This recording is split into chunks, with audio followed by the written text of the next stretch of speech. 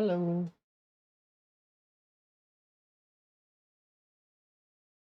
Okay, we'll get started here soon. We're going to do some Zomboid, and then later we're going to do some Vintage Story, and that's the plan for today for the most part. We're going to be continuing on with Higgins. We're approaching his third year, gradually, with time. So we'll see how that goes.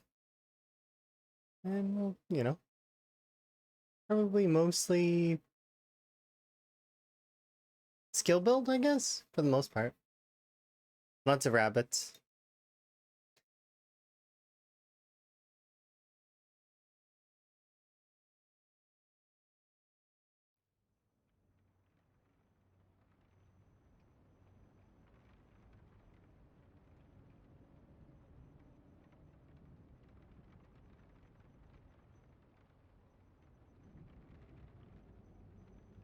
Oh, 1 second though, I want to check something very quickly on the other scene.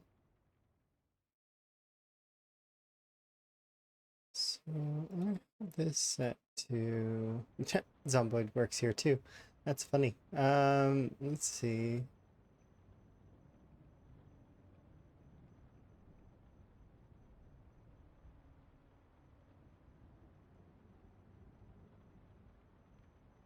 Okay, yeah, I figured as much.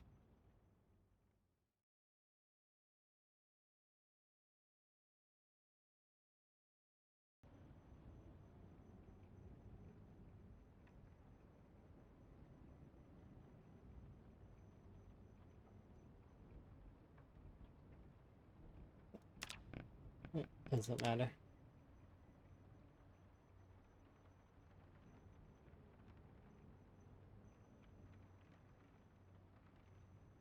Hopefully everybody's day's going good. Congrats, by the way, Tom, on getting first.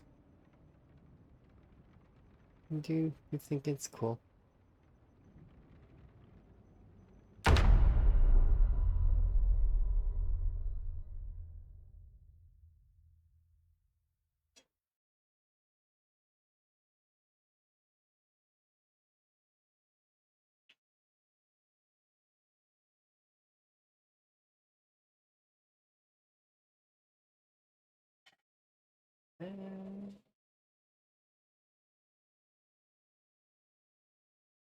Okay, perfect. Don't need two of those.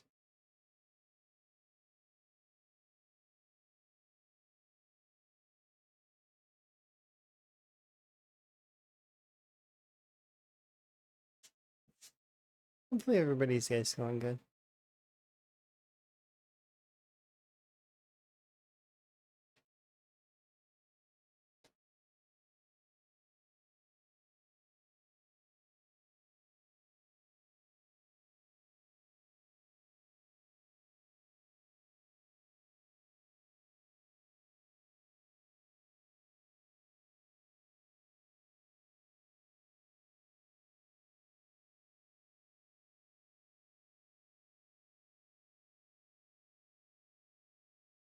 Hey, slow shambler.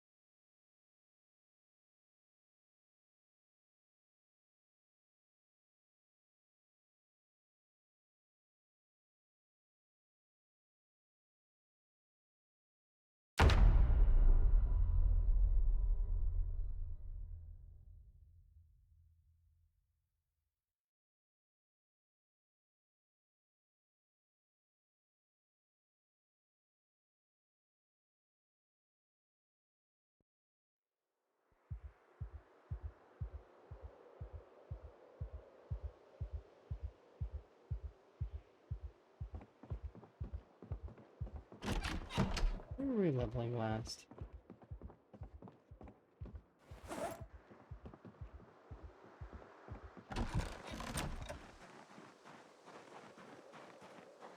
Looks like short blunt. Do I need weight? Yes. We have weight.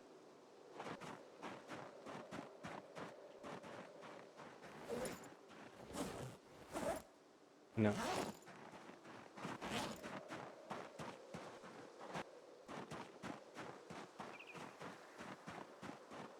Music changes up You're the vibe of the game amazing. completely, doesn't it, though?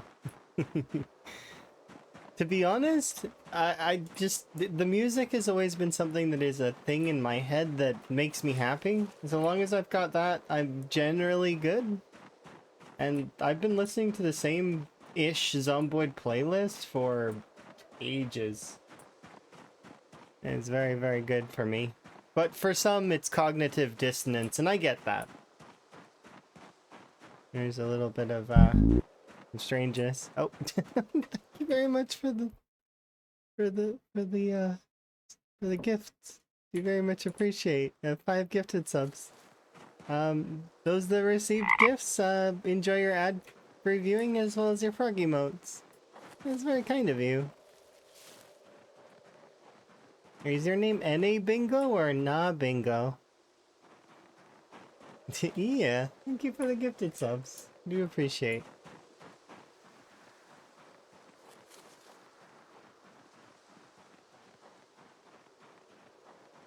It's great to see more PZ streamers. I'm kind of an old PZ streamer, but I also like I've been striking some variety, you know, and keeping things a little bit different. But I do enjoy my PZ as well. And today we're gonna be doing Rat Race. And these are my bunnies.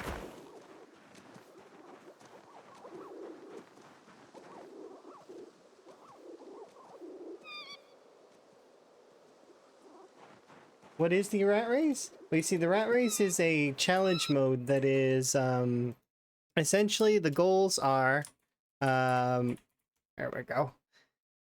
To on very difficult settings, do 3 objectives. So the first objective is to kill 1,000,000 zombies. The second one is to create a perfect character. That means maxing out all your skills. And the final one is to secure 13 points of interest around the map. The 13 points of interest are selected on an outpost map. So there's 12 churches and 1 military outpost. The 12 churches are in all of the major cities, and then the military outpost is the fabled Hogwallow Forest military outpost, which is out here. Everybody's favorite, over by Rosewood. This place spans down for quite a bit, but I find that it's kind of interesting. Yeah, so it's just it's a challenge mode. It's time 16. It's well, as you can imagine, we're several years into the challenge at this point. And there's like a leaderboard and stuff as well, which is really fun. You can't wait for multiplayer? Yeah, it'll be fun. It'll be a blast to play multiplayer with friends in Build 42. I've got like a ton of folks that are gonna doing different kinds of servers, and I want to play on them all. But it's gonna be hard because there's so many. But I'm gonna have to. At that point in time, hopefully I'll be doing streaming as a primary profession, and I can dedicate as much time as possible to spending time with as many of friends as possible. But that's my plan. It'll be good.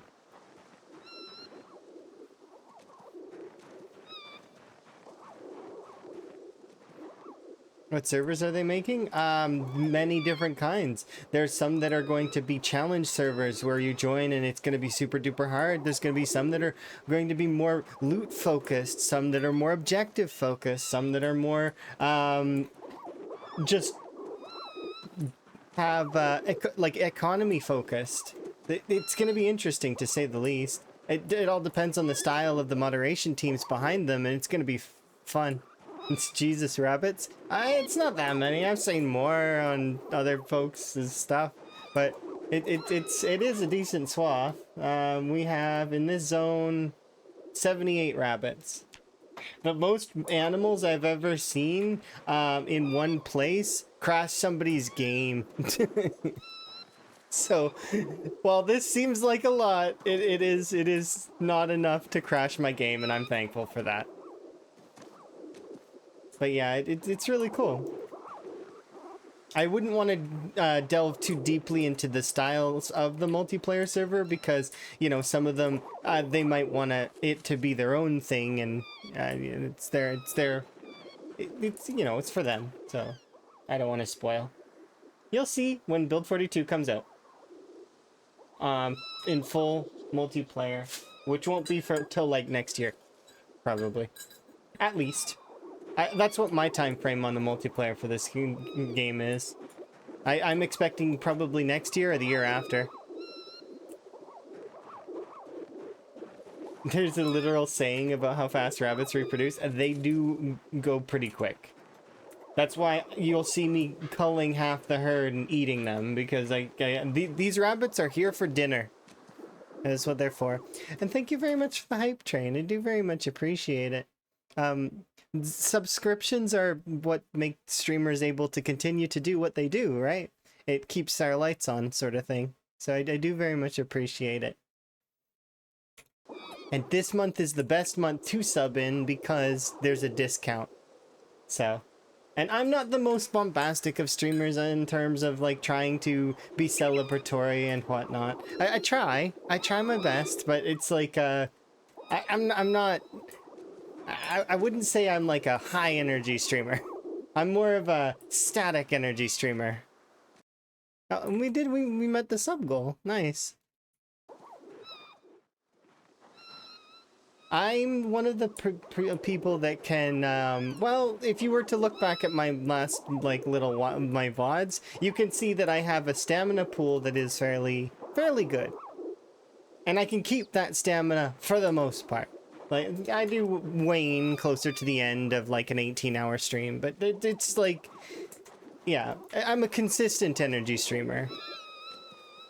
That's what I would like to think, anyways. Maybe I start to like I said, I wane, but...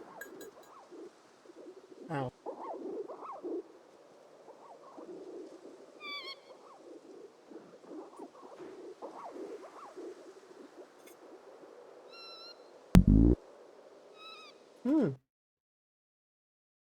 Well, thank you very much for more gifted subs. I do very much appreciate it.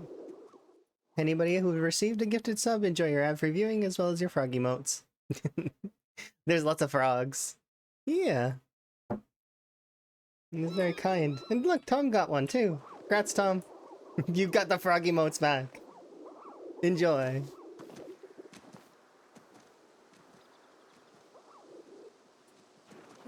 Just don't eat anything but rabbits in real life. Well, yeah, that's anything. I did a thing on, because a long time ago I did a study on bananas because I was curious if you could eat enough bananas to potassium poison yourself. The answer is no.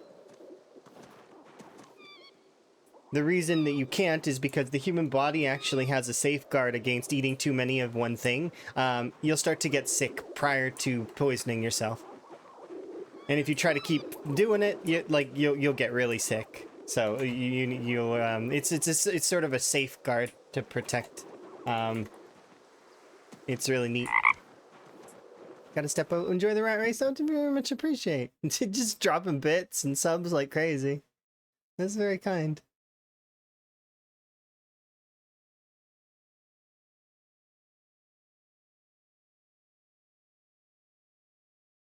Yeah, that is strange.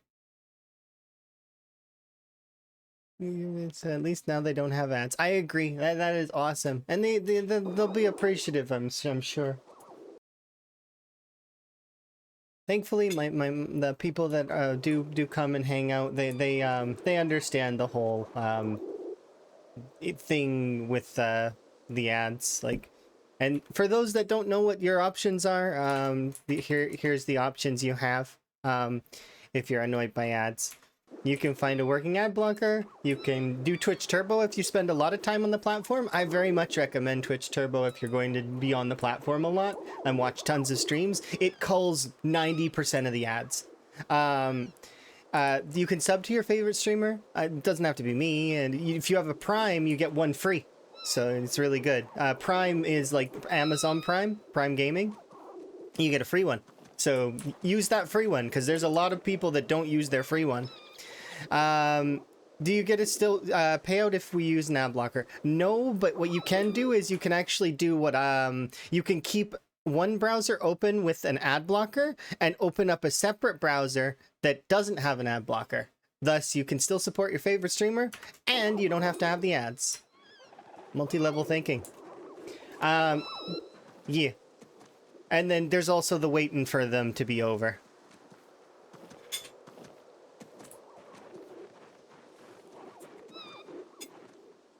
Just make sure to mute the tab. Don't mute the player. If you mute the player, you don't count.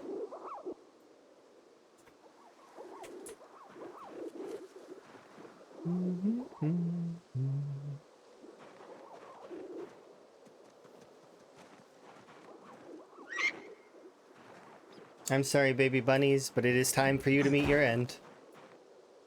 We need baby bunnies to consume. To sustain Van. It's funny, because in RimWorld, we do the same thing. We steal the youth from people. Now we're stealing the youth of a baby bunny. We're just in a different game.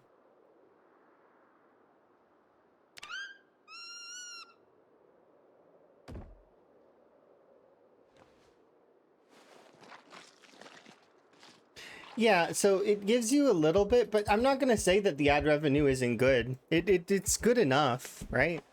And it adds up over time. Small amounts will always add up. You learn that very quickly in business. Is that small amounts can really benefit. And they keep Twitch's lights on. So if we want to keep watching streams and enjoying them, we're gonna need to keep Twitch's lights on. Otherwise, Twitch may suffer the same fate that they did in Korea, where they had to close down due to extensive internet prices over there.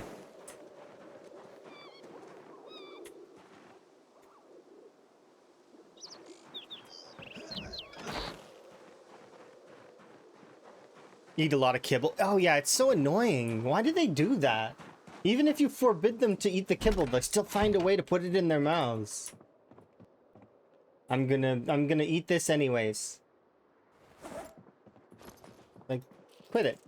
Stop making yourself sad. And also, even if I have a table every five like tiles, they'll find a way to eat without a table. It's no winning on that front. You just are taking that debuff every time. Oops, no, I picked up the wrong one. You know what? It's fine. This is the bunny I'm going to. This is a. In theory, we'll get a prime cut from this. RimWorld pawns are just toddlers. I mean, every game thing is like a toddler. Think about the Project Zomboid character, right? Think about when you start out, they don't know anything. Like, even the basic of basic things that you would expect that pretty much everybody would know, everybody should know, right? They don't know it. Not even a little bit. And then some things are strange in their complexity. For example, the ability to put a battery on a little bit of foil to start a fire is level 5 electrical, right? The ability to hotwire a car is level 1 electrical. It's easier to hotwire a car than it is to make fire.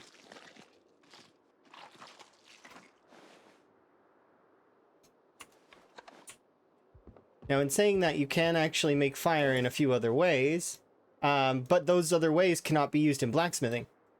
So, right?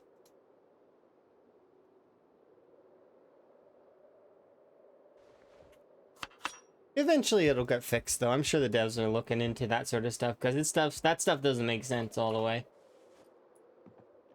Maybe they'll balance it out, or maybe they'll make the price of hot wiring more. Could you imagine if hot wiring required like level 5 mechanics?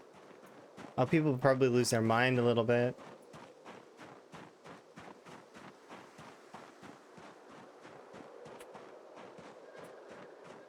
Poor PZ character. What are some of the other things? Oh yeah, it requiring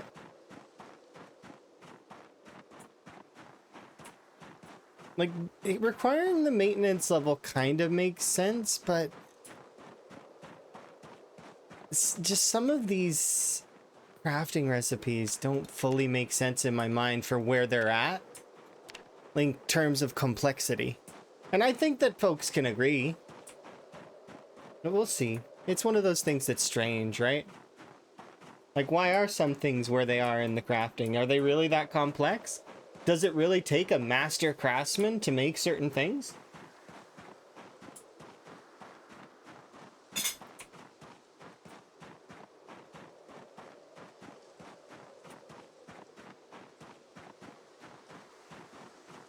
It's nice that I take it to the house before dispatching it. Yeah, I don't want the other bunnies to see. I'm very much like that, though. It was the same way when I had the pigs. Remember with Pigpocalypse? Oh god, there were so many pigs. And I even took the males away and it didn't matter. They were getting impregnated from across the barn. It's like, they're across time and space, those pigs were becoming pregnant. And there was nothing I could do about it. There's so many pigs.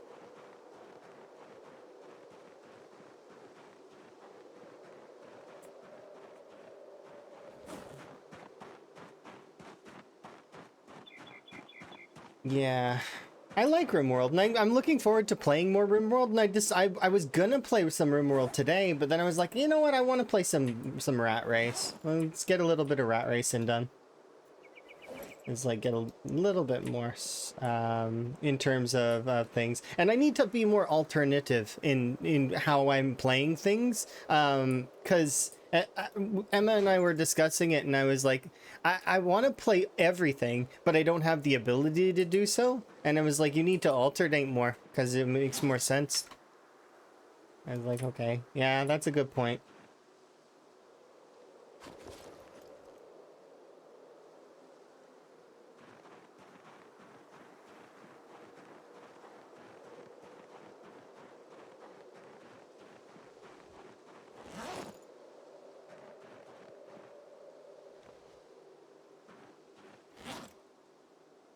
Okay.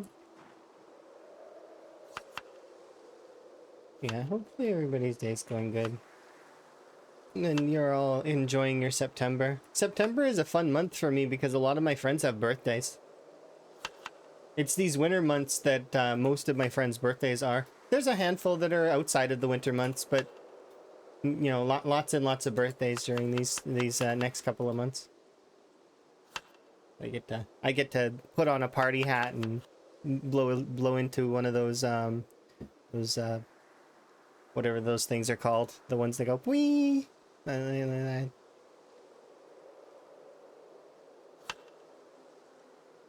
remember what those are called. Noisemakers? Something. Yeah, party indeed.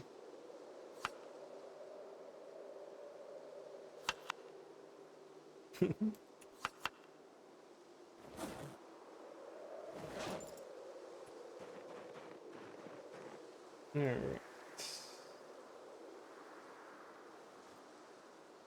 Let's light these up.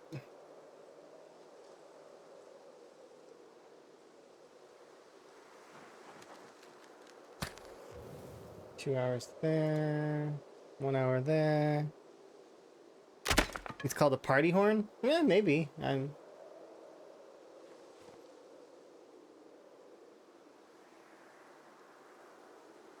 am unsure. I don't really see those things very often outside of party scenarios and or like events. They're fun though. I like them. It's same as I like confetti, but confetti's a huge mess to clean up, but I still like it. It's like glitter. Glitter's awesome too, but once again, huge mess. It's like, but it's cool. Yeah, I like how it sparkles. It's nice. It's very sparkly.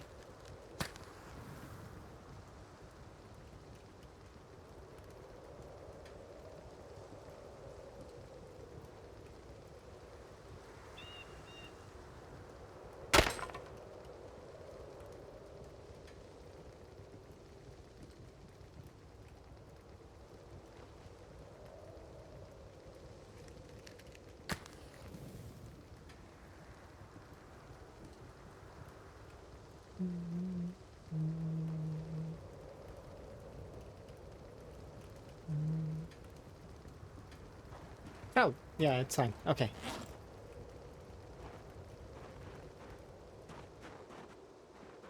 Da, da, da, da, da. We need logs. I'm mildly amused with how much wood this takes sometimes.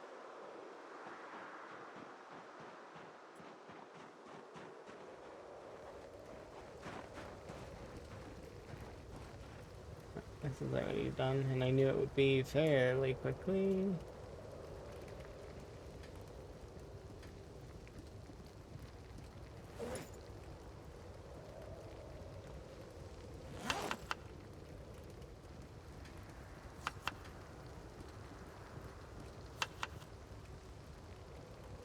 Yeah, I'm looking forward to Vintage Story today as well, because well, we're gonna be doing Tale of Night Vale again, and it's been really fun.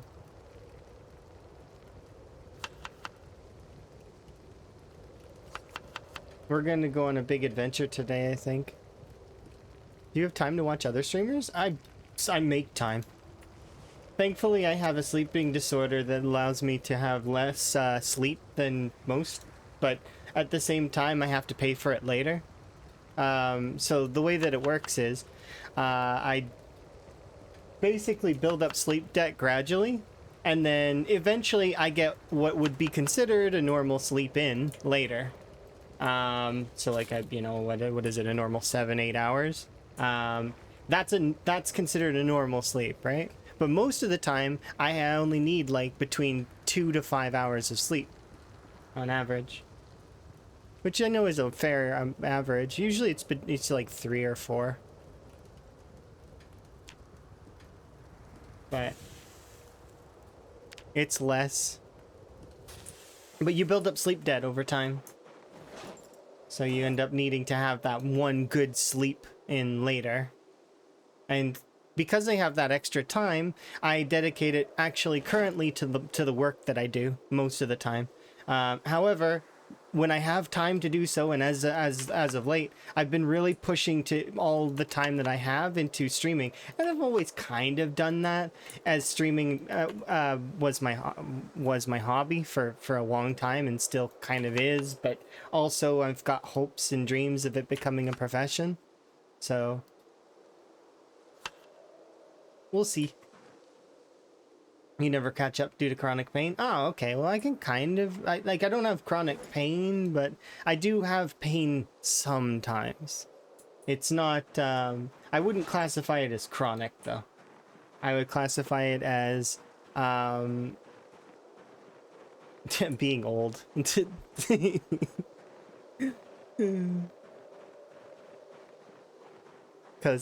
I'm old. I've always been old, though. I've not...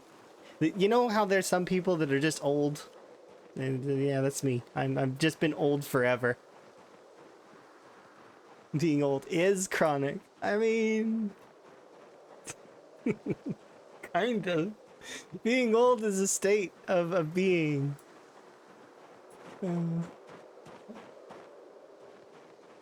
You're old. uh, Funny. All right, let's go have an in-game nap.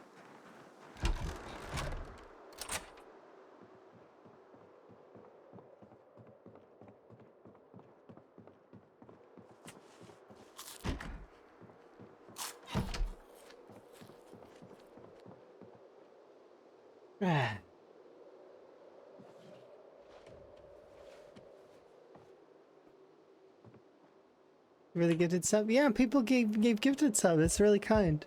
That means that some folks get to enjoy ad-free viewing and frog emotes. So you enjoy your ad-free viewing, as well as, you can enjoy the frog emotes all over.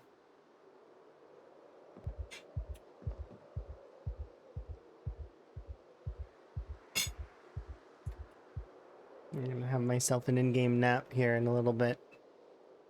And then begins more short blunt training.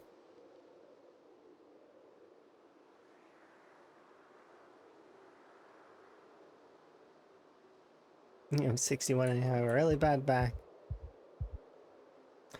I've had bad backs sometimes. It's strange. It comes and goes. I've had it bad, so bad at one point in time that I could barely move. I was being helped around. It was really, really not awkward, but it's like, and then other times I'm spry and can just do whatever I want, you know? I don't know. It's weird.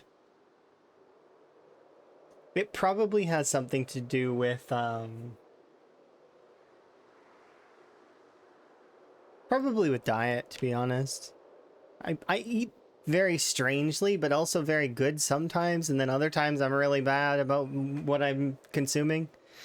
Like, I had a granola bar. That's good enough for the entire day.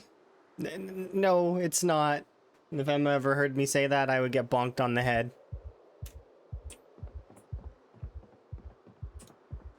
I need to be better about that stuff.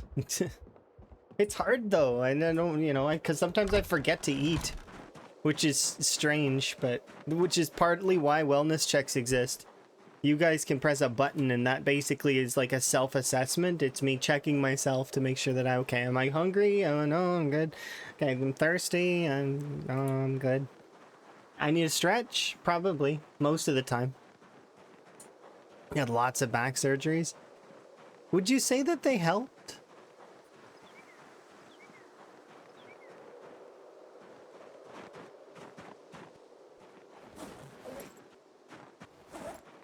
And you don't have to answer my questions, by the way. Just to put it clear, if you don't want to answer, just say that you're not comfortable, and I will drop it.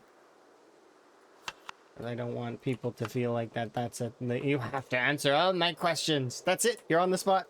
He's got you under like a police light or something. Your back issues. I need to know all the info about them. No. No, I don't need to know anything. You can keep things to yourself. And probably should for some things.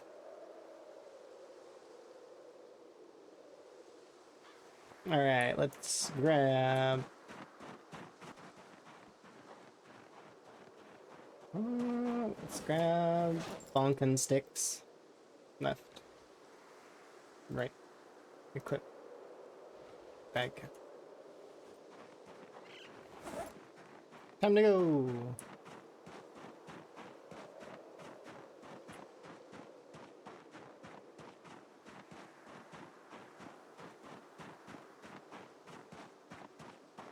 20 years, but then turn into 3 surgeries in 4 days. That sounds awful. Now you're permanently disabled? Well, hopefully you did something about that. That sounds awful. That reminds me of a family member that I have that it was involving their dental stuff. They went and they were the first dentist they went to, they said they went and it was terrible and everything was horrible, and the second one was like they called the first dentist a butcher, and then they fixed everything. Some people are just not good for the professions that they're in, and they feel kind of like trapped in them in a way, whether it's they've invested too much time or something. You know, maybe they got into it for a reason. Maybe that reason is long gone. If that's the case, though, you should move on. You shouldn't stay in the same profession. Oh, hello. There's zombies in this game, by the way. I completely forgot. Which is awkward.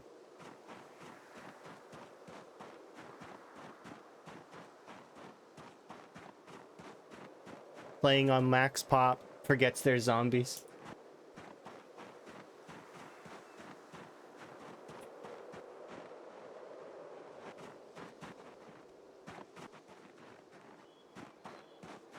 It's funny how much, though, that you can play this and not even see a single zombie for ages. It becomes like The Sims.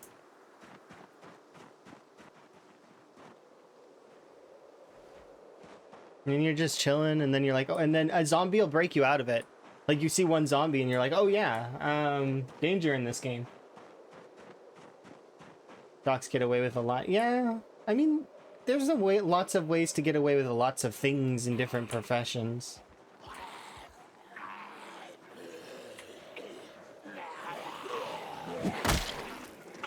Some of them work for people, but some of them work against them as well.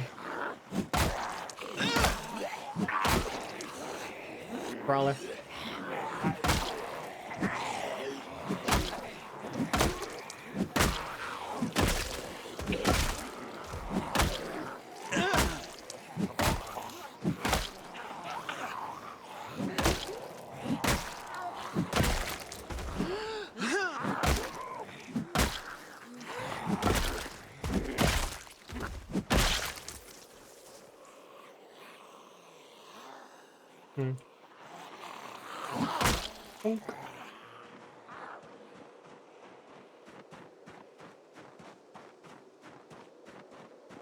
That sounds awful, though, that nobody would take your lawsuit.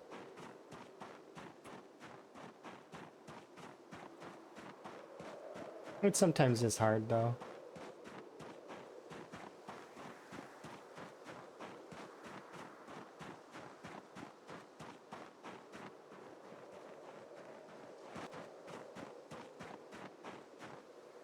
Oh, but you never got a bill. That's nice.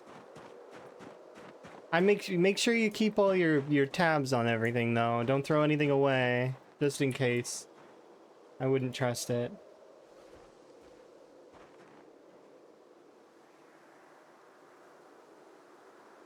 Because even now, like, if there was anything, I keep most of the paperwork that I have from pretty much everything, so that I don't... If there's ever any issues, I can trace back. There's a huge paper trail for me to follow.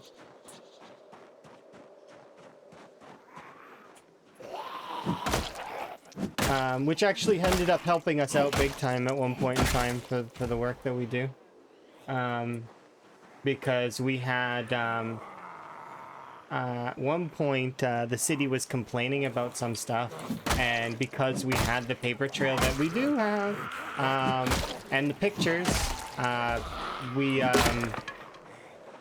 didn't get in trouble.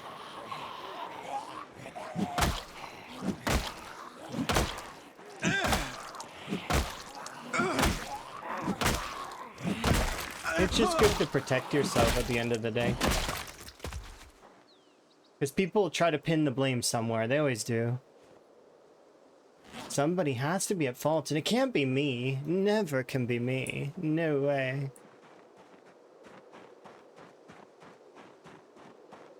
Yeah.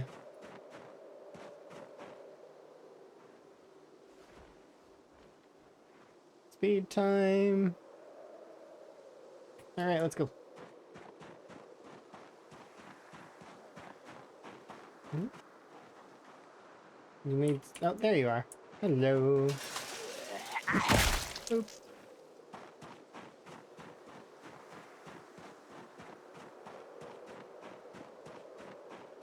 I'm gonna sneeze. Don't wanna... Maybe not. Oh, it's that stupid... I hate that. It's so annoying. It's, you know, that tickle on the end of... Like, the tickle on the end of your nose where it's like, I'm gonna sneeze. But maybe not. But maybe. But maybe not. Probably not. I hate that. That's so annoying. Just sneeze or don't sneeze. Pick one. It shouldn't be so on the edge.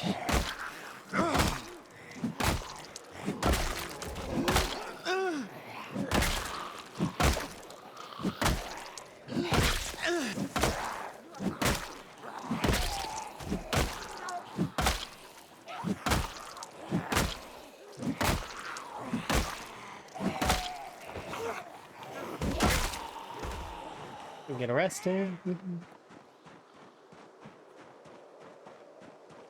yeah, that's... It's good that you're still doing okay, though. Although, like, I mean, it's troubled, but that you've kind of managed. That's good.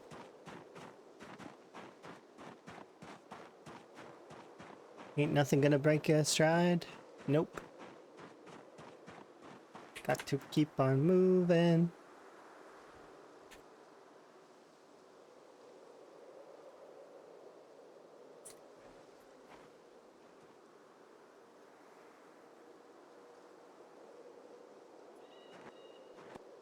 It means the world to you. Understandable. It's good to have a good support system. My support system is strange.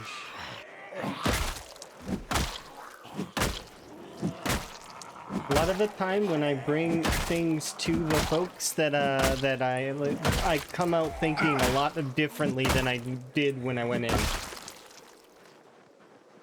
Because that's just the way that it is. Because they are always questioning, and they're like, "Oh, well, why this? But why that? Are you sure it's like that? And then when they start picking it apart, and it starts to make different. It's different than it once was.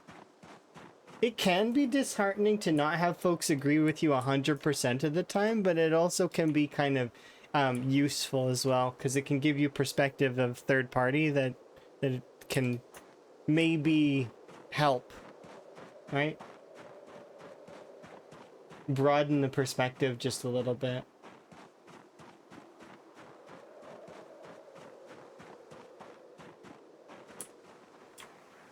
Like, I remember one specific one a long time ago when I was working in customer service ages ago. Ages and ages ago.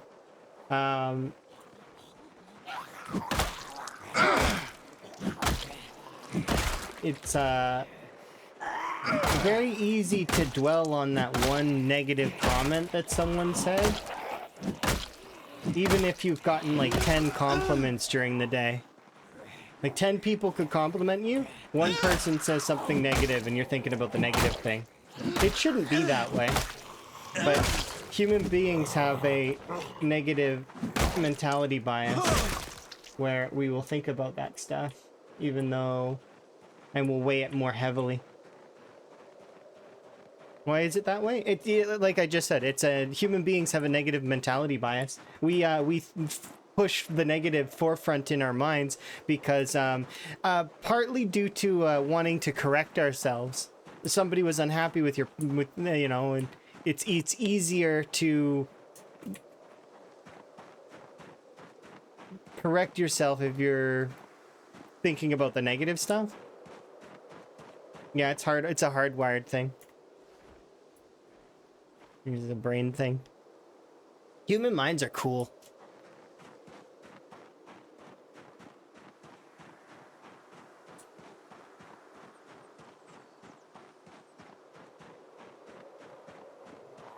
Hello.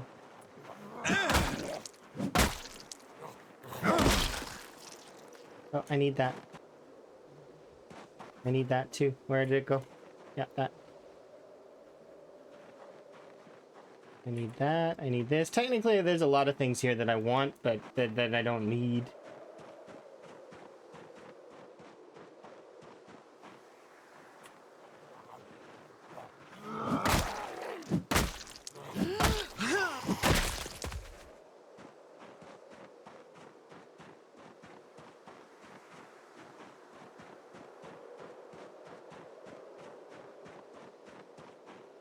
Okay.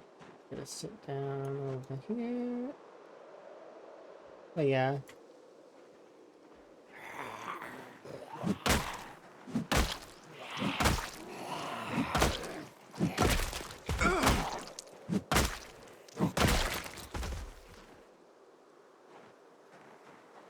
You're off to our doctor's appointment? Absolutely. You ever felt yourself a good one at the doctor's appointment. Be safe and all that. And I'll see you again at some point in the future.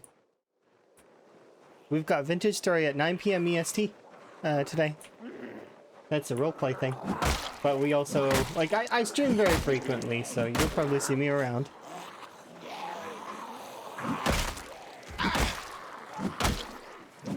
Eventually I'm gonna be on a schedule, but for right now I'm not. I just stream when I want to. Which is good. But has its own downsides. If you stream whenever you want, there's no guarantee that anyone's gonna know you're around. That's one of the downsides. The benefit though is that, well, I mean, I can stream whenever I want. So, but that's why VODs exist, is so people can go and watch the VODs if they want to. But enjoy your appointment, Ta. And I'm going to enjoy resting over here and then bonking more zombies with short wooden bats until inevitably when we hit the level 3 mark, I'll be switching to spear, because spear is the next thing I gotta level.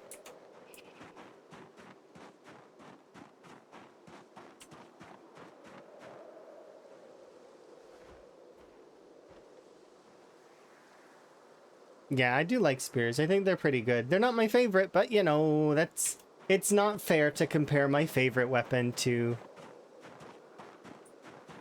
because it's I like stamina, and no weapon gives more stamina than the knives.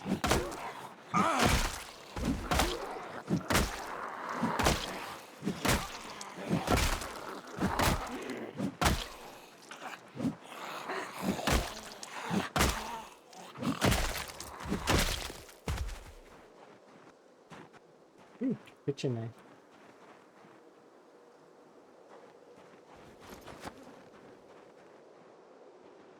Okay, let's start heading back.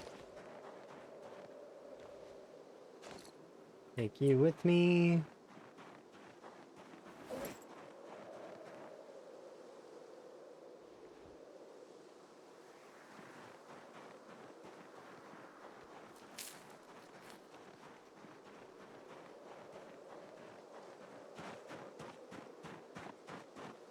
I may need to boil some water as well. I haven't, I don't think I have water boiled.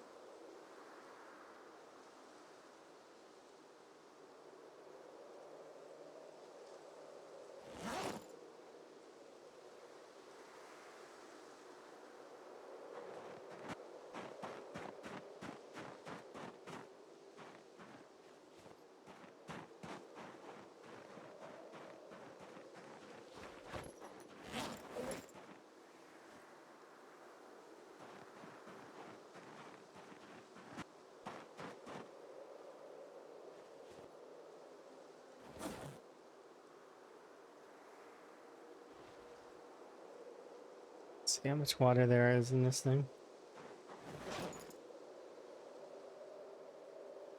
12 liters. So I don't actually need to fill it right now. I'll fill it later. 12 liters will last me 6 days. So 5 days.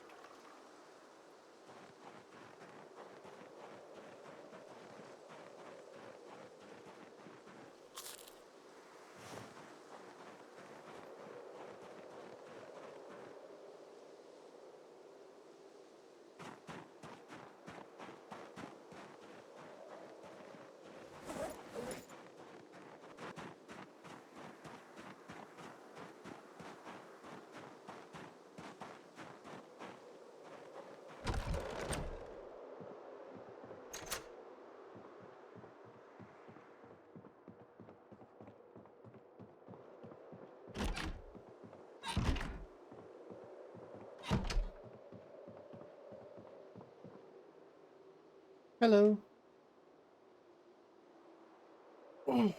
Stretch while we wait for the time to sleep.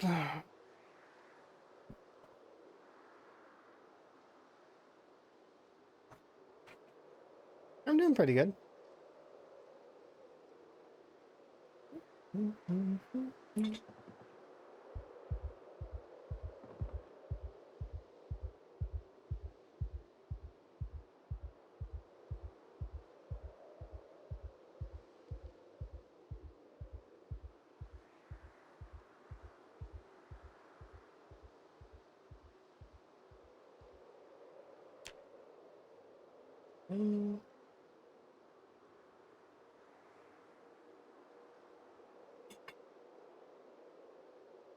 We're making good progress. We're about to hit the next level of short blend. It's going to take a couple of days, though, of grinding, but I mean, we should hit it relatively quickly.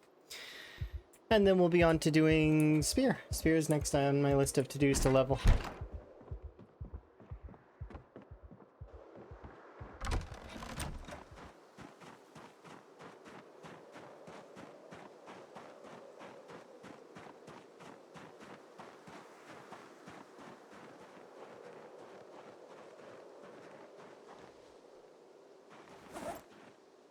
Should be gaining still, right? Yep.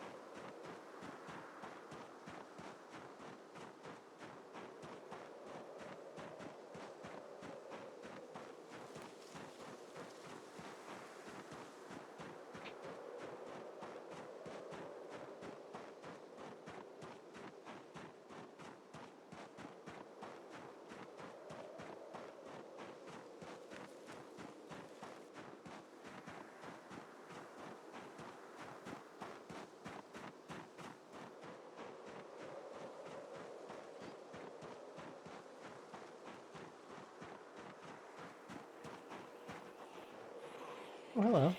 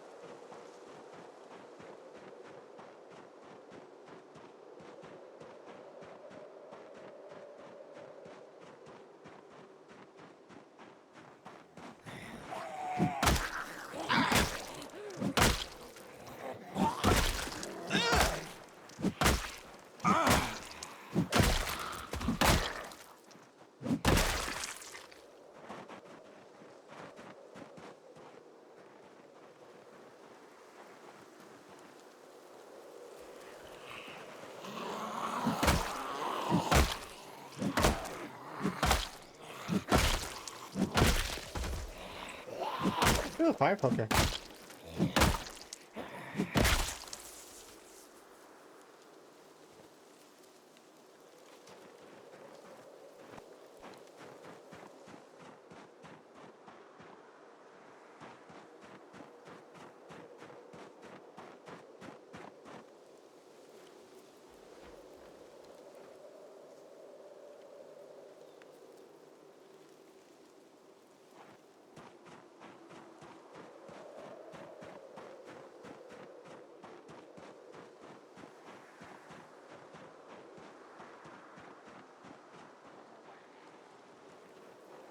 Hey!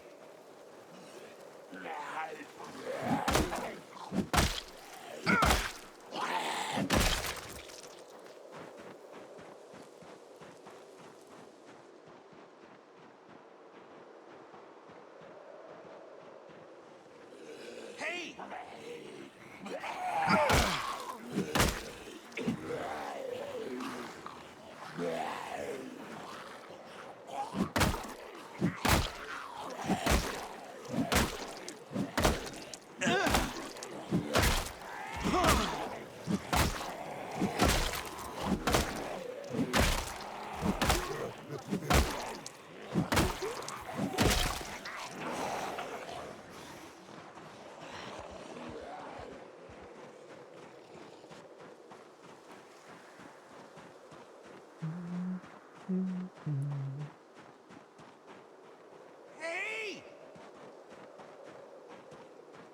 Hey, over here. Hey, hey you. Hey, over here.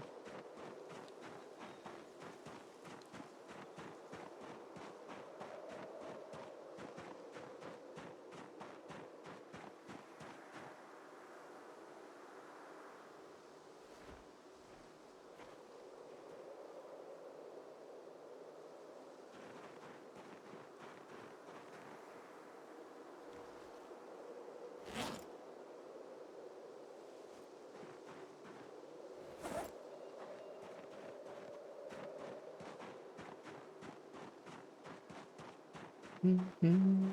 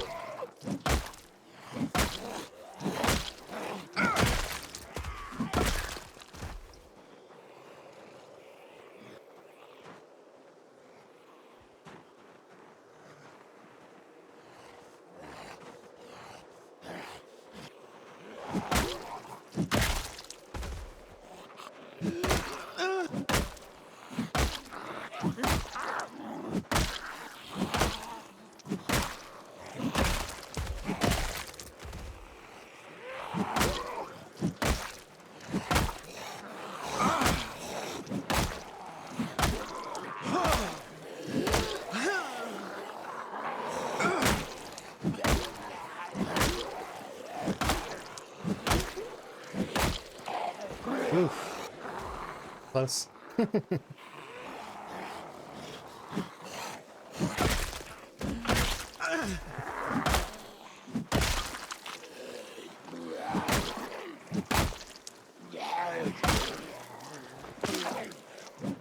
Oops.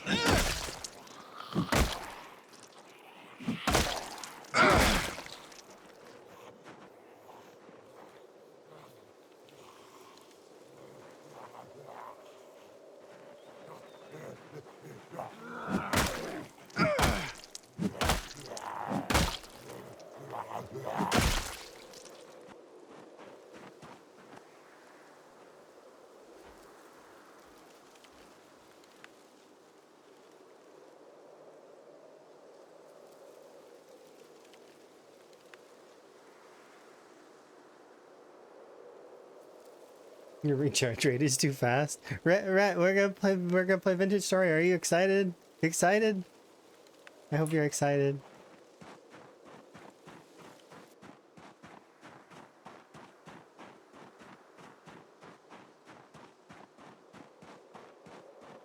I'm hyped. I'm very hyped.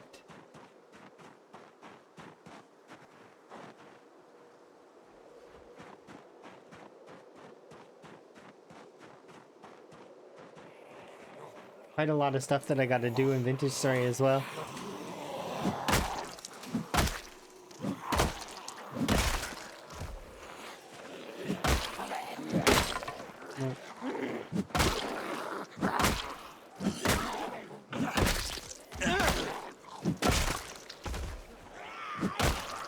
Hopefully you're having a good day. You're making progress.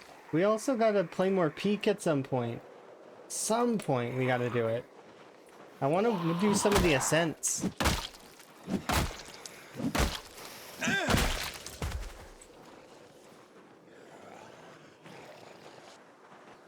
And I really don't trust, there we go.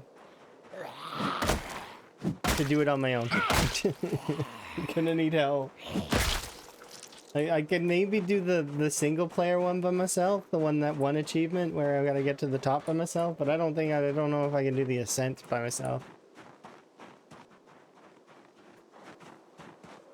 That seems kind of neat.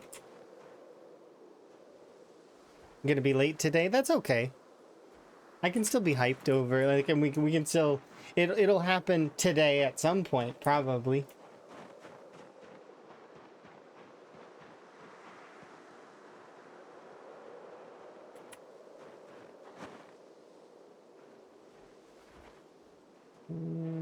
Head back now. No, head back in a bit.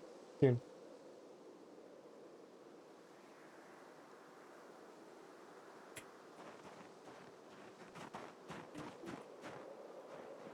Yeah, we do. Eventually we'll get good at it though, right? One day. Maybe. I'll believe in us.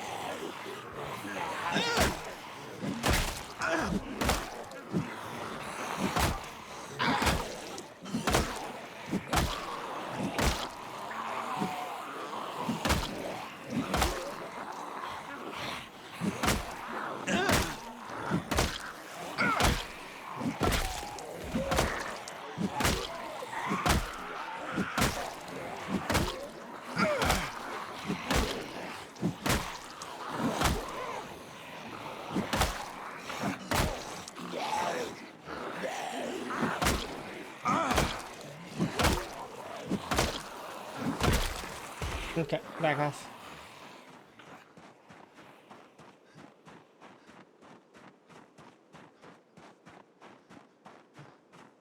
Hey!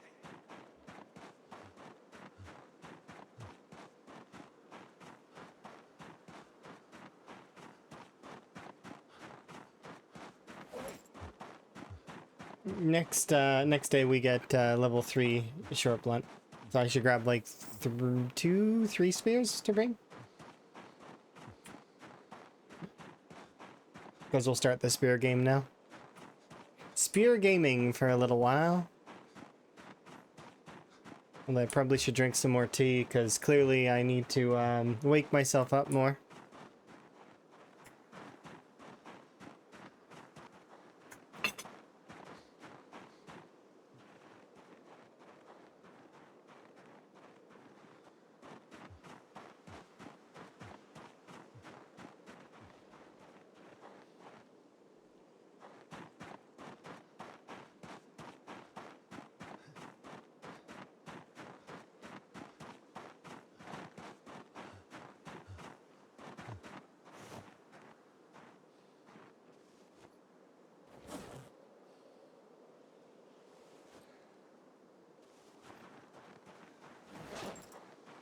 Oh, I forgot to throw that away.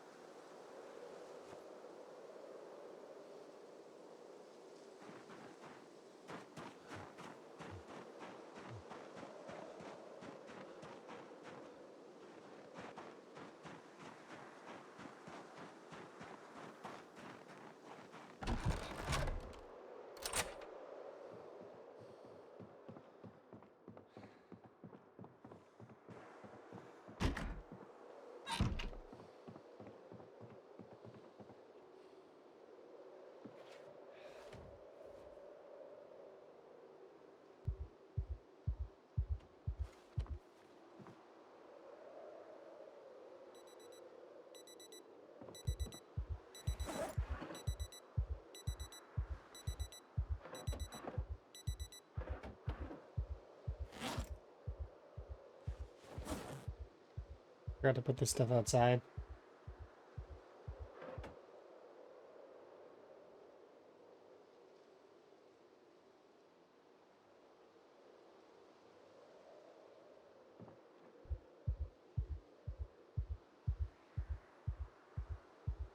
Patiently wait.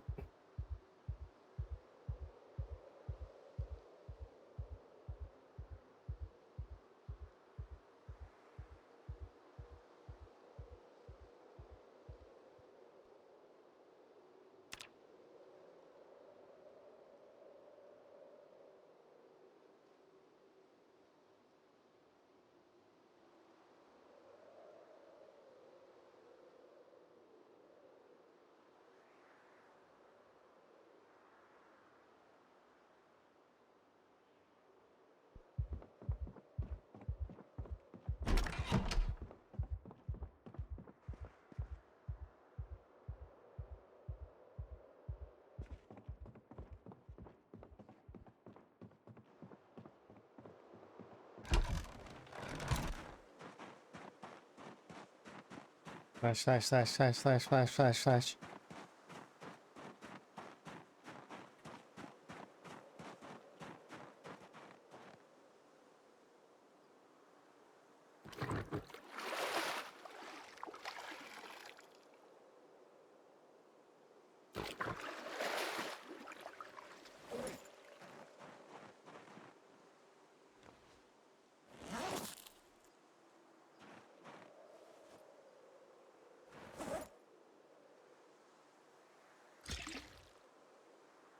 What? It made the water noise instead of making the pan noise. Aw. I like that new pan sound effect.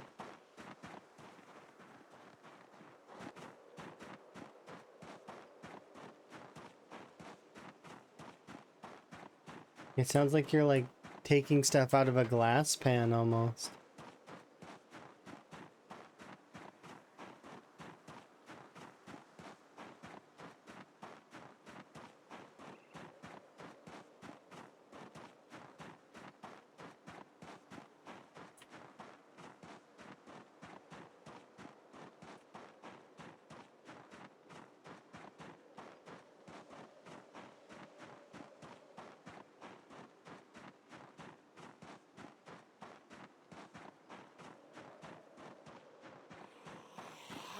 Hey!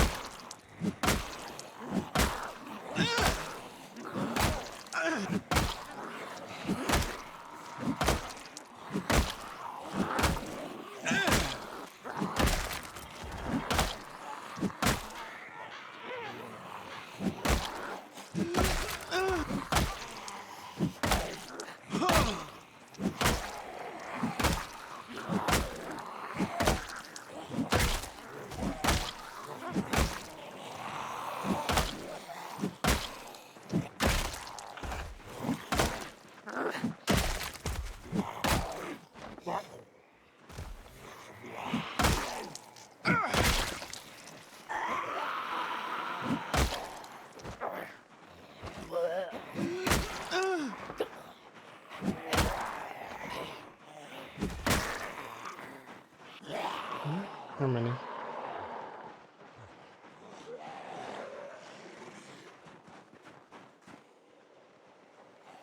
Sure, quickly. 5 of you.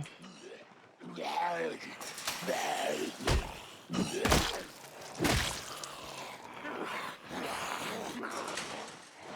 don't like what I'm hearing.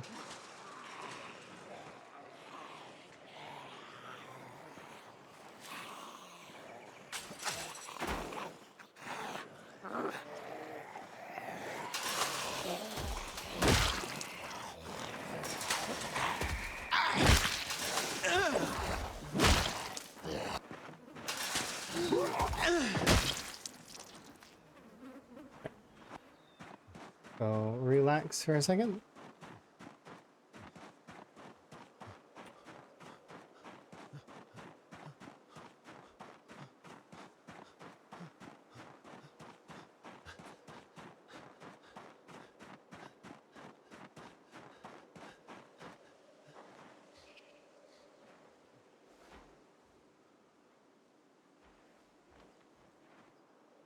Gonna take a couple of in-game hours for that muscle strain to come down, but that's okay. It is what it is.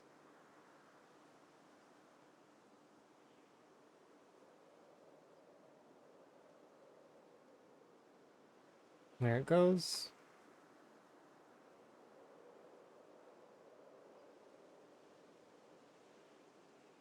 Goodbye, muscle strain.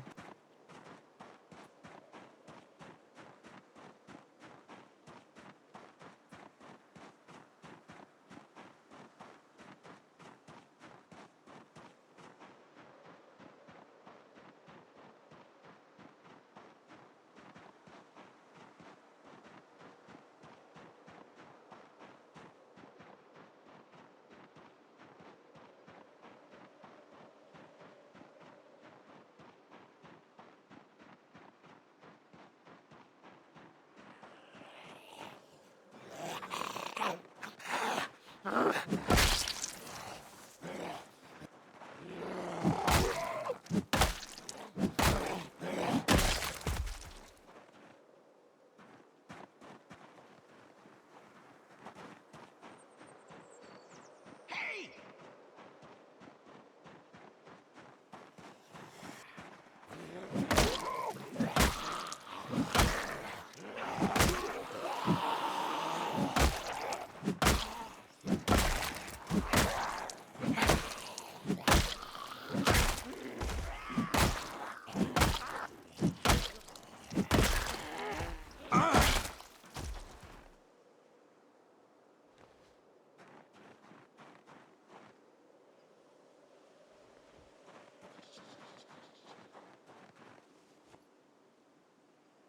Am I using short blunts? Currently, yes.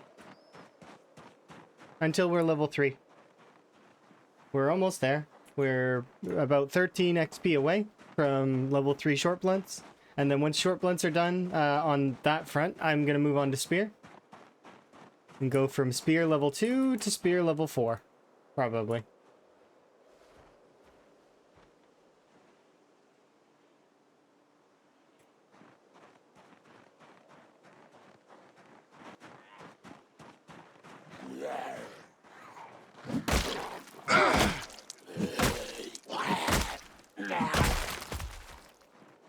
Yeah, so we're just doing some leveling.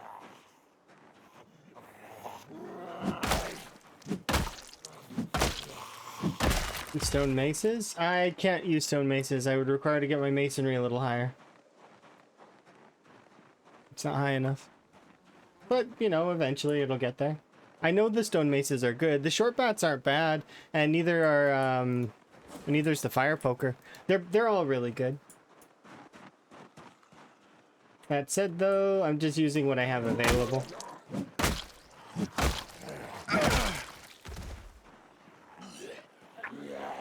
I am 2 levels short to get. Not like it's hard to level masonry. It's not. It's just I haven't done it. Is it level 8? I think it's level 9. I don't have inventive, or do I? Do I have inventive? No. So it's level 9, right? Or maybe I'm wrong. Did they change it? Mace. No, it's level 8. Okay. Maybe I'm just wrong. Maybe I'm remembering wrong.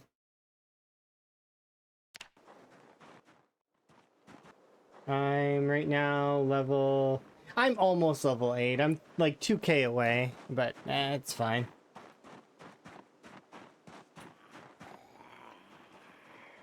Hello.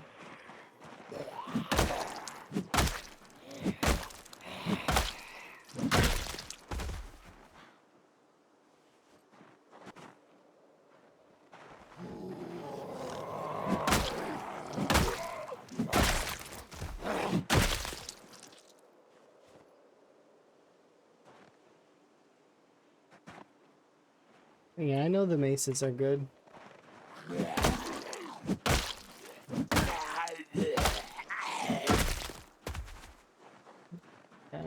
Rest.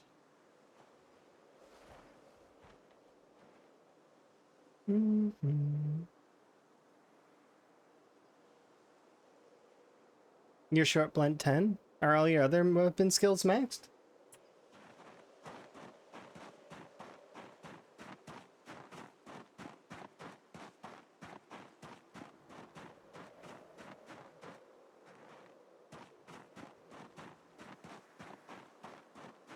Are you doing a weapon skill per town kind of thing?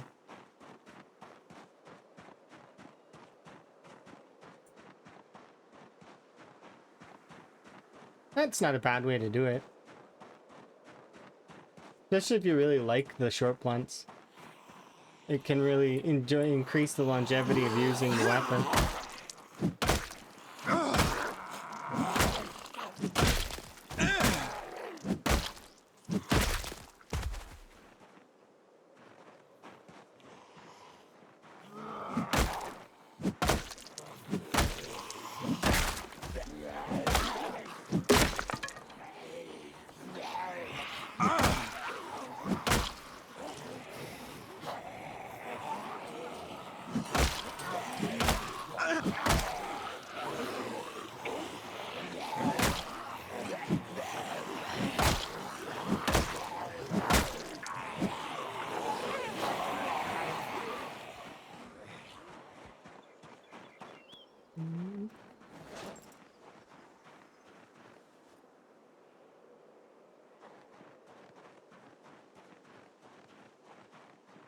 They're really durable, yeah.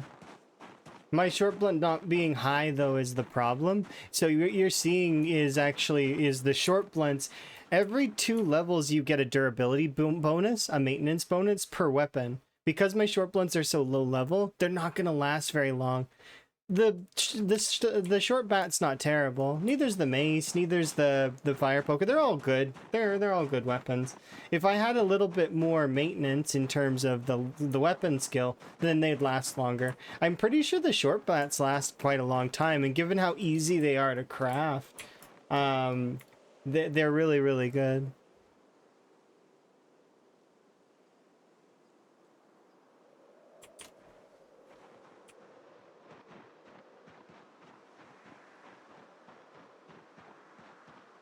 I suppose it does fill up your, or free up your bag though for being able to carry more stuff.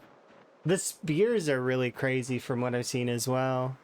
They're more durable than they were in 41. They last longer and they seem to be killing more consistently, and I'm thinking that they actually are probably at this moment better than build 41 spears were.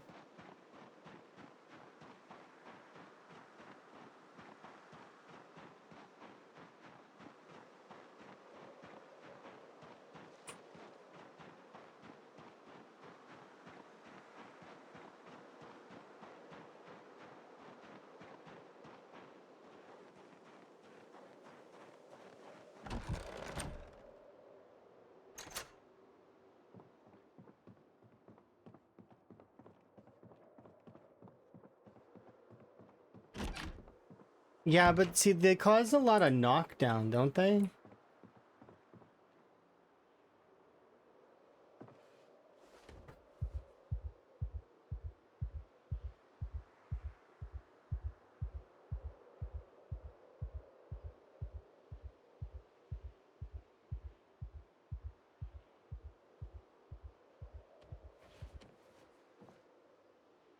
I only need a little bit more levels and I'm swapping off it anyways, so it's fine.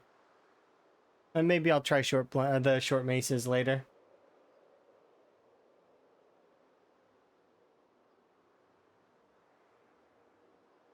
Okay, so then I was right with it. The crit chance is meant for knockdown.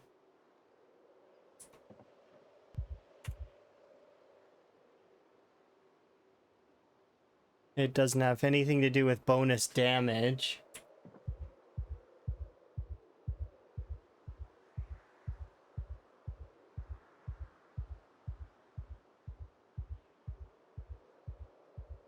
And that's because the weapon's doing its true damage.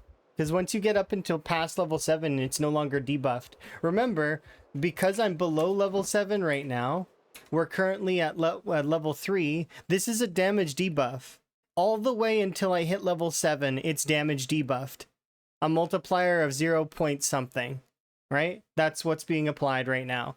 So I don't have the real damage of any of the weapons, at least not except for the short blades, which I can run around and two-shot all the zombies with almost no exertion cost, which is so nice. I really love it. But at the same time, I'm part of me's trying to save a portion of it. It's like for when I I want to save some for later because it's my favorite.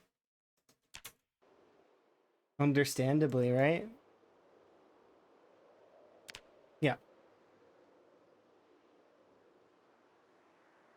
You remember me saying it, but you can look it up if you want. It's easier to see the numbers yourself, and it's on right on the wiki.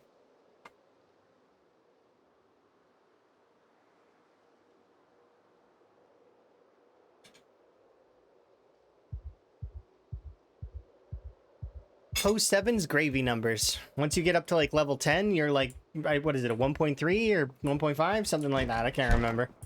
But you get a sizable damage bonus. It's really good.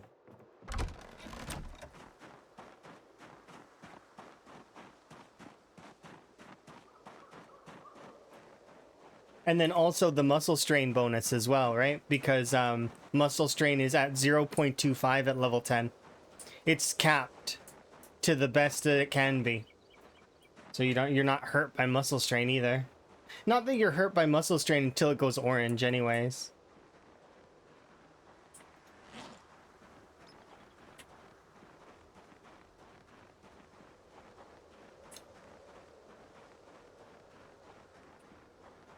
Or red. Is it red? I can't remember. I think it's red.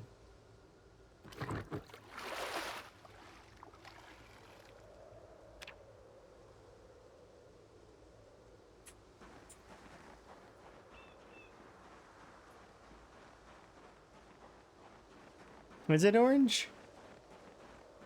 I remember one of the colors being important.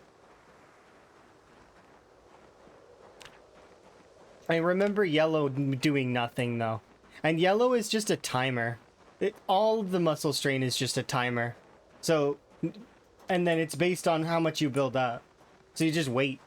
You don't need to sit down, nothing. It's just a timer. Don't use the arm that you're swinging with.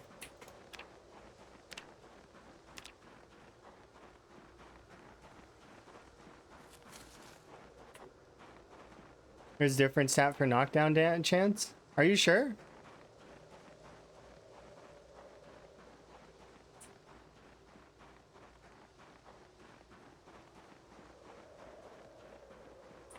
You'd have to load up one of those HP mods and really like see the numbers in order to... I guess you could just see it in debug.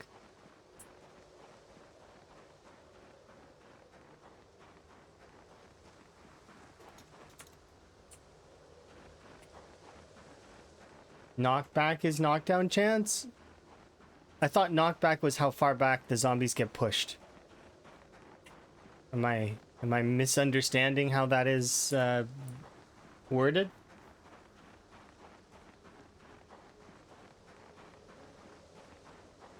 So like a push is worth more than say melee strike. They don't go back nearly as far.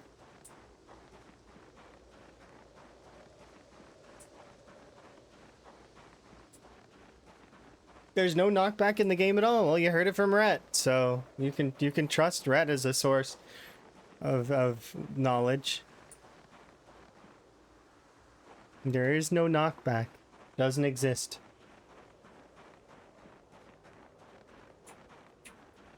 It's misleading. There's only knockdown. There is no knockback.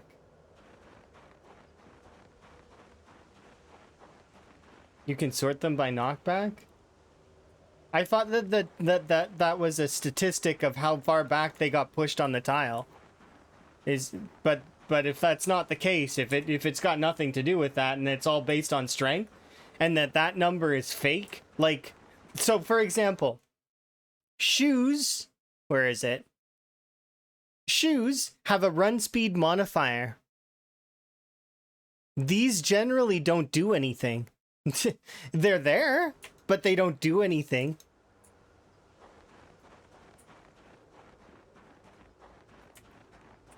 Or at least they used to not be doing anything. They may change that at some point, where it will actually, maybe wearing sneakers will matter, but they don't. Sneakers 1.2 modifier doesn't do anything. You don't run faster when you switch into sneakers. It's the same speed. So it's another case of where it says one thing, but doesn't actually act on it. Hi, by the way, Emma. I'm not ignoring you. It's just I was on tangent.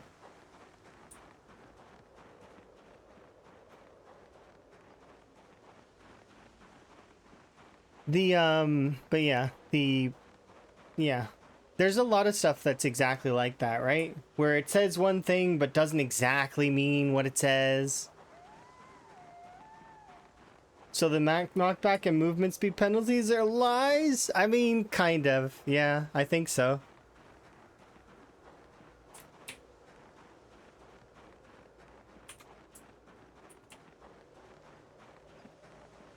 He almost never pushes them back? Well, then that would confirm that it doesn't do anything. And it doesn't go to damage, I can tell you that much. Oh? It can do the crit damage and always knock down zombies. Okay, so it does do damage?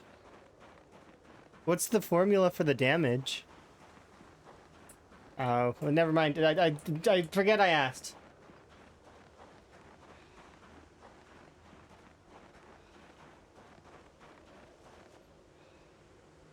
Rhett's busy. I don't want Rhett to be booting up the game and being like, okay, let's look for this formula. No, you're busy. Stop.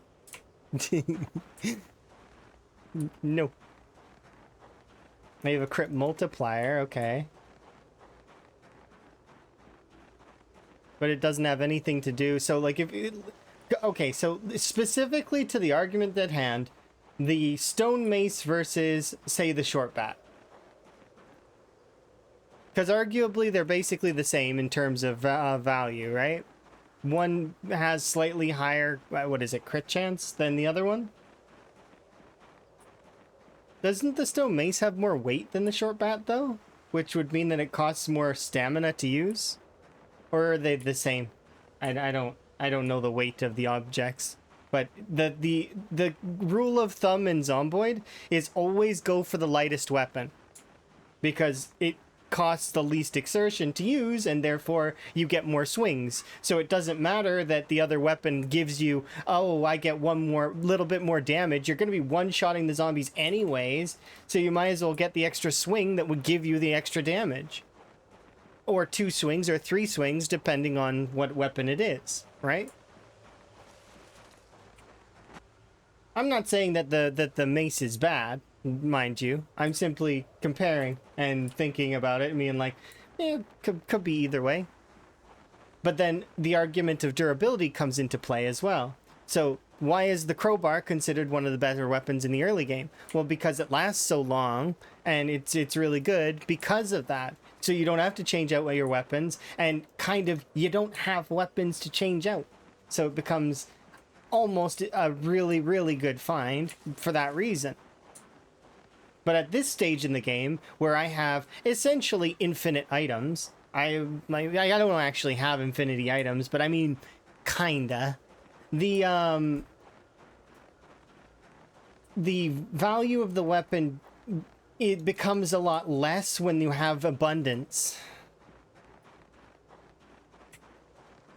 It's really confusing because then when my character was really tired, which is I have a couple negative movements. I was knocking them down, a few more since it wasn't one-shotting them anymore.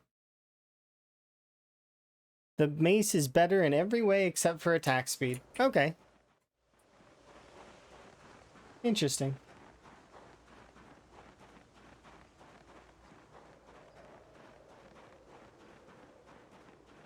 I'm surprised it weighs less.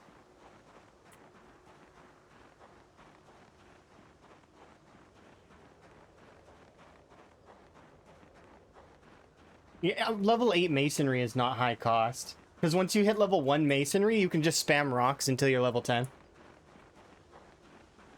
But the problem is getting to level 1 masonry if you don't have it. Level 1 masonry is a pain to get without it, because you need a club hammer or a pickaxe or a sledgehammer, or there's a lot of things that you need, which could mean that you could require level 5 napping or level 1 maintenance, depending. Level 1 maintenance is how you put together sledgehammer heads if you find them, and or if you make them, because you can make them too. But obviously, if you were leveling that, you'd be leveling up your metalworking, which, yeah. They have the same weight, which is kind of strange to me. Like, at what point does a short bat and a mace weigh the same? But once again, it's I suspend of disbelief. It's a video game. It's one of those things where you just gotta let it go.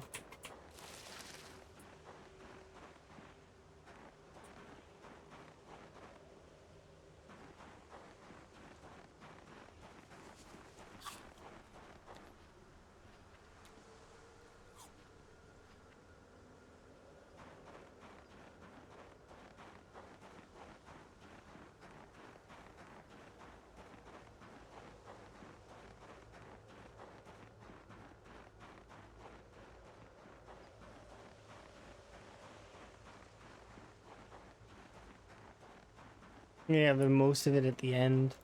So you're saying that the handle of a short mace is lighter than the short bat. That's an interesting idea. Because in my head, the short bat looks like you just, if you stuck the mace on it, mace would be on the end of the short bat. But perhaps that's not how it is.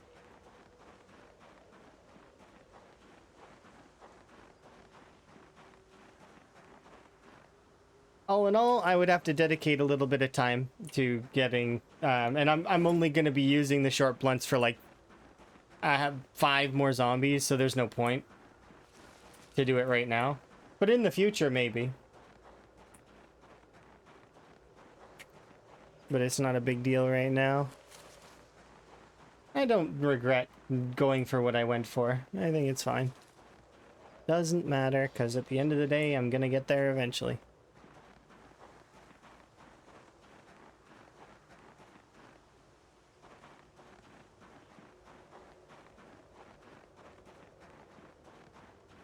That's why you use metal mace heads in real life. Is the metal mace any better? Probably not. The metal mace is probably worse. Which is sad, kind of. How about the... Well, I guess the fire poker is worse, too. Which is kind of weird, because those are like, you know, you need metal in order to do that. You'd figure they'd be more durable, but they'd be heavier. Yeah, I guess it's the heaviness. It does 0.1 more damage. This is when I was looking at katanas versus the metal, like the metal swords that you can make, and it becomes kind of like it's silly almost for long blades. If you compare the long blades, there's not too much difference in them.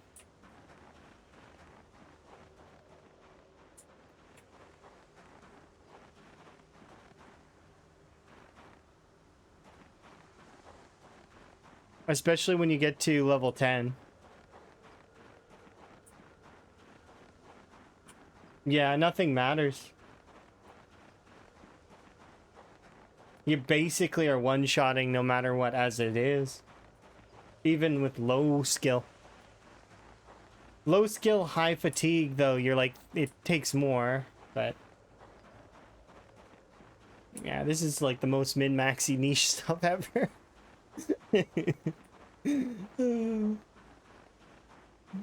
Don't really need to think about it because it's like big picture, right? Big picture at the end of the day. I can do some of this stuff and it will make my run slightly, marginally better. By a smidgen, but it's so small that it's like not that much.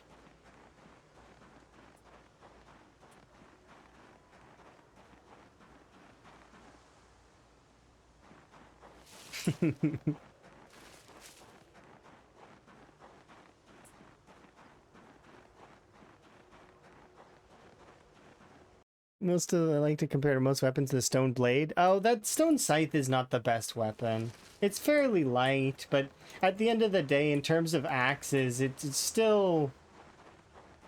It's okay. It's lightweight, it's versatile, and you can get a lot of them real quickly. I still don't think it's the best, though. Even when it comes to axes. I found that they were breaking too quickly. Even with max maintenance.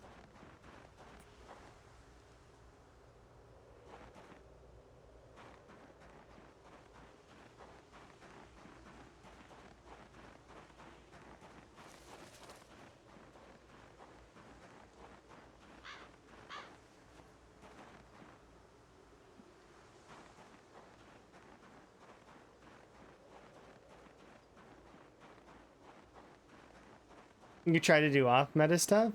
I mean, well, I wouldn't consider the mace to be off meta for short blunts.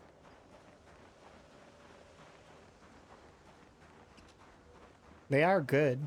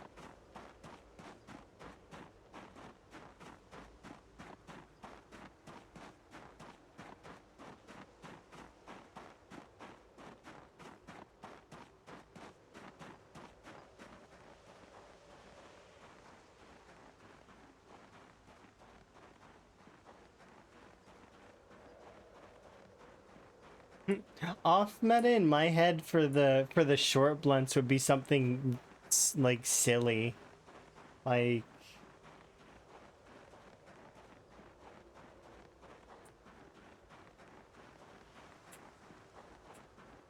I don't know. The short blunts actually don't really have an off meta weapon, because at least for like short blades, you could be like, I use spoons. Spoons are my weapon of choice. I make thousands of them. And I carry around a big bag of spoons and kill enemies with it. It's like, okay, that's off meta. that is something that nobody does. At least nobody that I've heard of ever has done that. I've been tempted to do a spoon run though, because I do like the short blades enough. I'd have to get to level 10 short blade first though. You still want to be effective? I mean, you'd still be effective. You'd just be going real slow, that's all. And you'd have to have like a ludicrous amount of patience. Probably more patience than anyone in the rat race has.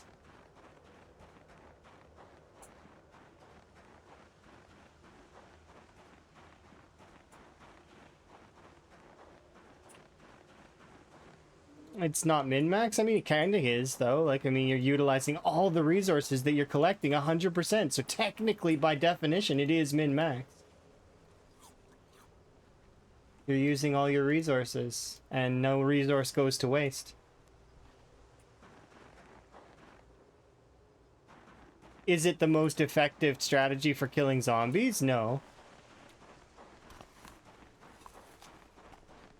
Patience isn't your strong suit? Not a lot of people have patience. It's something that's sort of slowly being phased out by instant gratification. When we can get things right away, instantly, why would you want to wait? Patience, therefore, falters as a result. And you don't want to wait, so you go somewhere else. And that's the same for your dopamine hits in games, you know, same thing applies. Patience, right? But it has to be satisfying, but only to a point where it's not too tedious.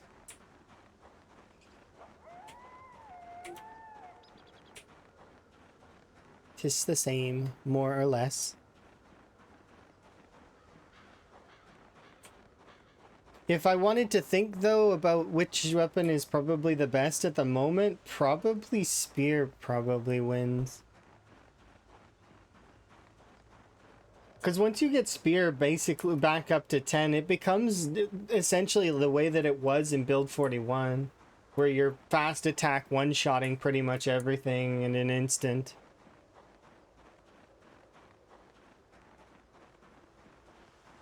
It's been the same for hundreds of years. Oh no, I don't think it's recent. I think instant gratification's been around for an eternity. I think it's getting worse now, though.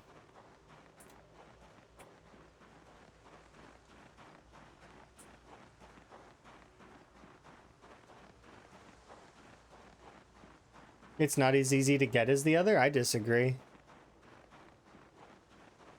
If you're doing blacksmithing at all to level up, you're clear cutting a forest. And if you're clear cutting a forest, you have a stupid amount of saplings.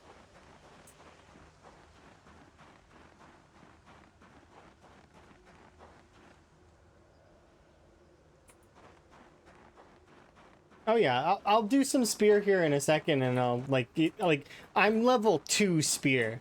Earlier I was level 0 spear, like last time or not last time I played, maybe the time before that. And it was like every single hit was a kill. It was ridiculous. It's because even with high exertion and high muscle strain, it didn't matter. It was insta-killing like zombies left and right.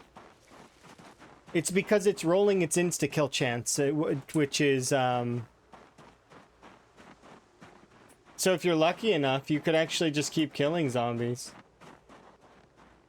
I've got a spear on me, right? Yeah.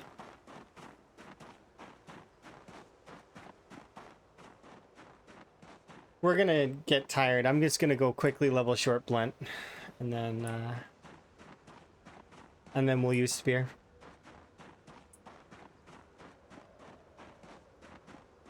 Stone mace versus how much you... Oh, it's easy though. You just stone axe, chop down a tree.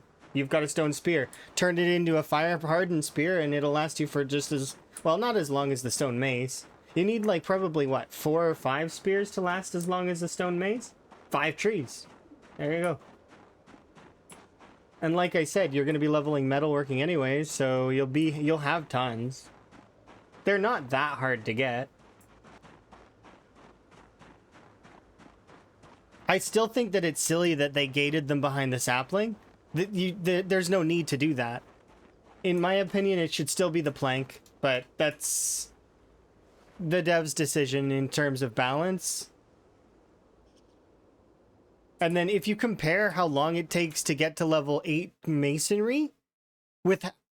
Okay, compare leveling masonry to 8 versus I made a bunch of axes and I chopped down a bunch of trees, right?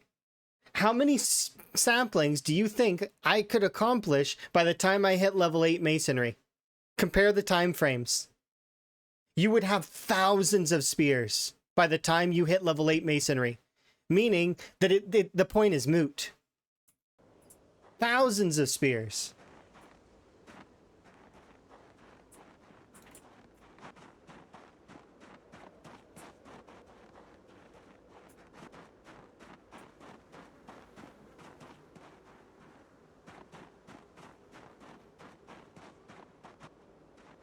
Because on average, one of those big rocks, assuming that you get a cluster of the big rocks that's like, you know, 6 or 7 of them in the same area, you put them all around a log. Let's assume that you have a saw so that you can quick craft those. And let's assume that you have a hammer and a chisel, because they changed the recipe so it requires those things, right? And also, what was it? Do you need a sledge or a maul? I think you might need a maul as well. So let's assume you have all that stuff, right? It would still take you... You can only cut 1 to 2 trees a day? That's not true. You can cut it way more than that.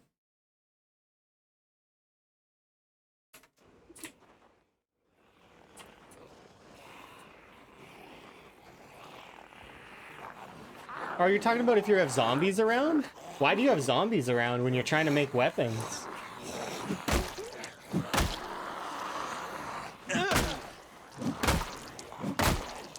I'm assuming that in both scenarios you are in an area that you picked that doesn't have zombies, or not any that you've already cleared. All right.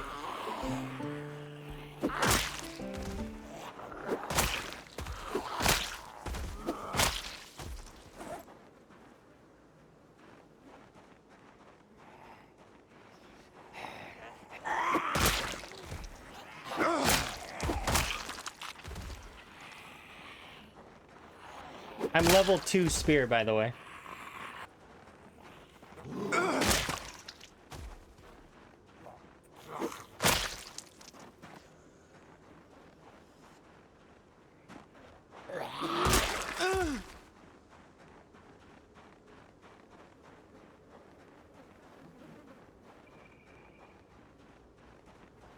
Let's get arrested.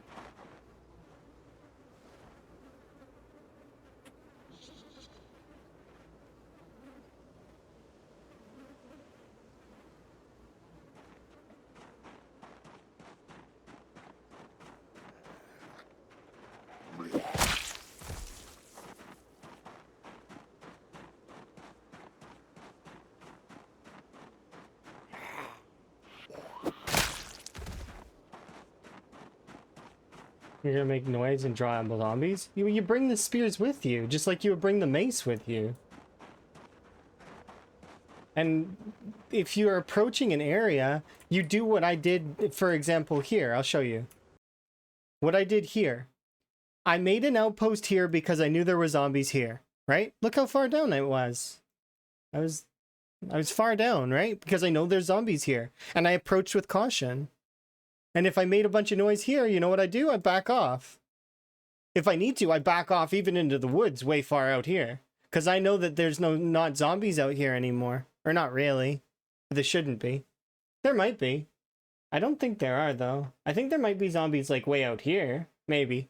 Maybe not. I don't know. I know it's not as bad as it used to be. There aren't, like, no man zombies that are in, like, massive quantities. There'll be some out there, but not like old days where the entire outside of the map was like thousands of zombies on thousands of zombies. Be more like hundreds at most. So what's in this bug?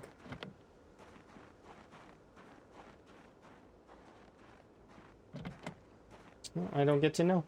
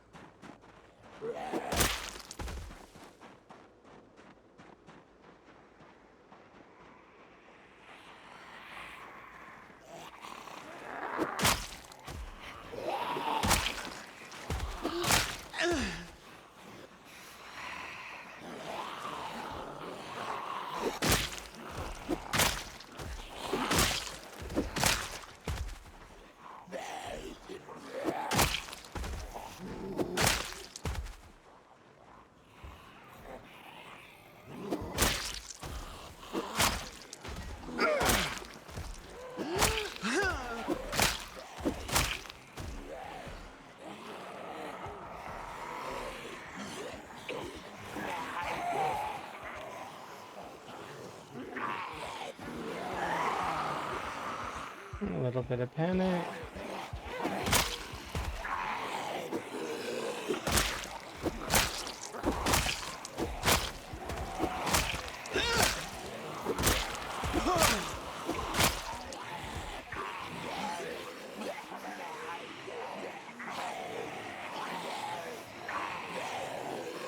As I carve spears, you carve bats, but the thing is you don't craft the mace head. You're missing the part where you have to get to level 8 masonry first.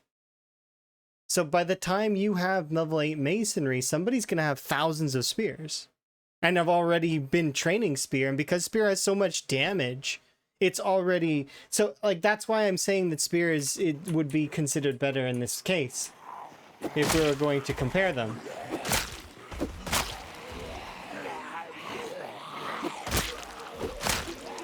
But we can't compare them because they're different weapons, right?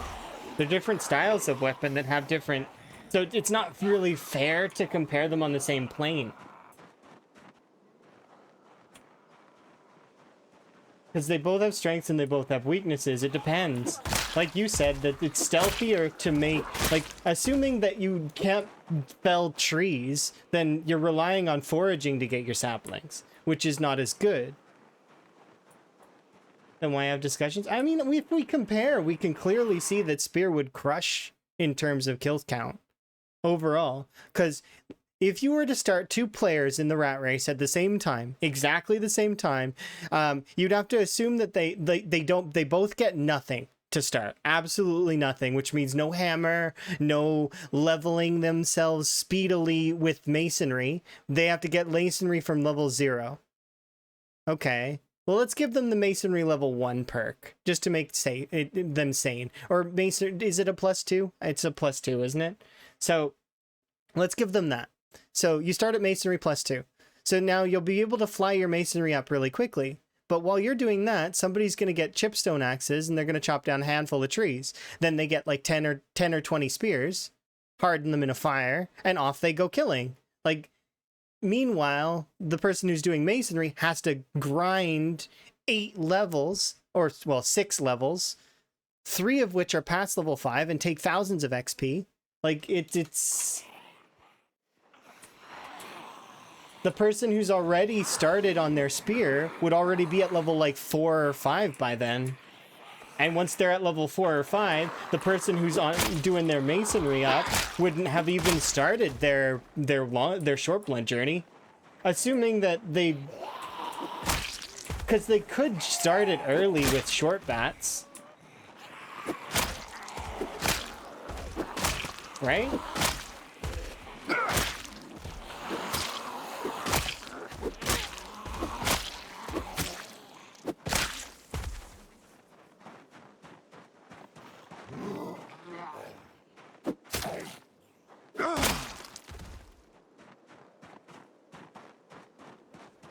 Yeah, but you get the other useful things while crafting spears too, because you'll be leveling your carving. You'd be leveling your carving off the branches, you'd be able to do buckets, you'd be able to do a bunch of stuff. Masonry doesn't get you very much. Like, what does masonry get you? Masonry gets you the better fire pit. That's like the big thing, right? What else does masonry get you? Stone walls? I mean, eh. Log walls are superior. Trying to think. What else does masonry get you? This masonry gets you a rock cabinet. Axe heads? Yeah, but you can get that from napping.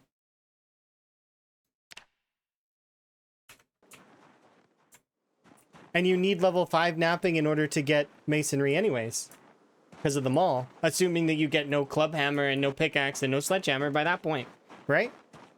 Which means that technically part of it might be gated by level 5 napping. Which means that you got to get level 5 napping and level 8 masonry? That's 2 sets of things that you need to get. Meanwhile, getting a spear doesn't take that much. You chop down 1 tree, you've got a spear already. It's a wooden spear. What did you need to make the wooden spear better? Campfire. Campfire is what? Some rocks. It's like... I don't know. It's... Now, in saying this, remember that I am a short blade enthusiast. I like the knives best. This whole time it seems like I'm advocating for the spears, but in reality of the situation, if you gave me a choice, it'd be like, yeah, I'm using the knives. Why? Because they're comfortable in my hand and I like them. They use the least exertion and let me run around the most. But like, I mean, is from an optimal efficiency standpoint, by the time you're level 8 masonry, you could be like level 5 or 6 with spear, which nullifies its maintenance costs by a considerable margin. Because, and also, if you are a 0 to hero character, spear and short blade are the 2 best candidates for leveling maintenance and fitness and strength, because you get more attacks in.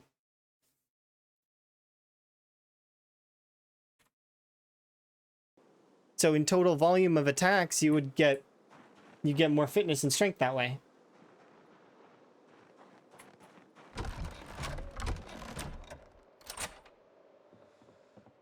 Specifically, short blades actually give most, but...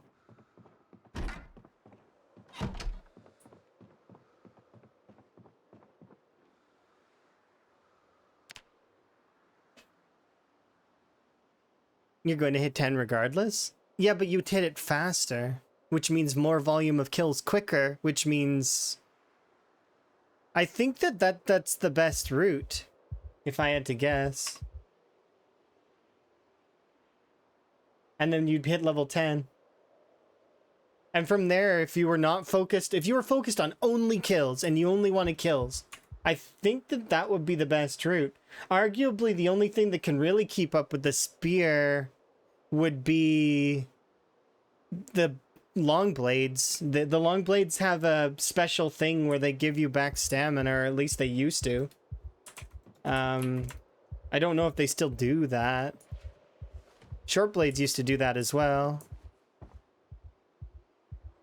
So you used to actually make more stamina.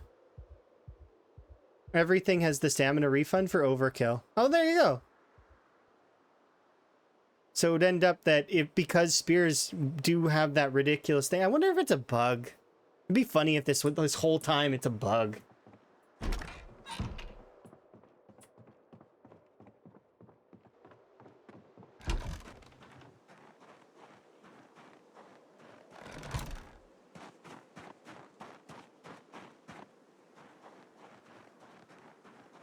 You said the spear has a bug? Yeah. Yeah, you did say that.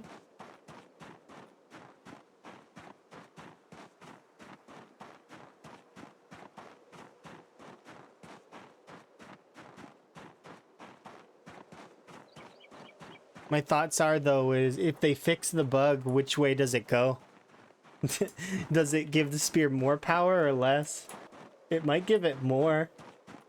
We fixed the bug. Spear becomes even more ridiculous.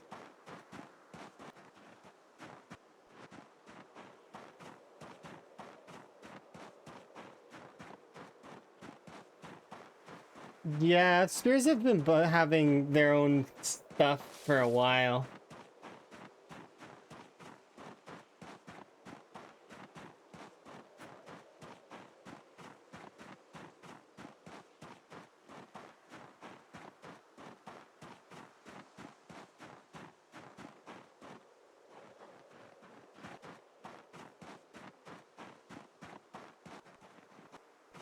It also removes the extra damage. But it's still, but because of the attack speed, it doesn't matter. That's crazy.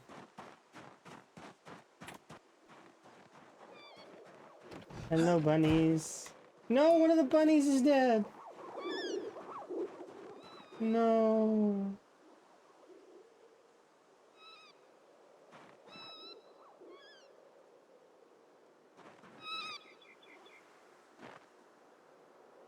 I'm sorry, bunnies. We didn't need to see that. Rest in peace, Doe.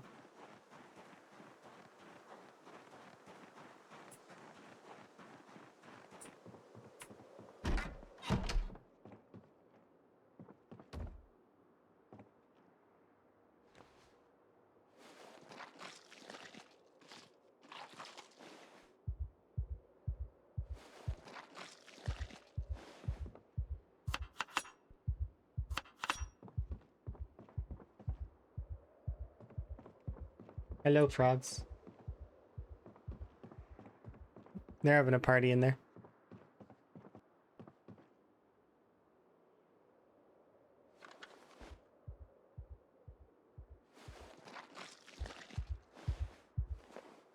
Oh, this is where those baby cottontail bunnies went. But I couldn't see them because they're so small. So they weren't disappearing from my inventory after all. I was like, where the heck did those go? They just, I thought they despawned. No, it dropped them on the floor and they were like a speck. Now, how am I supposed to see that?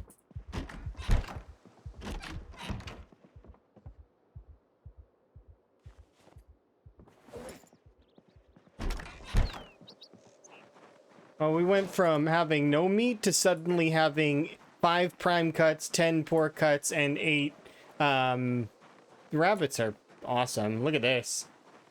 Get that from fishing. Good lord.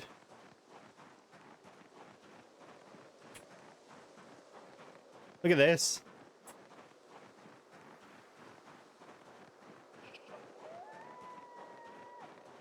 My butchering is level 4. You know how this was? One adult doe rabbit and 3 what was it? 4 babies. 4 baby bunnies and 1 adult rabbit.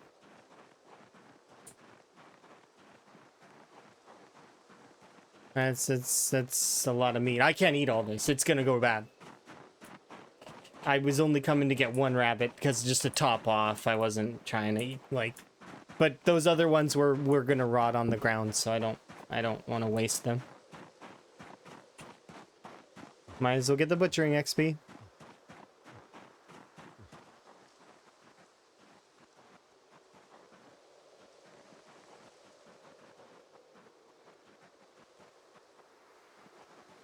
Yeah, it's interesting to say the least. And that stuff is niche anyways. Because at the end of the day, you do more damage. It doesn't matter how fast you kill because, you know, you got to get to the end of the run. But wait, but I'm wearing blue. Do you want me to take them off and put them back on? Okay. There you go.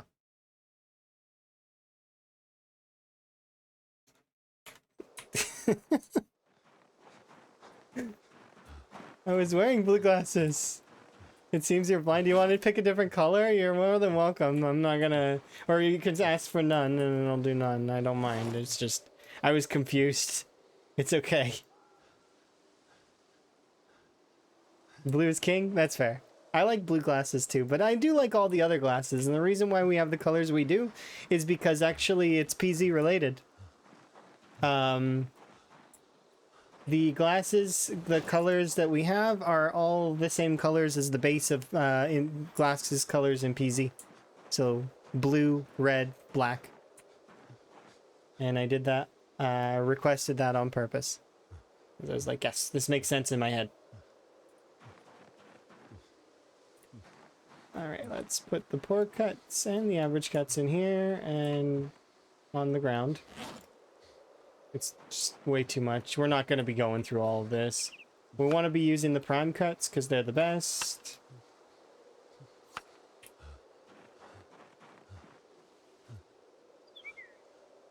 Spears, how are you chopping hundreds or thousands of trees, both in the same sense of which axe are you using? I mean, you could use I know that you can only do 1 to 2 trees, maybe 1 tree, especially at first with the chipstone axe.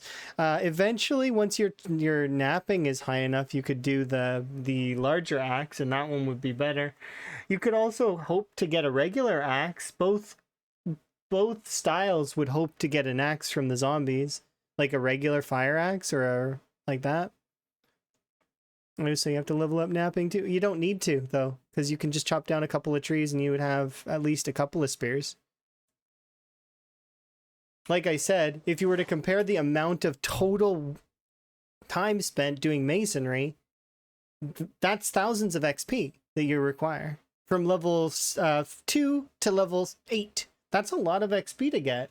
If somebody dedicated their time directly into doing just chopping down trees instead, you could, in theory, chop down a lot of trees, even if you were foraging just for chipstone axes. I think. Let me think about it. Because on average, how many chipstones do you get per day? You could get, well, anywhere between 10 and 12 chipstones per day. That is assuming you have level 1 maintenance. Is 12 chipstone axes, which would be, let's even lowball it and say it's 1 axe per tree. That's 12 trees. You're getting maintenance for chopping the trees down, so that's helpful at least as well. So 12 trees equals 12 spears, and the spears are better than build 41 because they don't break instantly anymore. They've got more durability and last quite a bit longer. I put the small one in there. Darn it. Oh well. Yeah, you don't have to chop down max trees either. You can pick the, what is it? It's like the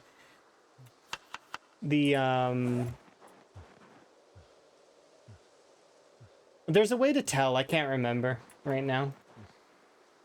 But I've seen saplings drop off small trees. But I was lowballing so that we could make it somewhat even. It's not even. It's not even close to even. Spear wins by like a large margin, but I don't like saying that spear is the best, because the case of the matter is it's not by a large enough like size to really once you get into mid game, it doesn't matter anymore. You can use whatever you want. There's no limit. I think medical skills should include treating animals as well, like mixing chemicals.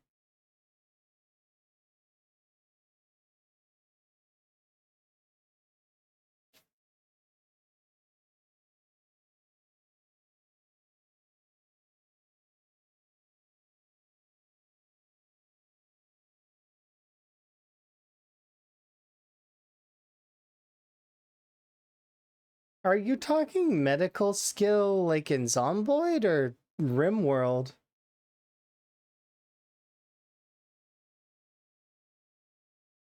Medics for dealing with weather.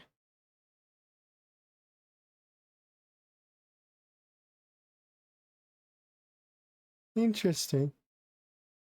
I like the idea of having a way to cure food poisoning, or like, you know, maybe you could find like a stomach pump or something, because those existed.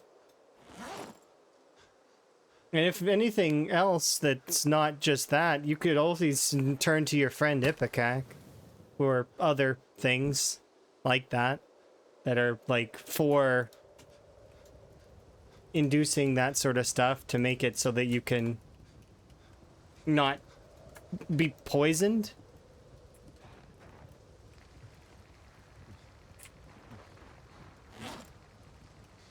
That stuff is bad. It's bad to take a lot of that stuff, but in the event that you're poisoned, they do have those kinds of things.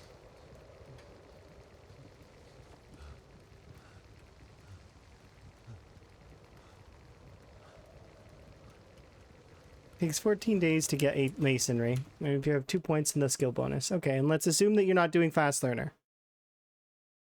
You can say you can cut down 3 trees a day. It's still 42 spears.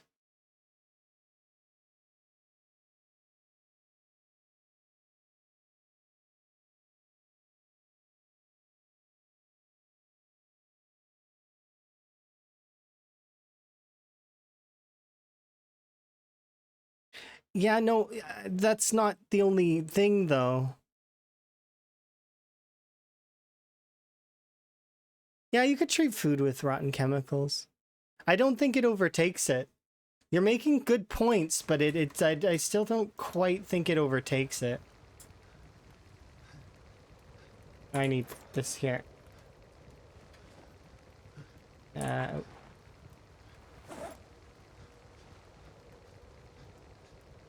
Because if we were to do the math on it, the amount of damage you'd be doing with those 42 spears and the amount that you could push items you would get, there's too many variables.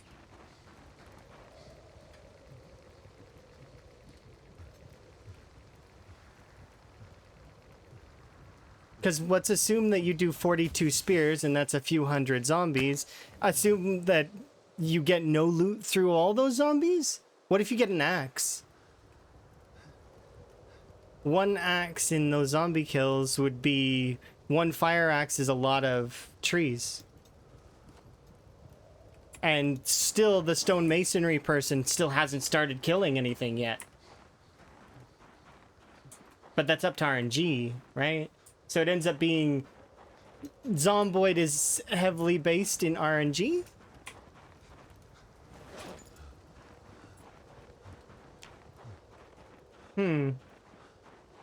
I don't know if I like that. But it is it's hard to turn away from that, is it? It's difficult to say no to that.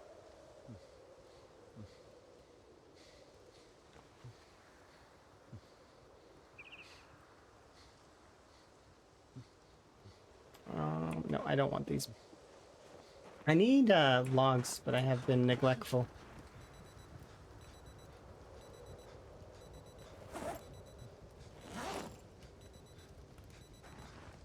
Let's grab these.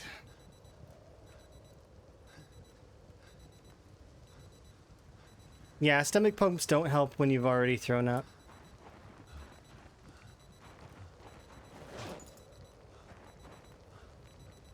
And it depends on the type of poisoning as well.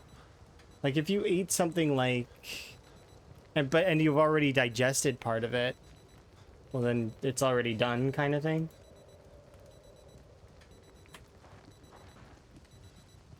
At that point you need something else, right? Yeah, I need to chop down these trees.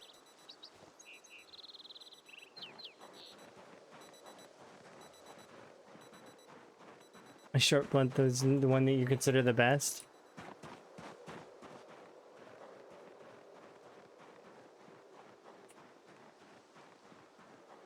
I need to grab an axe.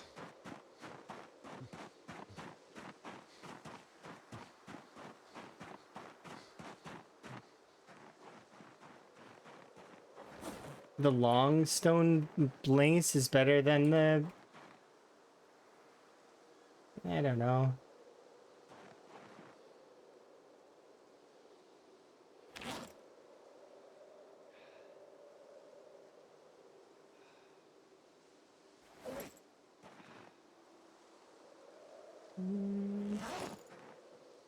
I have an axe. Where is it at? Let's wait.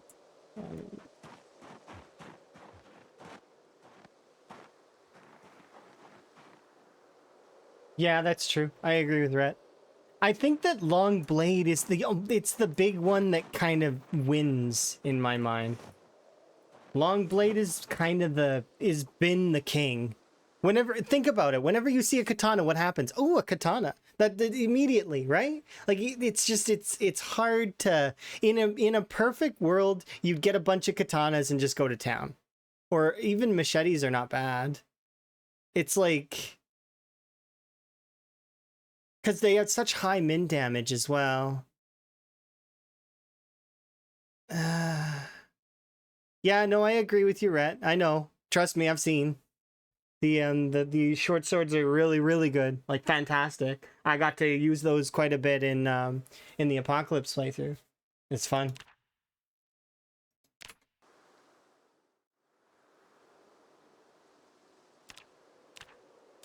It's one of those things that's... Is that an axe? Are you an axe? Yeah, you're an axe. I'll just use you.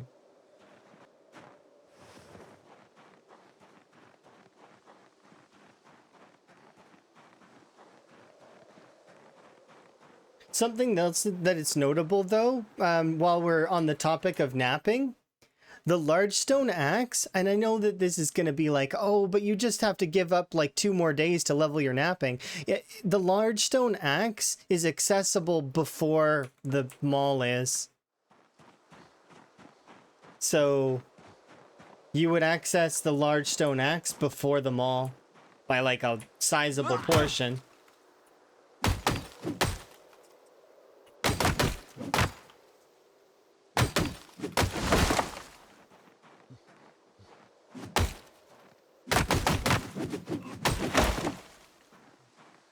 There we go. I need these.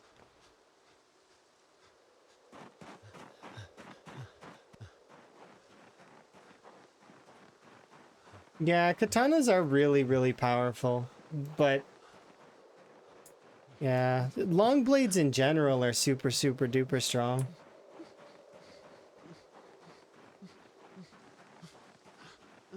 There we go.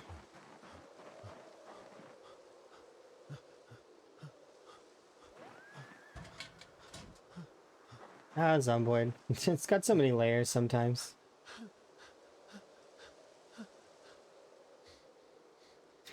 I like how I'm still using the right click function because I feel like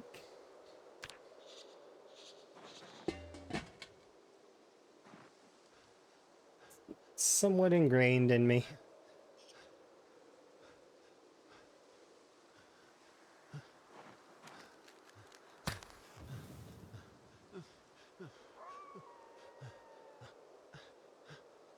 Yeah, I would like to be able to make like other napped stuff. I feel like I've mentioned it before, and I feel like the trees need more items. They just don't have enough in terms of value. Like, why would I want to level my napping up when I only get like one item per level? And then after a certain point, there's just no more. Like, okay, what's the point in leveling napping even further? Slightly better durability. Well, I mean, eh.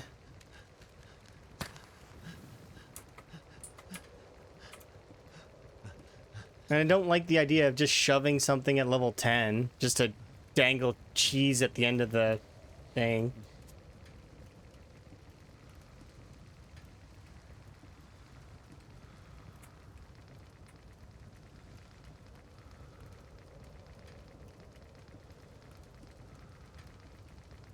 I wonder if Spiffo's burgers actually have a recipe.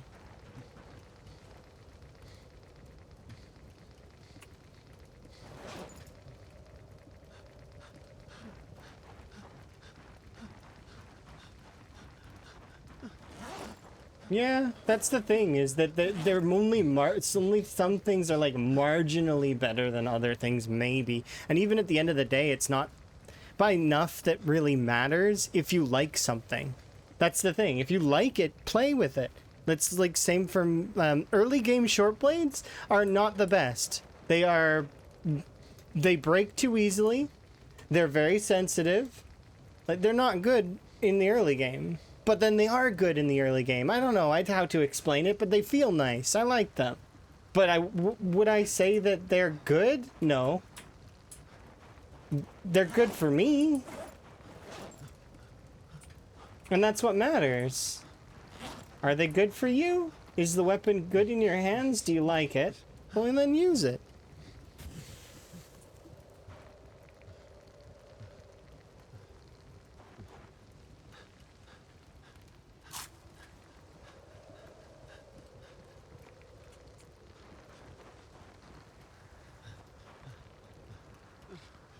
We managed to max out tiredness.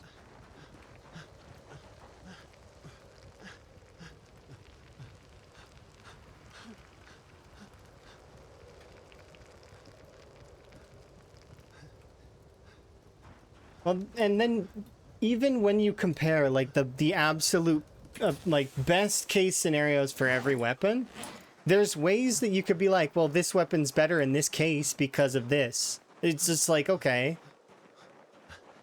Like, if you only have access to certain things, suddenly one weapon leans better in your light, right?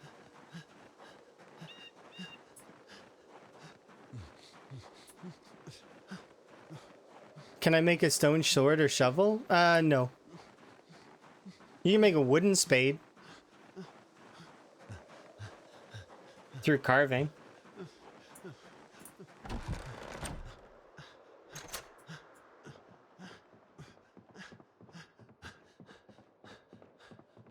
Yeah, you can't carry all the best options in every scenario.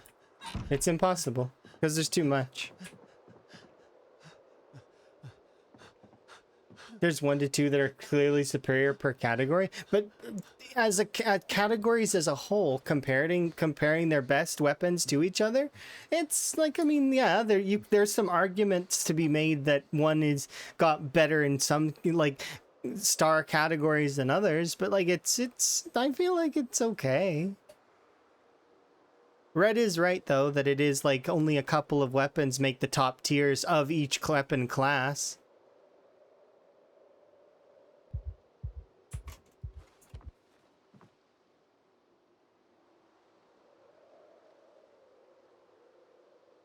And that's assuming that that's all you care about in the game as well, right? You got to remember that the game's not just a kill simulator. There's more to Zomboid than that. There are other systems at play that you can enjoy. There are some folks that actually go through Zomboid and that's all they very much enjoy just farming and playing passively. I've got at least a handful of friends that play on like Builder, and they do like they go on little loot runs, but they don't really fight very many zombies because they don't like it.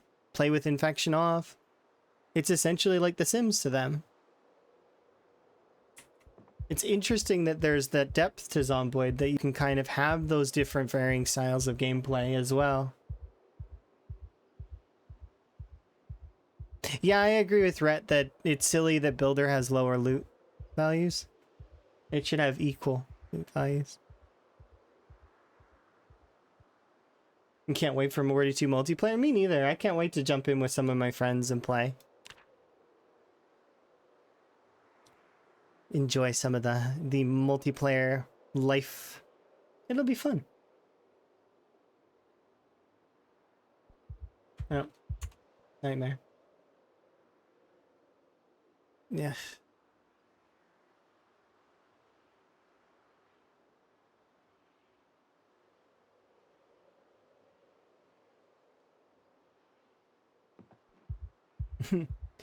One of the big ones that I will mention here that is interesting, and I hope they fix this. I really do, because it would make more sense to me. But I'm going to show it here in a second.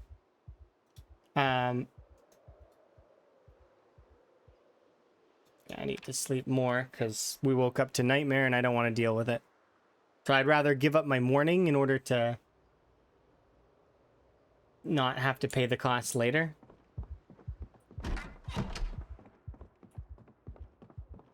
Yeah. This is one of the aspects that should get changed slightly. But recently they added a cap, so I say recently, build 42, they added a cap for the fire so that you can't put in ridiculous amounts of wood anymore. However, the cap is 8 hours.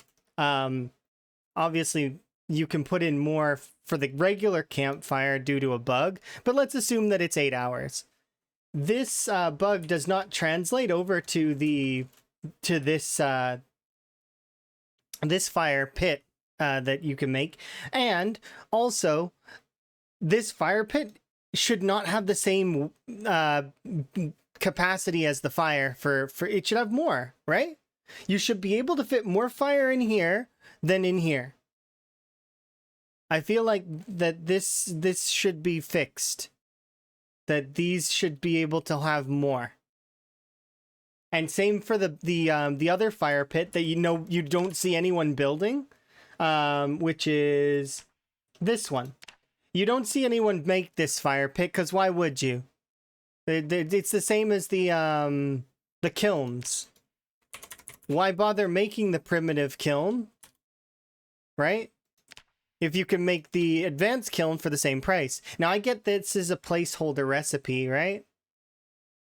But still. It's and that's part of the unstable build, is a lot of these things are placeholders, and they're going to evolve, and they're gonna get there at some point. They're not there yet, but eventually.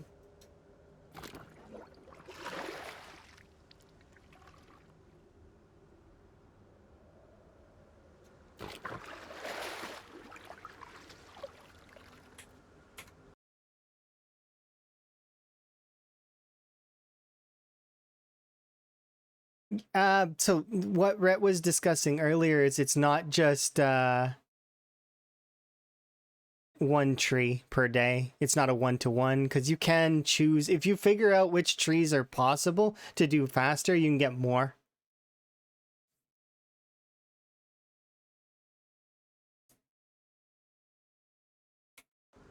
It's not just limited to 3.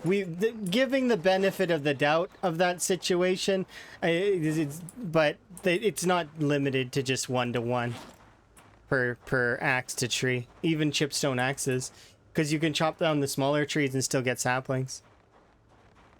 But it's specific to tree type of some kind. I don't exactly know how it works, so I'd have to go and look through each tree.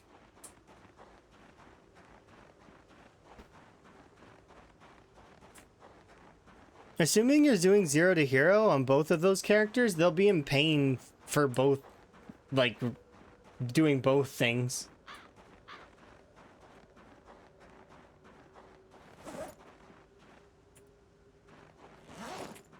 And it's very niche.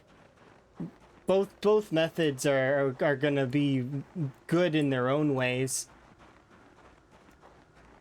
But I still think that quantitatively you would kill more with spears than you would with the stone maces, and very few things would be able to dissuade me from that thought process.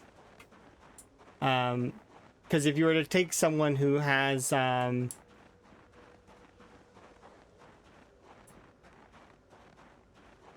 yeah, it'd be very difficult. At least currently.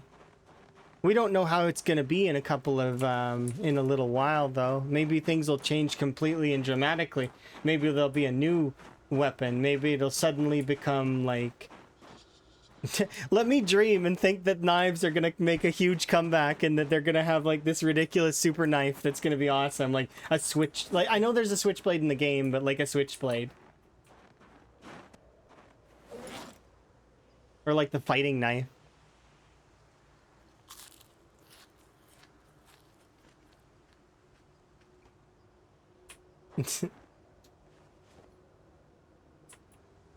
Alright, let's go and we'll drop these on the ground here.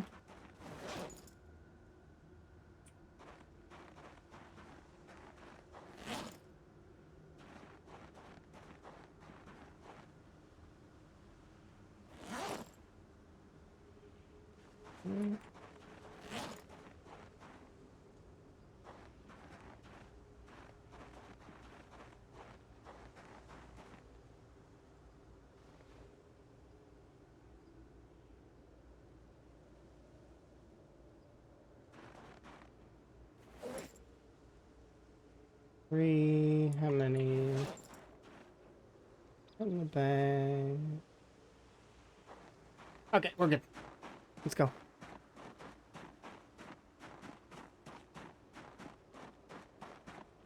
Earlier in build 42, though, with when spears weren't killing things properly, like they were doing that weird knockdown stuff, which I actually kind of liked. I liked that stuff. I thought it made spears a little bit more interesting. That said, I knew that it wasn't good.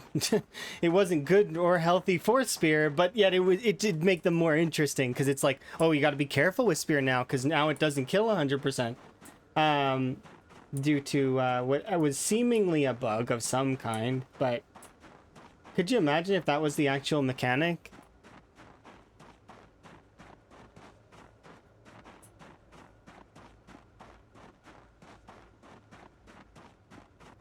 And anyways, you two quit that. You're amazing.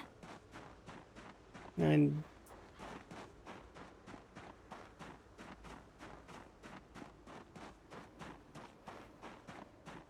it doesn't matter at the end of it. It really doesn't.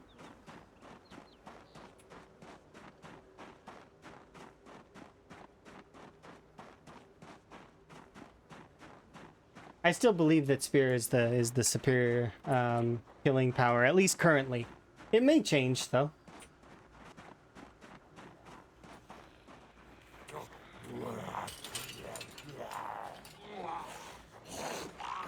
The reason that I think that though is because of this.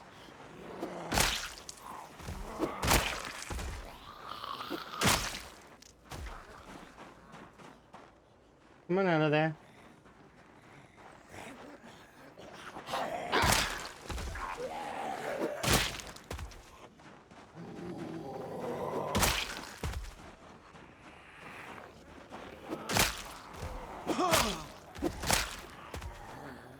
You couldn't even hope to do this with level 2 short blunt. This is level 2 spear.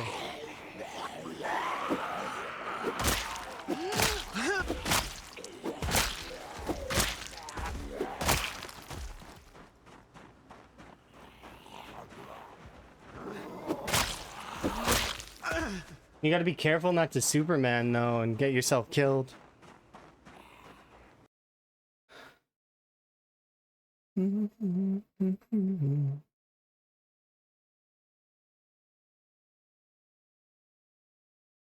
because you do the fence killing from the get-go, the down attack from spears on fences is faster than the down attack from any other weapon. So if I were to show you,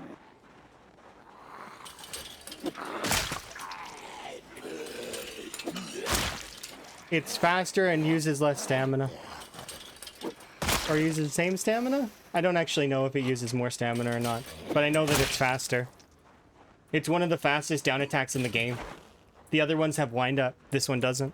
It's just like pointing at the ground. Point.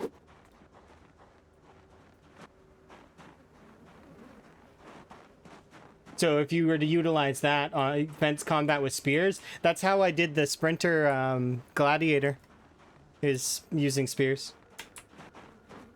Of course, that was build 41, but it's still that's not relevant.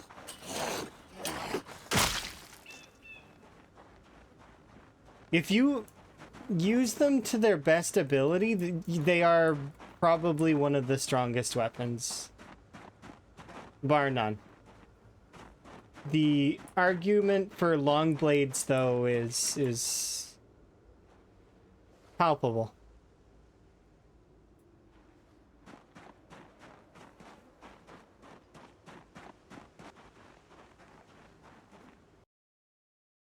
Why would you use them? Because they're faster earlier on, and they use less stamina when you down attack.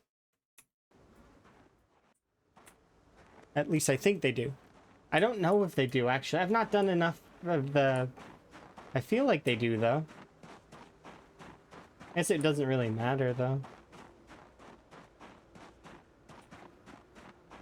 Truth be told, though, that if you had stone mace right now at level 2, you can't do what I'm doing with the spear currently.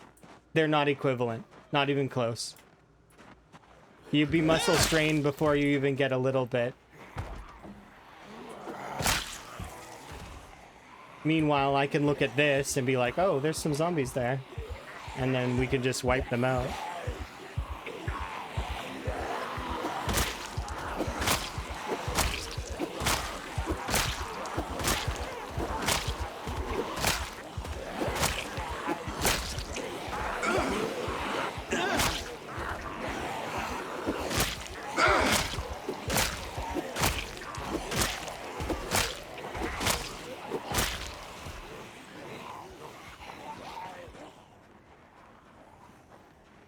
Lamprey loved the spear?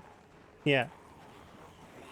For good reason, but he, the reason why Lamprey loved the spear was because it was the best weapon.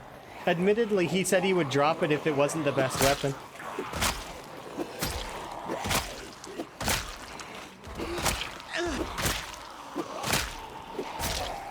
But at the end of the day, he did admit that there were benefits to using any of the weapons, because that's the truth. There are benefits to using any of the weapons. Short blades were really good for stamina situations, so you could keep your stamina going. Short blunts were good because they're abundant. There's lots of them everywhere. So early on, they're really, really good for their abundancy. The long blades are just kings. They do high damage to start. You don't need to be high level. They kill stuff and they're just high damage. And then long blunt were really, really good because they maintenance. They're the maintenance kings. They last the longest, they're the most durable, and come on, who doesn't like to bonk zombies on the head with a baseball bat and hear that clunk noise? It is a good sound.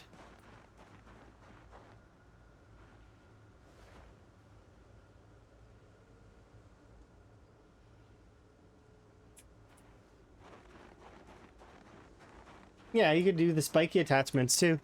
And it doesn't really cost much in terms of weight values.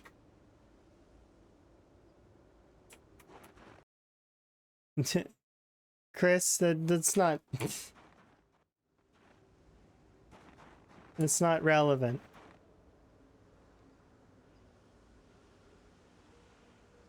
Red's got other stuff to do other than play Rat Race. Plus, Rat Race is its own thing. It's a challenge mode and for fun.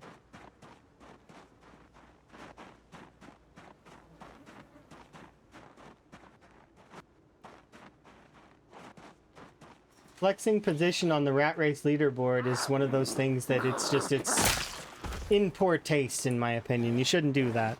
Don't flex like that. You don't need to. Like, because I could sit here and I can flex my gaming achievements and stuff like that, but it's just like, eh. If you feel like you need to do that, why though? To state that you're better than someone else? What's the purpose? It doesn't make sense. So just, it's best to not. You're not better than anyone else. You're the same sort of, you're a human being, they're a human being. Everybody's of equivalence. Because it adds credibility to your points? Not really, no. I don't agree with that.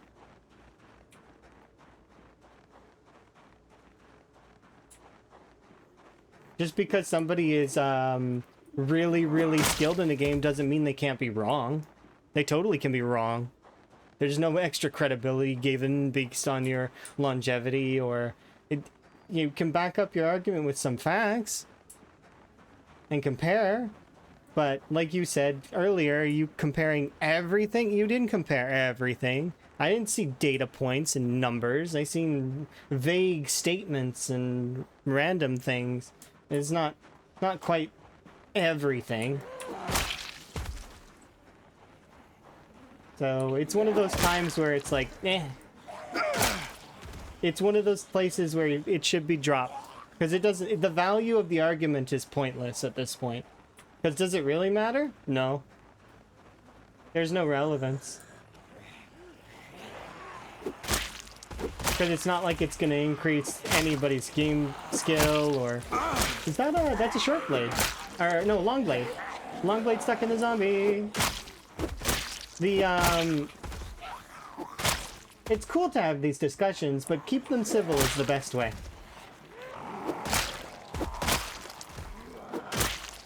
When you start trying to flex, it just looks bad. There's no point.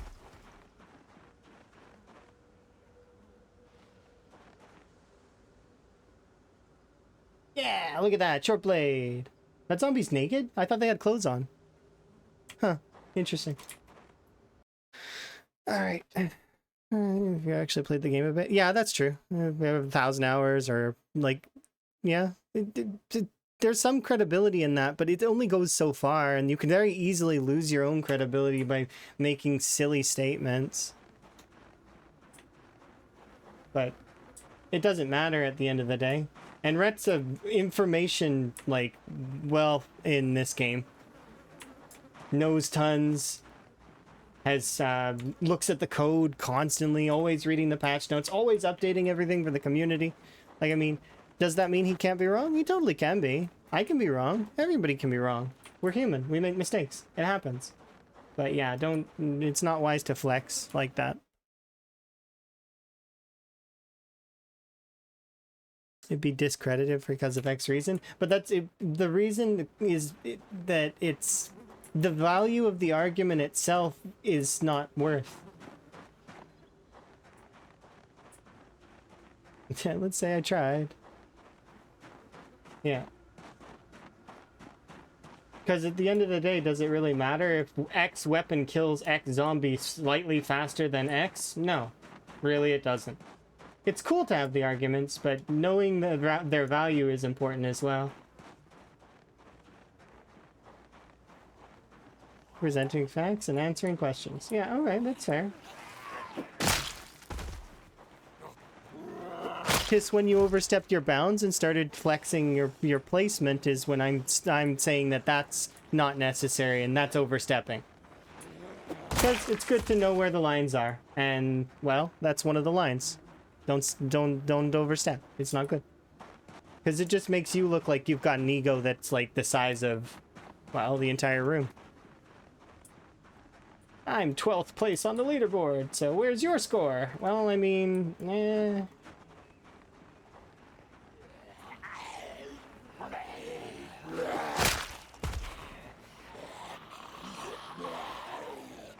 It's not just about the leaderboard.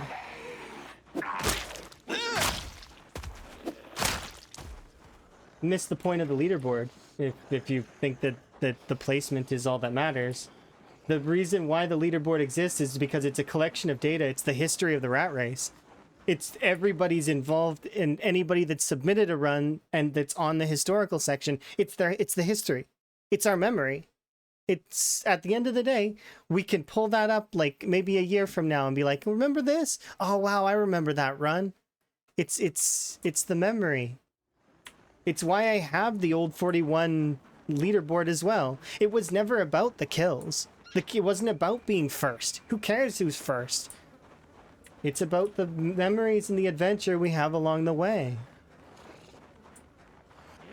Whoever's first gets a kudos. Kudos. Congrats, you're first. Which was Lamprey. Or Lamprey was first, and Vanishing Tower has the highest survival time. And those are locked in for Build 41. If anyone were to get them now, it would be post when Build 42 was released and as in its unstable variant. And outside of speedrun.com, which is doing its own thing, it's like history. It's history of Zomboid. Because that leaderboard's pre-existing before speedrun.com. It's our memories. It's something we can enjoy. Think back to like Gaz's run, be like, wow, Gaz did 300k zombies in a year. In 1 year, he did 300k. It's insane. With a Zero to Hero character. Or was it Zero to Hero? I can't remember. I think... don't remember. Might not have been. But still, it's impressive. Yeah, it's not just about allocates.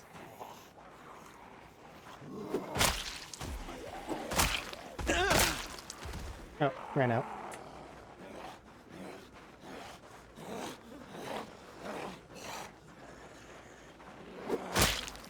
Let's get rid of these. Yeah, things change over time as well. Things evolve.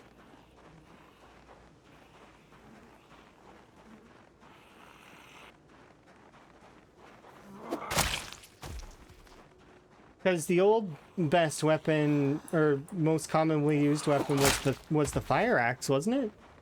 Didn't lumberjack used to be like king at one point in time? I seem to remember something like that. And wasn't there a time when baseball bats were really good too? Like the best weapon? Don't really remember. Those are before my time. I just remember when I very, very first played the game, and that I did like the axes. And my favorite weapon slowly evolved into being short blades. Just because they just felt nice. They felt smooth. Especially because I like dominoes. Dominoes are fun. And for those that don't know what I mean, dominoes is in those little tiny pieces that you set up, like in a line, and then you push them and then they fall down. Not the pizza.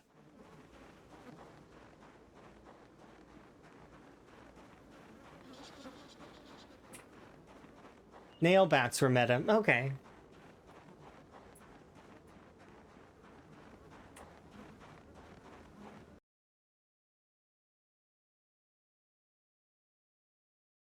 Yeah, Chivas twist because they're dominating the race. That's not actually the reason why they're respected. They're respected because they've been in the community for a long time. They've done a good job, and you know they're good people. Them topping the board of the rat race is not the reason why people listen to them, and that's not why people watch their runs.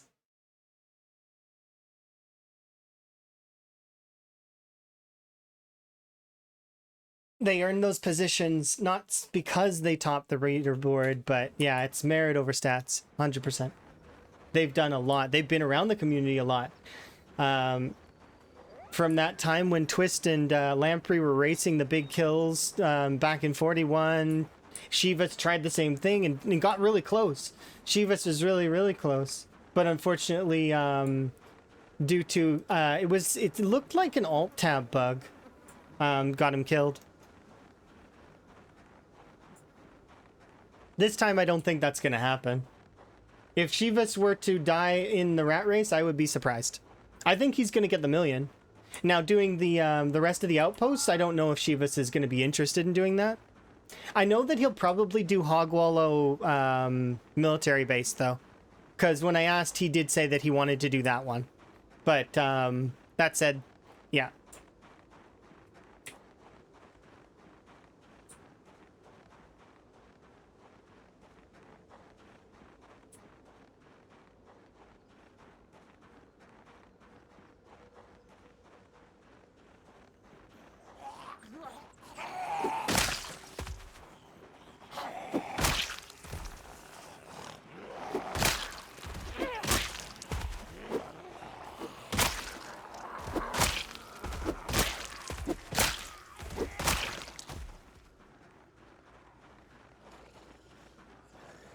But yeah, those three folks are definitely, it's not simply because of their stats. They're also really good people.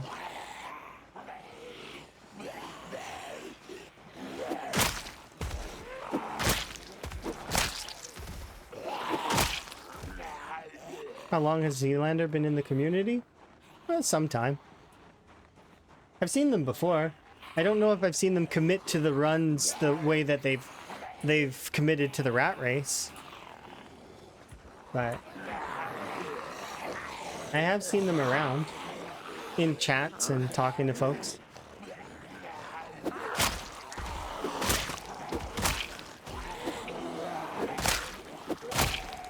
And then Twist has been around for ages. Same for Shivas.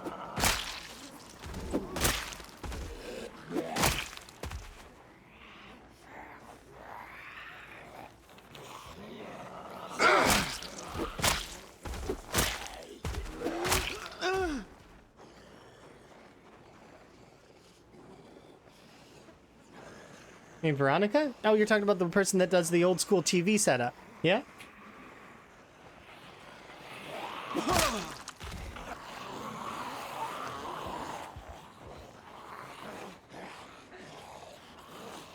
Yeah. Because I do go around the community and I enjoy the rat race runs, especially on my downtime. Exactly.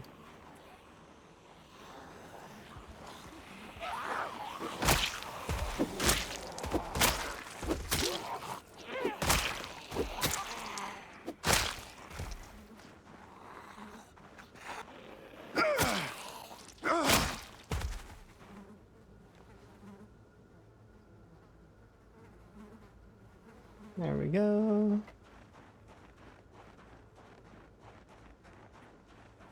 Especially when I'm doing work stuff. Sometimes I can't like stream, but I still like to enjoy. That's just how it is, right?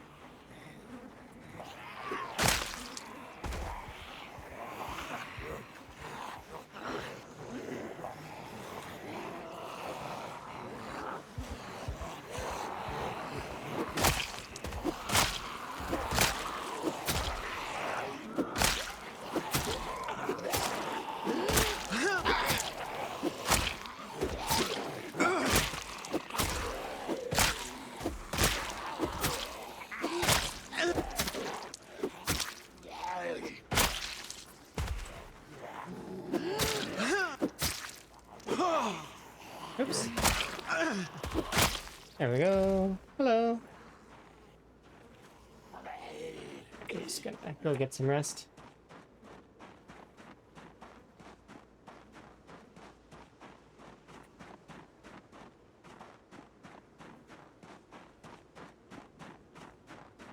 Yeah, there's a lot of folks that really have cool setups. Some of them are strange, but they're unique. Some folks like to do overlays. Some folks like to keep it simple. It depends on what's your own preference, right? I've been through so many different styles of layouts for my stream. Like so many.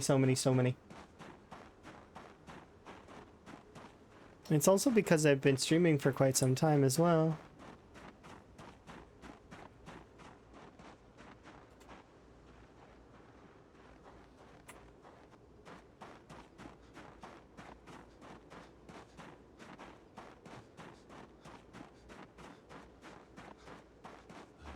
you go through different ideas, things that you like, things that you don't like, and then, you know, gradually gravitate towards what you enjoy.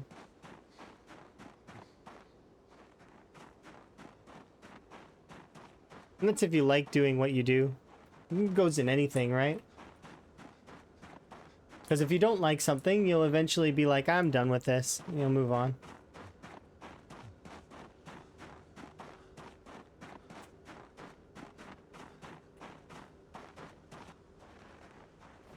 Alright, let's show those there.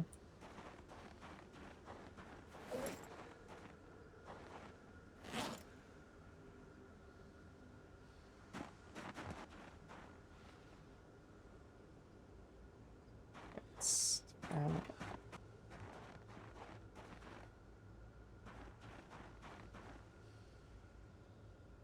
am I going to be gaining too much weight? Maybe not. We are working out a little bit.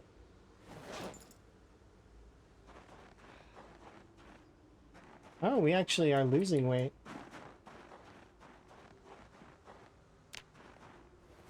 I'm surprised.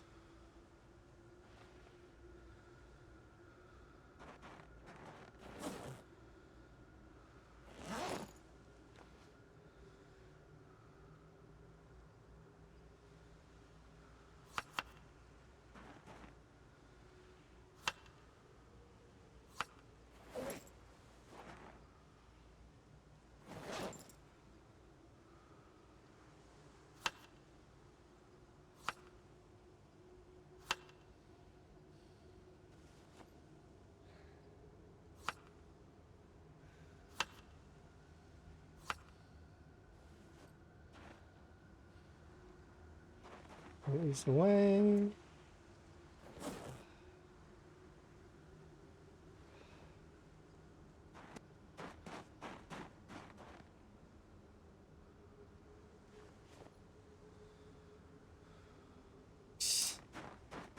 It pains me to see all of this go in the trash a little bit.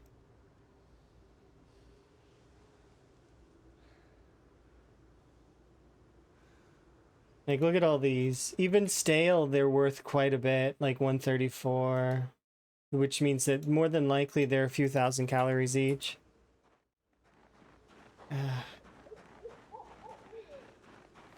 Unfortunate. But there's not much I can do. I can't eat that much. That's physically impossible. We'd stuff both cheeks full and we'd be like sitting there like the character from Don't Starve. It's like so much food.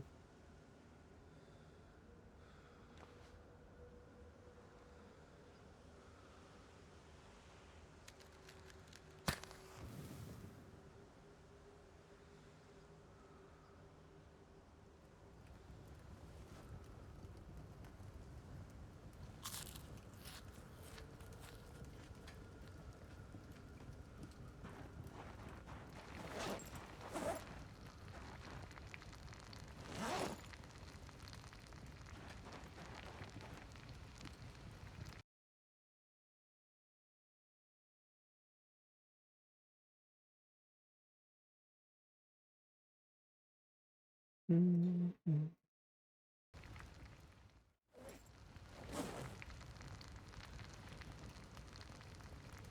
What am I playing? You want to be learned? I'm not that good at RimWorld. I'm still getting better. There's a lot of folks that really are good at RimWorld that you should watch that are playing 500% and stuff. I'd watch them. Their skills. That said, though, I've been alternating, so when I do play RimWorld, you'll see it in my notifications usually, or I'll try to post it in the Discord, like when I'm gonna do RimWorld. So like here, and then my notifications are on Blue Sky and Twitter, is what I go the most.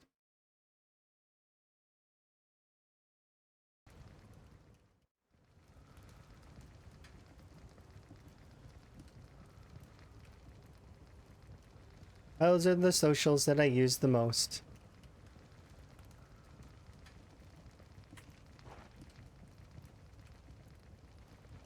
Yeah, no problem.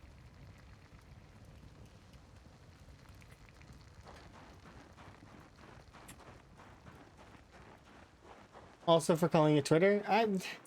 I'm keep struggling to call it X. Because it was Twitter at one point in time. It even had a dictionary definition changed because it was Twitter. Twitter. To post, like, nonsense. Thank you.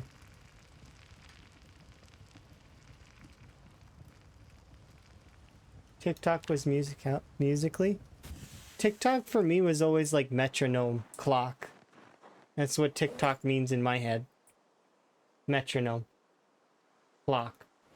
TikTok. Not the game character? What do you mean? Oh, you mean me? Okay. I was confused. I'm like, Van looks great today. Look at him go. He is striving. He's happy. Look at him. Look how happy he is. He's the happiest Van that's ever existed. Because he's still alive. The other Vans are all dead.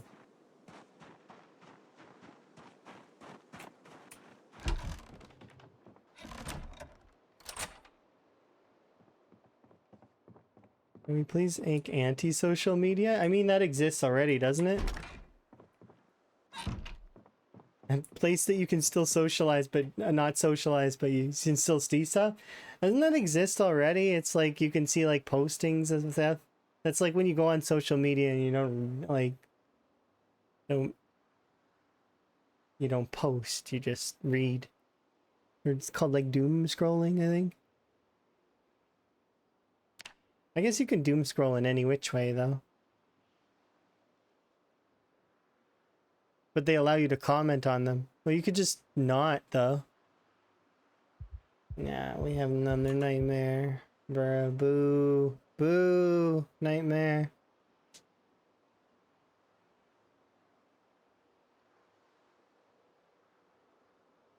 I like this song. It's from Yakuza. It's great. I watched Emma do that dancing minigame, like, a ton.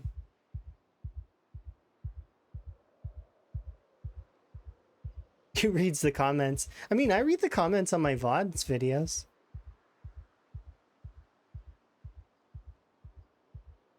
Eventually I gotta do YouTubes. I'm still nervous about starting that stuff.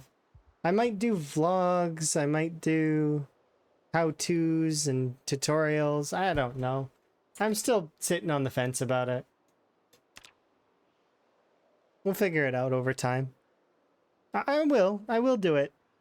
Probably, I want to lean into it, especially when I'm doing full-time content creation. So, like, when we have a schedule. Because I'll dedicate part of my day to, this is the time of the day where you have to do this stuff. It becomes just like my work is now. And when I'm in work mode, I'm in work mode. It is time to work.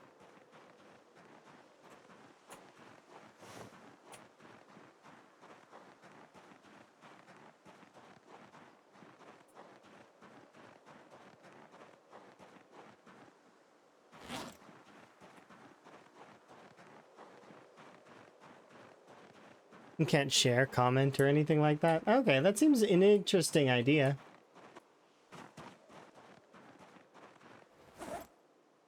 Let's see that. Does that not change how it is for you to stream? No. Because the reason why it wouldn't change how I stream as much would be because usually I stream anywhere between 5 to 7 hours and sometimes longer. But what we would do is we would curb back my streaming to like, maybe I would only do 10-hour streams. And then the remainder of the day would be parsed into sleep, spending time with Emma, and doing content creation like videos and stuff. So I would just balance it better because it would be my job. Because I would be doing it in work mode. Work mode is different than now, for instance. This is my fun. I'm doing this for fun. Not that that's going to change the style of how I'm doing it, because I'm still going to do it for fun. It's just that it's going to make it more structured, right? There's going to be more scheduling for it. And there'll be less confusion about when I go live. Because right now I just kind of go live whenever I want.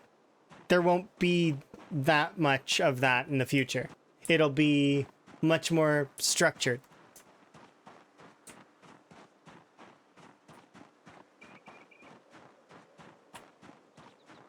But the big thing is that I want to be moved in with Emma first.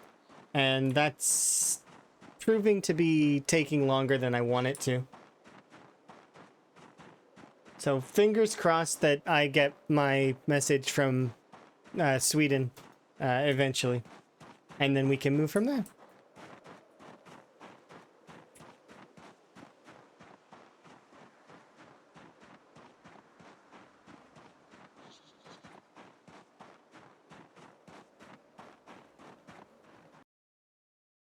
And you have to time limit. Let's see, X amount of post so many times. Dude, it's like a hard cap. Yep, exactly. It's why, for example, I limit myself a little bit when it comes to uploading my VODs. I upload them gradually, and I pick specifically which VODs I want to upload. Currently, I'm uploading these runs, like the Great Spiffo Rat Race. I think we're 12 episodes in, and well, obviously, this currently is 66, right? So I'm obviously behind a little bit, but that's only because I upload when I can. In the future, it won't be much like that. There'll be more structure. It'll be uploaded. Eventually, I'll catch up on my backlog, and I won't have a backlog anymore.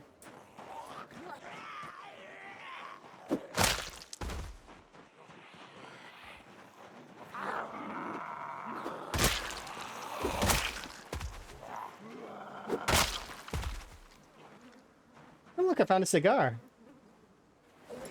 I'm sorry, smoker characters. I'm sorry how badly Rindy Stone has nerfed you.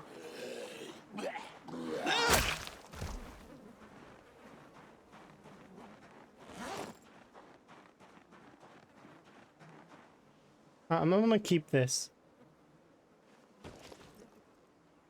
We'll bring it back to base and put it in the base. Rest in peace, smoker. Eventually you'll be... Well, actually, no. I don't know why it is so bad. But roleplay wise, it's nice. It's just...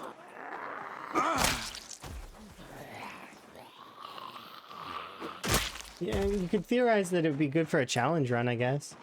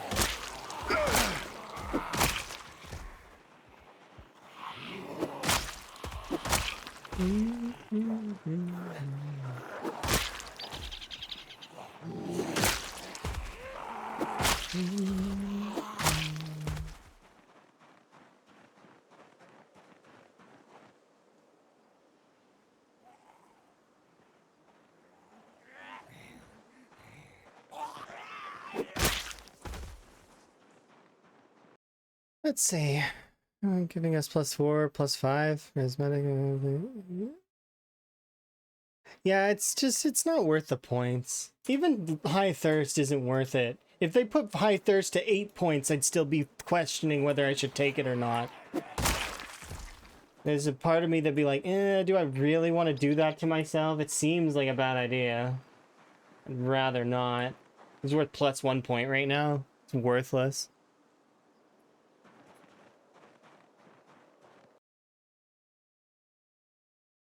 I agree with you, by the way. Yeah. What you're saying about it being built off reactive behavior is bad. I don't like React content. I don't recommend React content, or like I have it set off because I feel like it's not good. There's a lot of times React content, like the way that I like to view React content is I like to see the person's reaction, but I don't need to see the thing that they're looking at. I don't need to see that. I'm good without it. Because most of the time when you watch that React content, you see that it's like the person is here, right? And the React content takes up like 90% of the screen and they're watching the whole thing from start to finish. That's not how it should be. They're basically, I feel like it's parasitic. Because they're like taking things. Because are you going to go watch that other content afterwards? Probably not. You already watched it with your person that you're reacting with, which ends up being not so good. It ends up siphoning views to that person instead of the person who created it originally, which I don't like. I think the people that work hard should receive their views. And then there's the folks that would argue, oh, but what if it's a big time creator? No, because even if you look at the analytics, they still are getting less. Even if it's a big time creator, doesn't matter.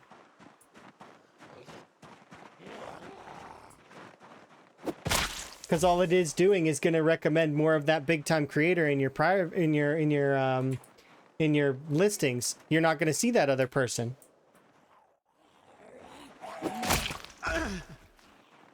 And especially because they're always uploading and more, right?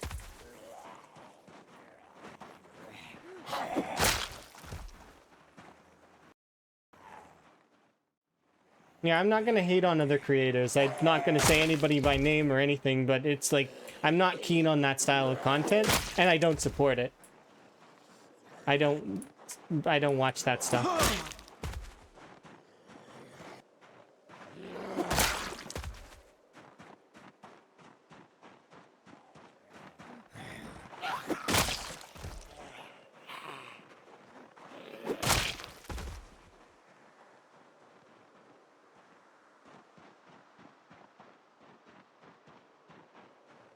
Hey!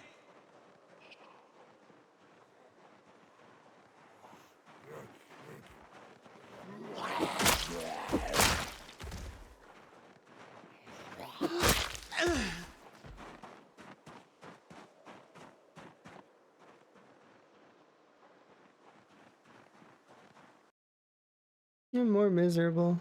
Yeah. Well, and so the reason why I use the don't recommend stuff instead of disliking is because disliking a video actually does not get it out of your feed. That's the thing, is it counts as an interaction, so you'll actually see more of it, not less of it. Because YouTube doesn't care if you're interacting positively or negatively. It just wants interaction. It wants you on the site. So it'll keep sending that stuff to you if you're interacting. Don't downvote. Instead, go hit the little 3 dots on the video and tell YouTube, don't recommend this to me. Because if you do that, then they will stop recommending that stuff to you.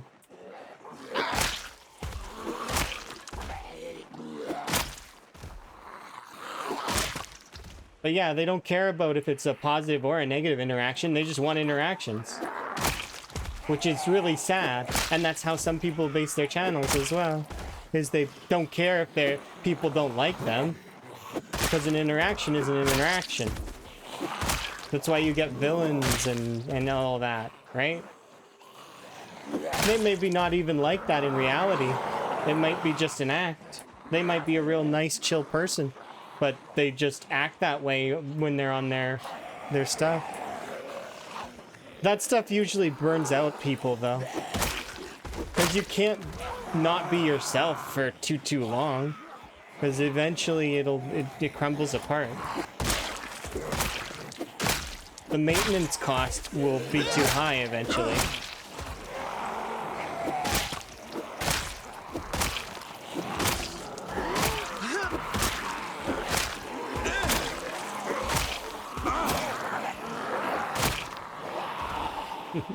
That was a cheeky last hit there. I shouldn't have done that.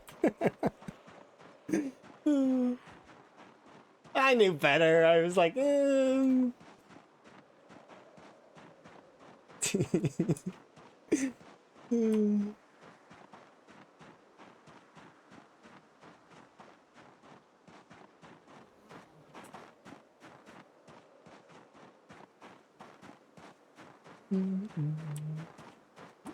Yeah, it'd be nice to have things that are more positively lit. It gets harder and harder though with what's it called? The gray areas that exist. Because you start asking questions about certain things and it starts entering this weird area that's not one thing or another, and you know, people are gonna have their views because people do have their views regardless. So it becomes harder and harder. Can I get you to come out of there? You're gonna... Really?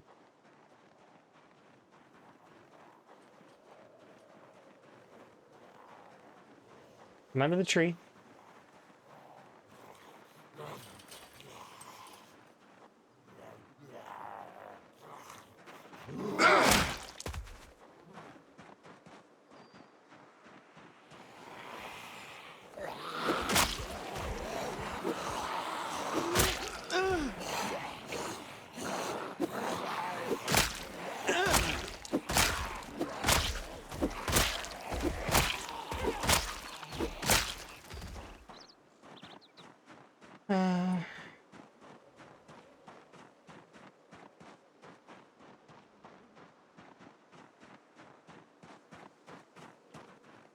Weapon level also reduces, yes. So it's weapon level and strength. Also, there is one other thing that you can do, and that is if you're using a two-handed weapon, it actually applies a less of a number to the formula. It's a 0.1 difference, but it can actually make all the difference in the world. Two-handed weapons are slightly less straining than one-handed weapons, because especially early on when your numbers are much bigger, and you're building up more muscle strain. Also, it's good to note that muscle strain itself is a timer. So when you build it up, let's say I swing this spear, right? Regardless of if I hit a zombie or not, it's going to give me some muscle strain. Let's say that number is 1. So 1 second, a muscle strain, right? Let's say that I level it up. Okay, now every time I swing, instead of giving me 1 muscle strain, it's giving me 0.5 muscle strain. These values are just examples. They're not actual values. But so let's say that I level it up and I get 0.5. Well, that means that I can swing twice and it's going to give me 1 second of muscle strain. Once again, muscle strain is a timer. Once you build it up, all you have to do is wait. You don't have to be resting. You just need to wait for it to go away. It's just waiting. It's not the same as muscle fatigue that is built up. So it's called muscle strain now, but it's muscle fatigue that's built up through exercise is different. It's a completely different system. It's called the same, but it's different. They're separate. They're not the same system. It's just like, for example, Pokemon's messing me up. It's, for example, hunger and calories are not the same system. They're separate. There's a double system going on there too. Hunger is the thirst of food. You need to eat every once in a while. Why? Just to kind of keep away the thirst of food. That's essentially what it is. It's got nothing to do with caloric values. If you hit 0 on your hunger, it will kill you the same as dehydration does. It is the dehydration of food. I don't know why it exists that way, but I think it's like it's an old style of the double system that's kind of trying to force in survival aspect elements that really don't make sense if you really break it down. Because calories can kill you too, but it doesn't tell you on screen that it's happening. Meanwhile, hunger will kill you on screen, and you can see that it's happening. So calories will kill you secretly in this panel. If you drop below 35 on your weight, you'll die. So you can't drop below that. So there's a little calorie game going on in this menu here that it doesn't say anywhere about that. It makes sense that yes, that exists, but it doesn't say it anywhere. So it's sort of like a hidden thing. Is the spade head the best long blunt? No, and that answer, it would be complicated to answer based on what level of skills you have and a bunch of other factors that are the best long blunt would be relative to what point you are in the game, and then what's your skill levels, what's your strength, like there's so if you get a metal spade, it's great. It's a nice boost. You can use it for a little while, or you can save it. You can also carve yourself wooden spades with carving. That's fairly good for long blunt until eventually you can carve baseball bats. Then later, if you want, you can actually make crowbars, and you can make baseball bats that are made of metal through metalworking. Those are also really good. You can also put nails in the bat to make it a nail bat, and nail bats are great. So you see, it all depends, right? It only weighs 1 kilogram. The other ones weigh 2. I mean, it also depends, right? Yeah, the rake head is your favorite. It's interesting because, like, I mean, yes, weight plays a role in it, but durability also plays a role as well. The shovel and the spade are really good, but in renewability, they aren't as renewable as the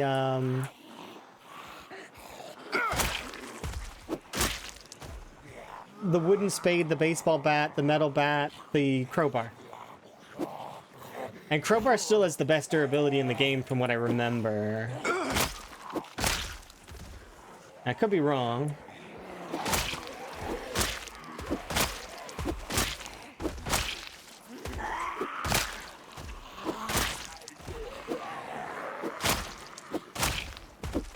Also, fun fact, if you miss a swing like I just did there, it still causes you muscle strain. So every swing counts.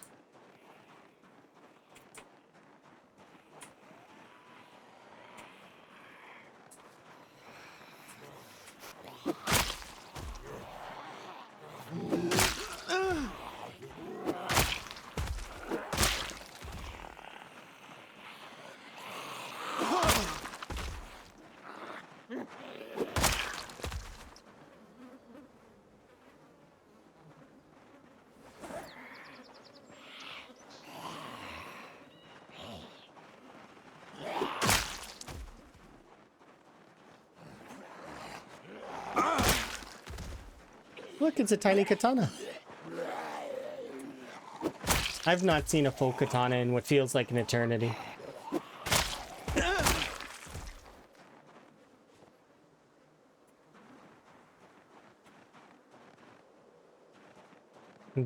It's been so long since I've seen a katana that I actually am starting to question whether or not there's full ones still in the game. But I know that there are. But it's like, that's how it feels sometimes, right? Katana, what's that?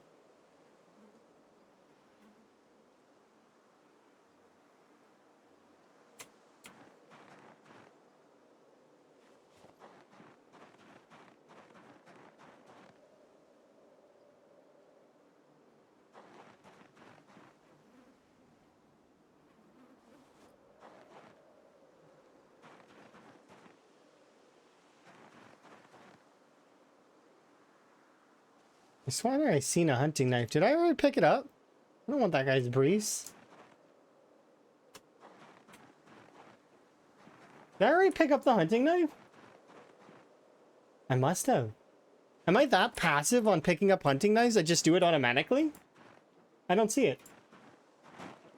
No, there's a screwdriver. I don't know. I feel like I'm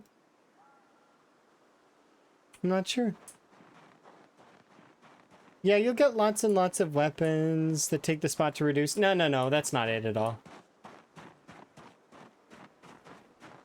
I don't feel that that's how that works. It's not...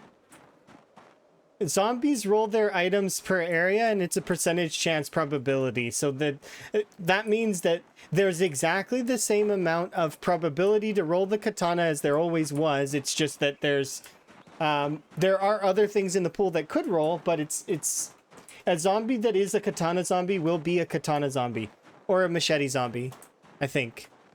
Maybe not. I don't know. I know that a katana zombie can spawn without a katana, though. And that if you leave and come back, that there's a chance that that katana zombie will have its katana back. But that was build 41. So once again, those... I don't know if those things are still in build 42. They're very niche mechanics, though. Extremely niche.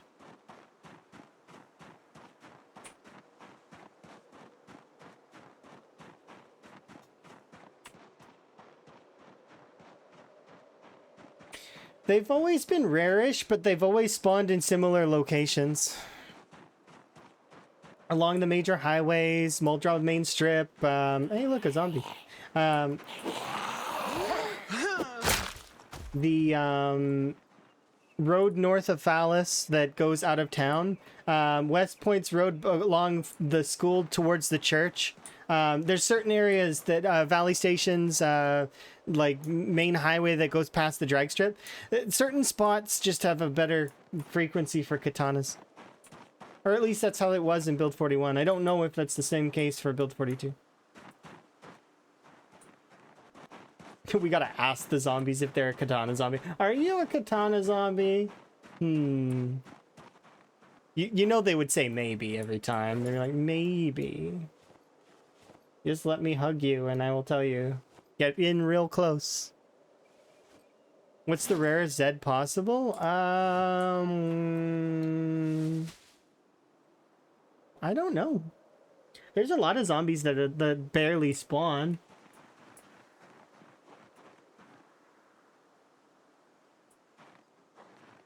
I'm trying to think. Is it Kate? It might be Kate.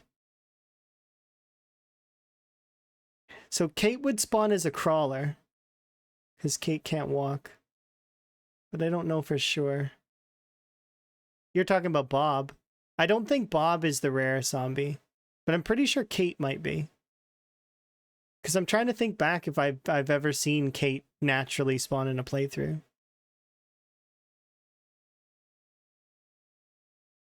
Because we could go to their house. I think they can only spawn in their house. But I don't know for sure. Because can't Bob also spawn in a few other spots? And then also, he's kind of generic, so it's kind of hard to tell if it's Bob. At least Kate, you have an easier time telling because she's a crawler. Right? I think. But I don't know for sure. And there might be other rarer zombies. Like, for example, the Spiffo suit zombie is considered rare, although you can kind of find them outside of Spiffos. So that's less rare because you know where you can find them. It's just sometimes harder to get them. Especially in a brand new suit. We got one in this run.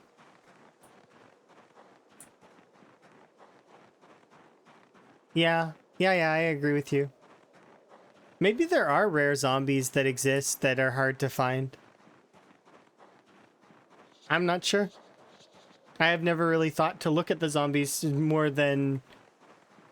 But if I had to guess, I would say if I had to guess on the zombie that probably would be the rarest, I would say that it's Kate. The wedding zombie's not hard. You find those by the church. Like you're talking about the one with the wedding dress? Or the guy in the suit? You just go by churches, eventually you'll find one. Yeah, I don't know. I don't think about it. But then again, maybe that was with Authentic Z, so perhaps maybe it is more rare on vanilla. I don't remember. I remember seeing a wedding veil at one point in time, though.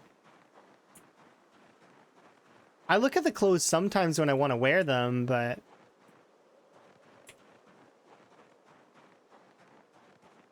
So scratch all that I've just said, and I don't know. I don't know the answer. It might not be the same now, remember. Build 42 is different than build 41. What was once rare may be different now. You'd have to ask the devs. And you know what the devs will say? It's a mystery. They won't tell us. I guarantee they won't tell us. You'd have to go into the code and look. So we'd have to ask the code divers.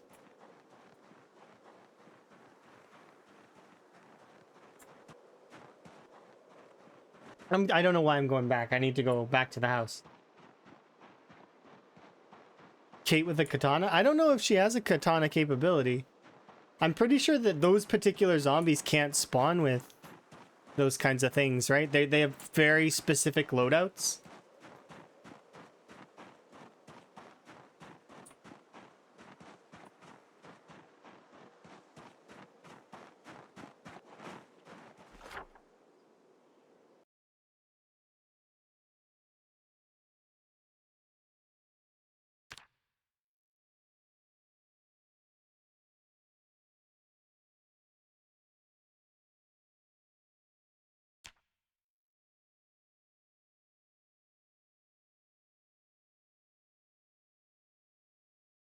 We've almost made it through the entirety of North Muldra.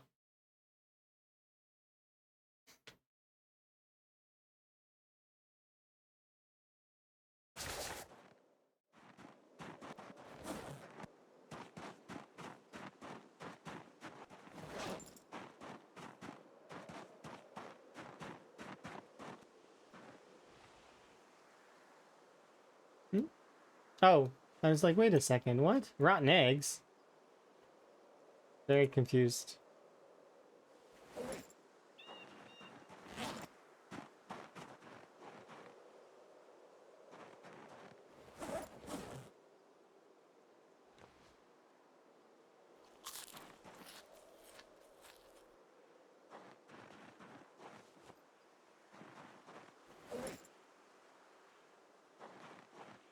How are you doing? Still 5 liters left, which means that we should refill it tomorrow.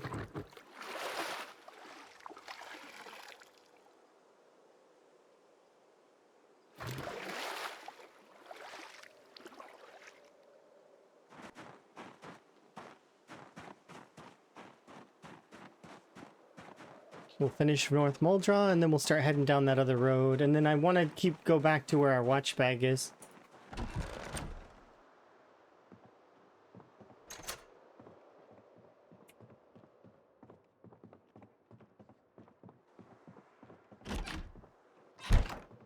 I know it's a bit early to go to bed, but still, we're tired, so might as well just... Because of the nightmare.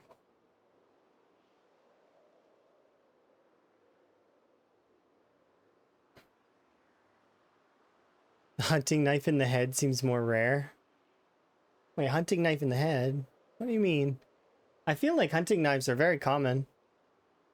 They're definitely one of the more common knives that you'll see. I see kitchen knives more than I see hunting knives.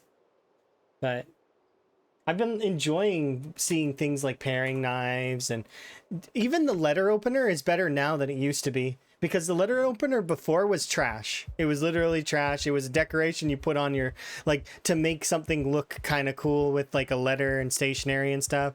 Like that was its only use before.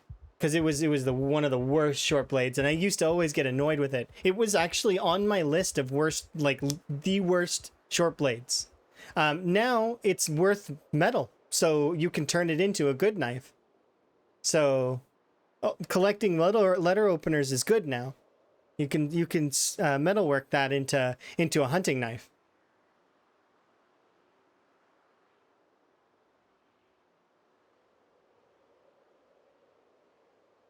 What's the time?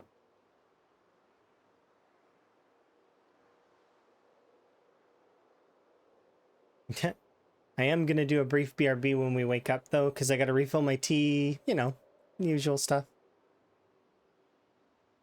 We're making good progress though, I feel. Like we're already up by 500 and level 3 short blunt. Halfway through level 3 spear. Okay, so I'll pause and I'll be right back. See you there.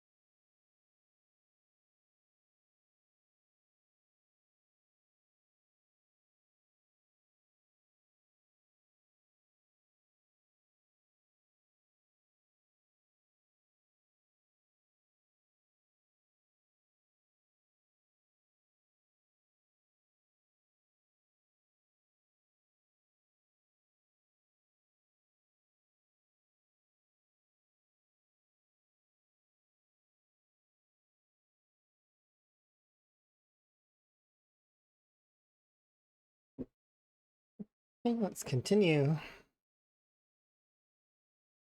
Oops. There we go.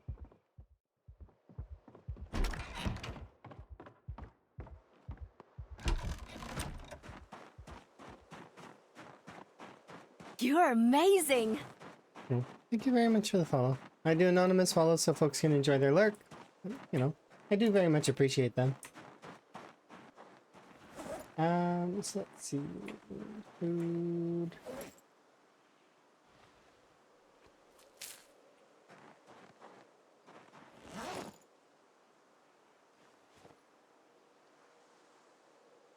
Alright, time to go.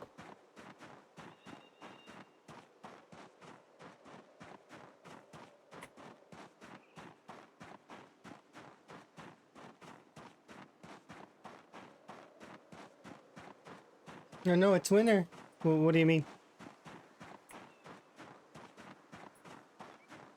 It's like actually almost New Year's. It's about to be 1996. I'm really excited. 1996 hype.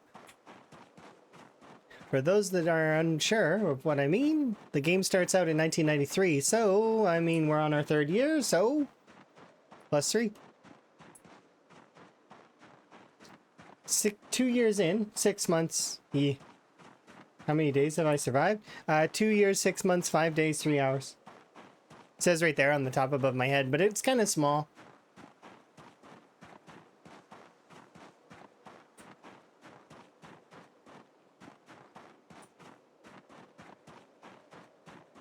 I'm really excited because we're 1 day away from New Year's.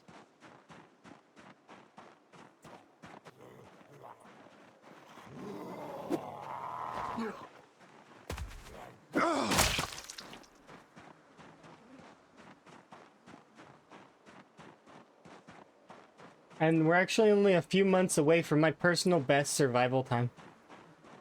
My personal best survival time is 2 years, 11 months. So.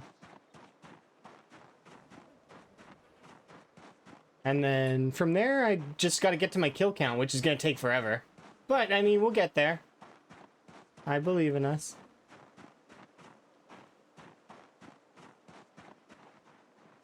Oh, there's always loot. Even on the lowest of loot settings, there's always loot. You can always find something. There's always something somewhere. Oh, we got an error. Wonder what error. I bet you it was a deer. Or a raccoon? Maybe a raccoon.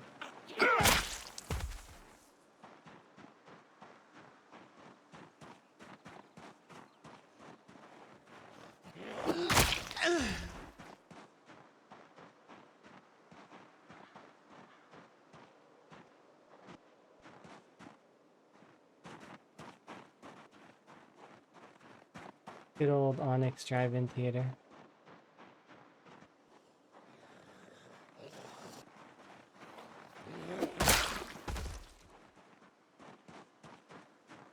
Your longest is 6 months? I've had several playthroughs that make it over the 2-year mark, but my PB is still the same as it has been for a long time. Ever since I set that one score, I've not been able to beat it. I get close in terms of survival time. Kill count, though, not even near. Nowhere near. I actually haven't broken the triple digit, or the 6 digits in a long time. I can consistently get to between 50 and 60k, but that's usually when I've either swapped playthroughs or we've done something something else.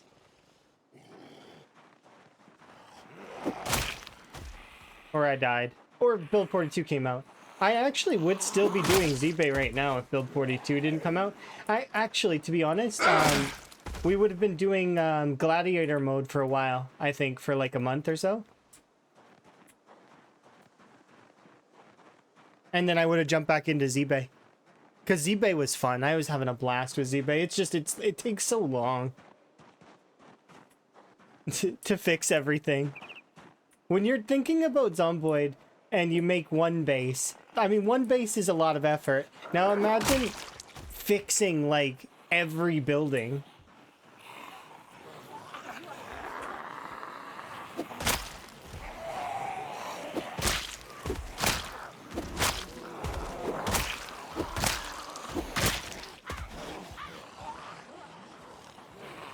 Yeah, Zibei was my modded run that I had, where we were buying materials to repair buildings. Heavily modded. But I was playing on the 10-year later map with everything broken. It's on my VODs channel if you want to see it. It was really fun, and I enjoyed it. It took a few tries to get started as well, before we hit our stride. In that one, I actually had to spawn in as an electrician. Because the entire purpose of the run was to get a generator started. With no loot, that's not likely. And that's back before you could hit level 3 for the generator.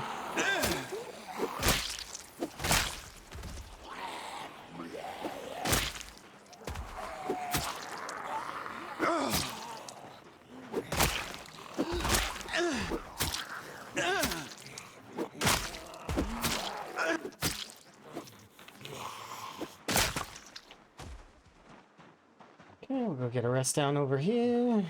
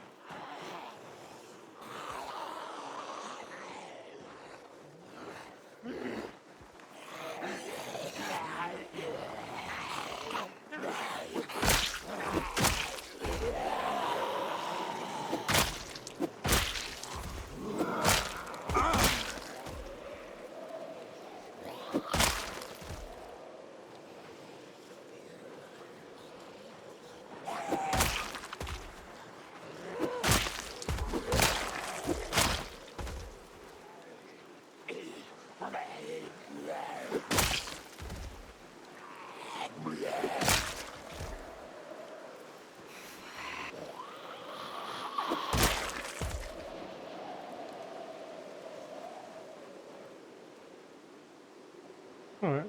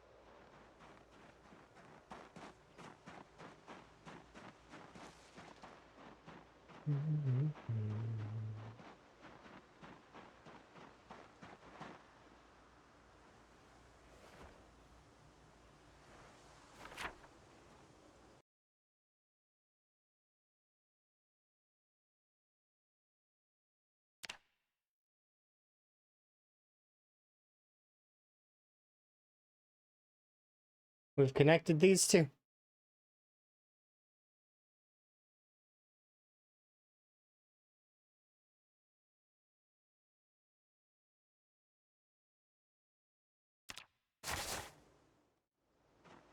Yeah, there's apparently a path over here that goes down.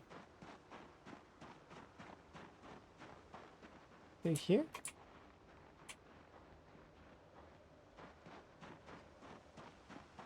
The reason why I care is because I want to just get this off my map as marked off.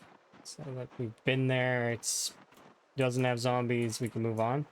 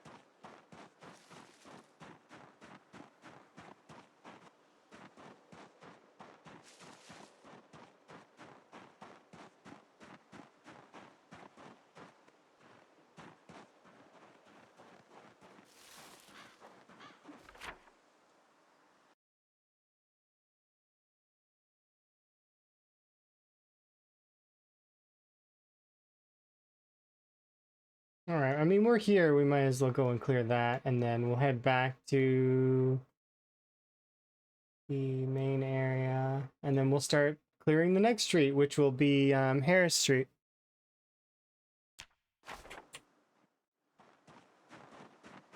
Yeah, no, we got to go down to the little train yard station area. Just to clear it off my map so that it's done.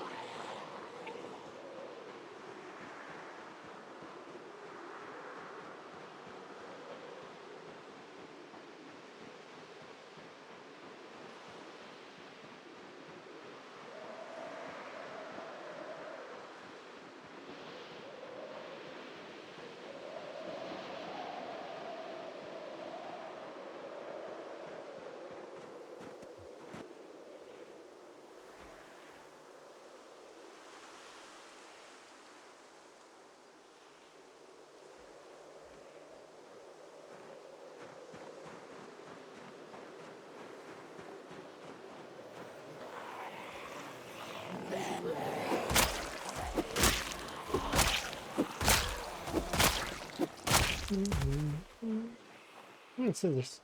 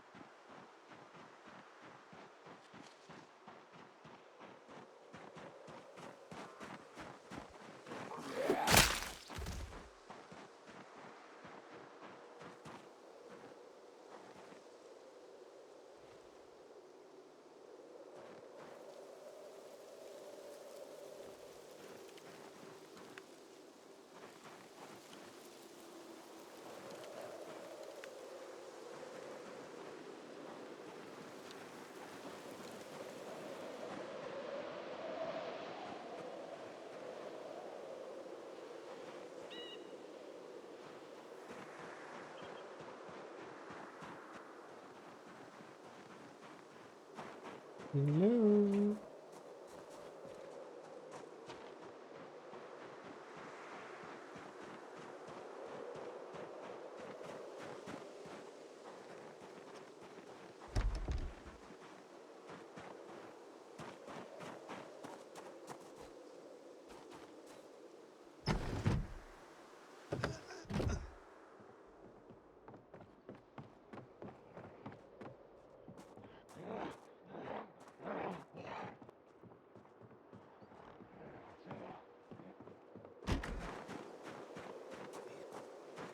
He's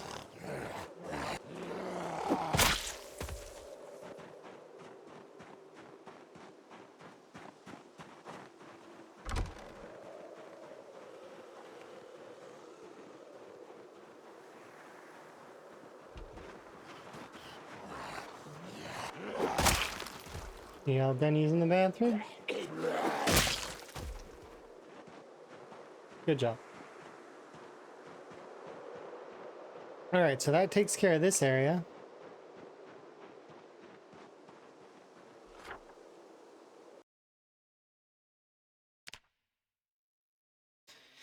Alright, and that's it for that. Now we can head back.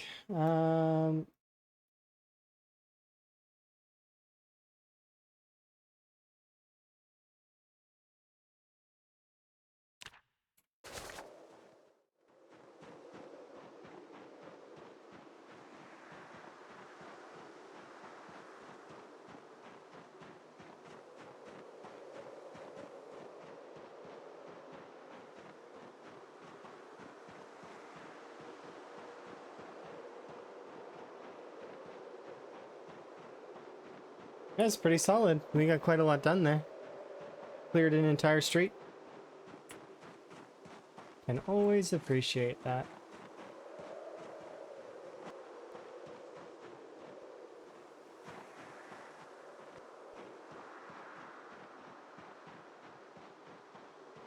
I'll go back up and around and see if I missed any up here. That way we can pet the bunnies on the way by and it'll make us happy. Yeah. It's a good call.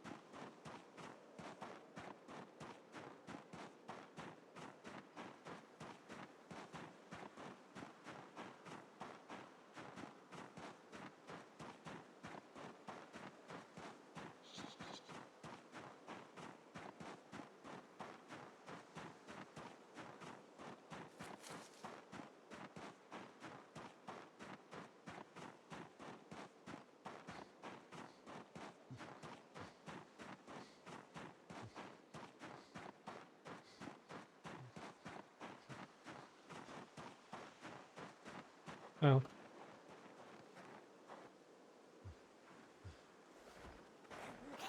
Oh wow, zombie. Well, this is why I was coming this way anyways. Check if there are zombies.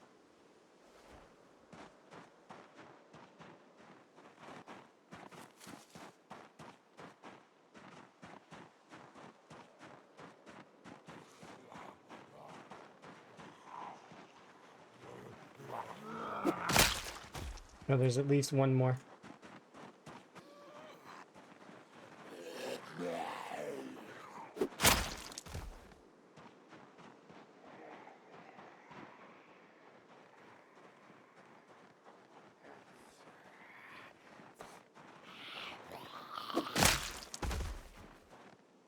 There we go. We good?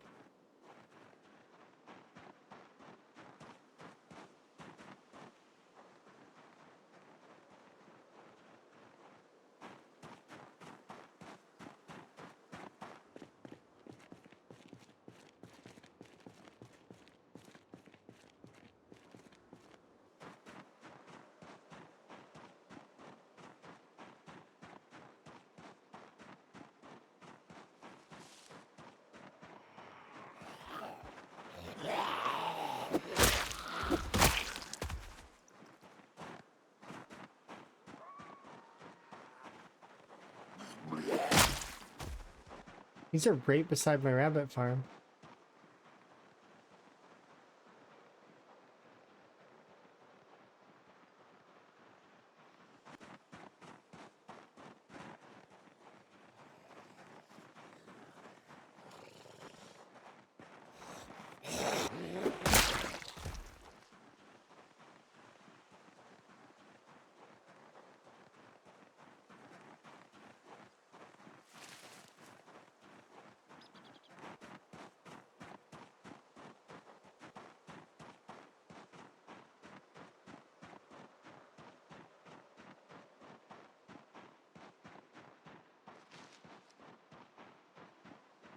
Hey, bunnies.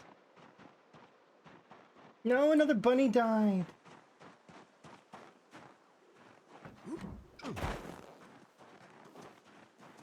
Rest in peace, bunny.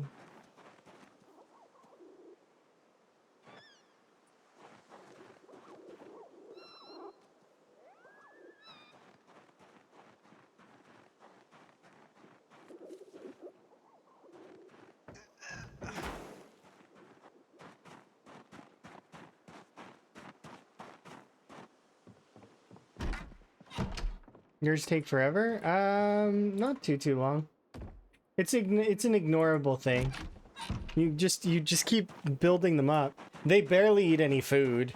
You just need to fill a couple of troughs full of grass. Let one trough fill full of water, and then that's it. With rainwater, and that's it. You're good. Check on them once in a blue moon. I went from what was essentially 1 to then I think like 4 or 5, then so on and so forth, and it kept getting bigger and bigger until now we're in the 70s. Which, in fairness, I am I ate some of them recently, so we dropped down to like we were in the 90s. We recently ate like 20 of them to maintain body weight during the winter.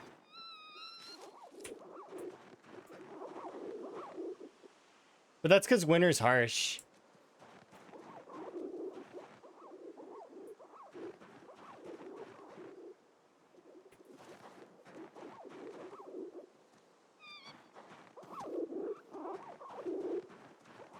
I'm petting the rabbits to make myself happy, because that is one of the things that petting the rabbits does. Makes you happy.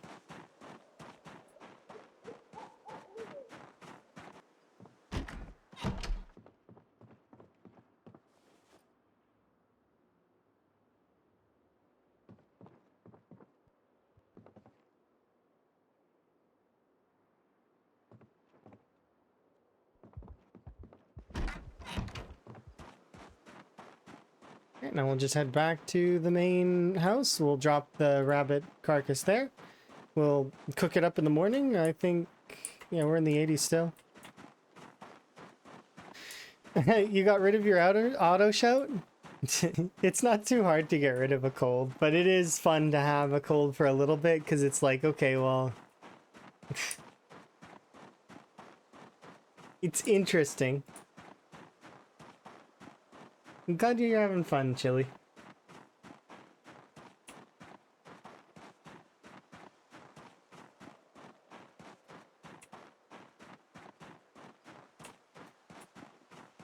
Deaf man fears no cold. It's because you can't hear it. The zombies can, though. And they will come out and say hi and tell you and try to hand you a tissue. Of course, the tissue comes with a price. You gotta let them bite you. That's the price.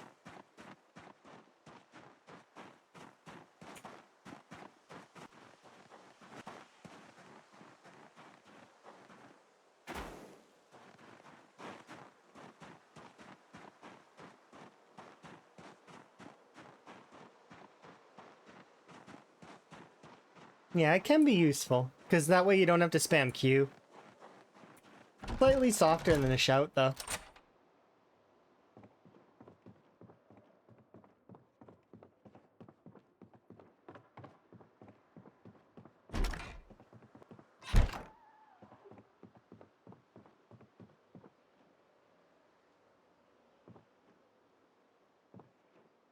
Just wait a little bit.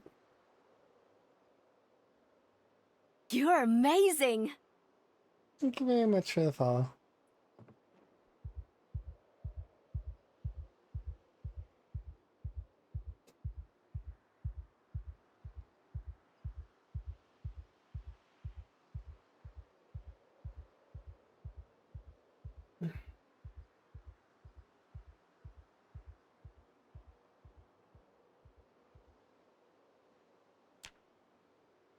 Hello. Hopefully you're having a good day. I'm having a good day. What kind of frogs do you enjoy? I'm partial to desert rain frogs, but my partner really likes budgets frogs. Amazon milk frogs are cool too, though.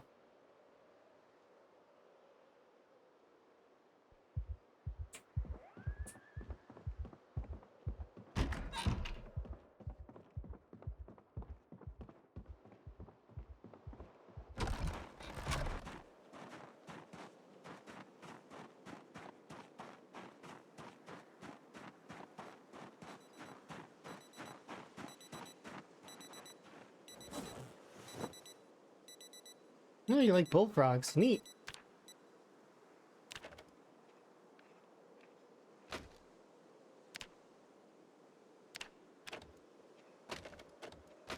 Are you partial to a Pac-Man frog as well?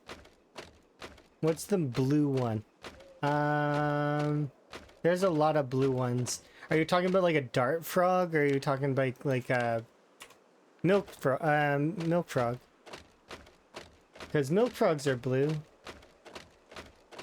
Dart frogs though are blue too.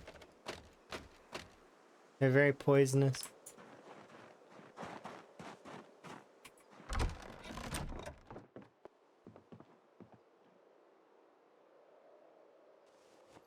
You're thinking dart frog? Yeah. You can also get them in other colors too. They're very vibrant colors usually.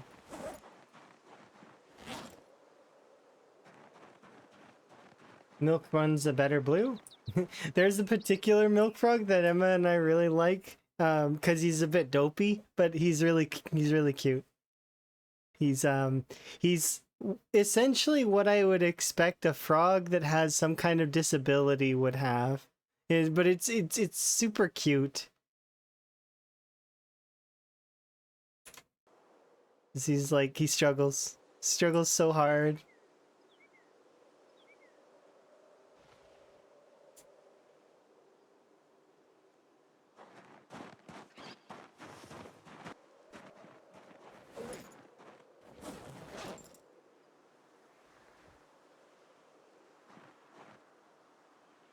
Runs for liquids.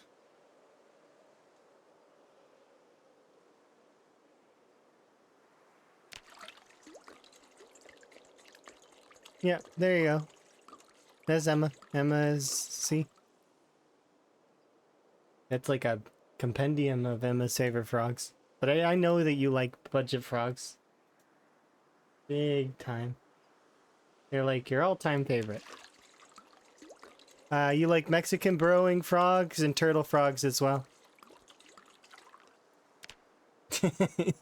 I am an Emma expert. I know all the stuff. But maybe not everything, but quite a few things. Oh yeah, Japanese common toad, that's true. I am your biggest fan.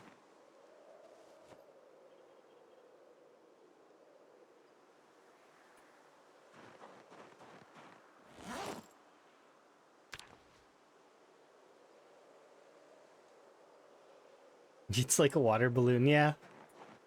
Yes, it is. Sort of turtle frogs, kind of.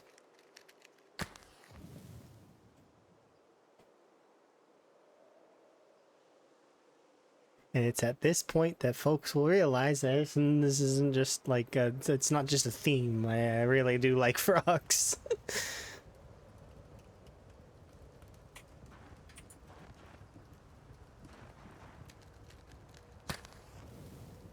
The purple frog for ugly frogs? Fair. Yeah. Turtle frogs are interesting though. Definitely very unique in their look.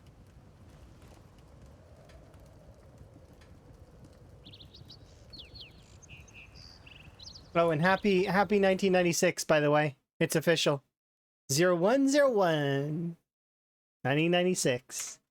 We made it.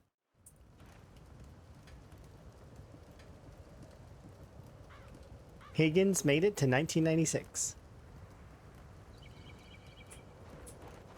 Where he owns the front of Moldra. Not a lot of Moldra, but some of it.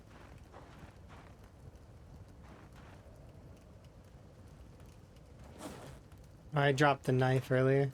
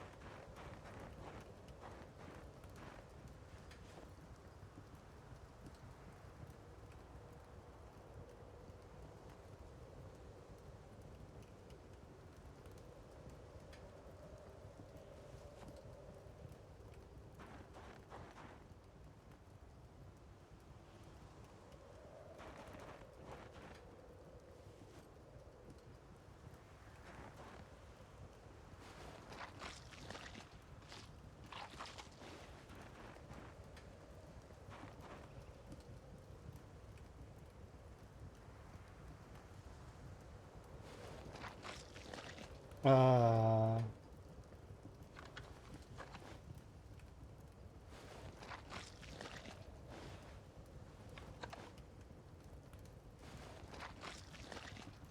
oh, that's sad. I was mistaken. What happened before wasn't I accepted. Um, oh, that's so sad. That's so sad. So for those that didn't see earlier, I thought that I left some bunnies on the ground that had um fallen out of my inventory. They didn't fall out of my inventory. I was mistaken. What had happened is the baby bunnies were part of the mama bunny that had died, and as a result, we received 3 dead baby bunnies on top of the dead mama bunny we got, which is kind of really sad when you think about it. Not really keen on that.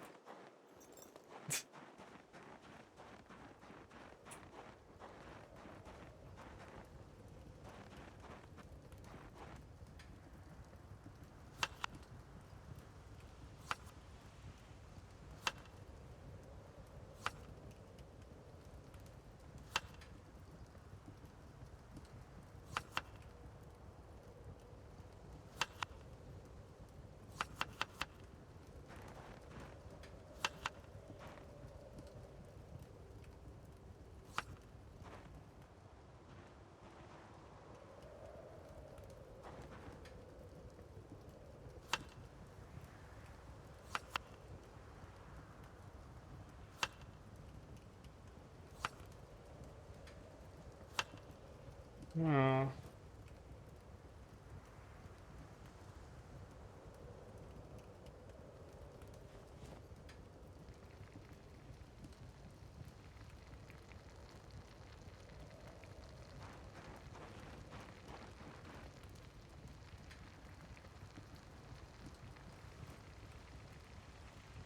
Can't put the rest of this stuff in there.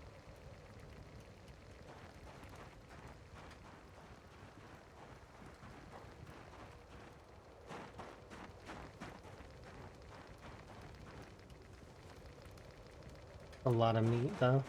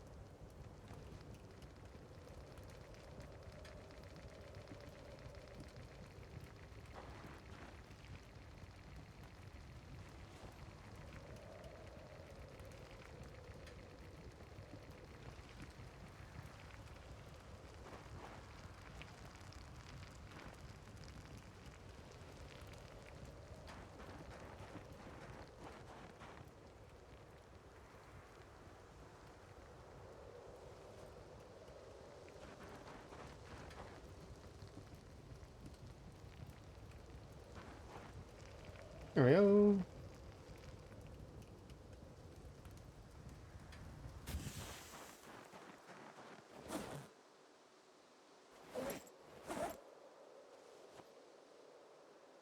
Lovely.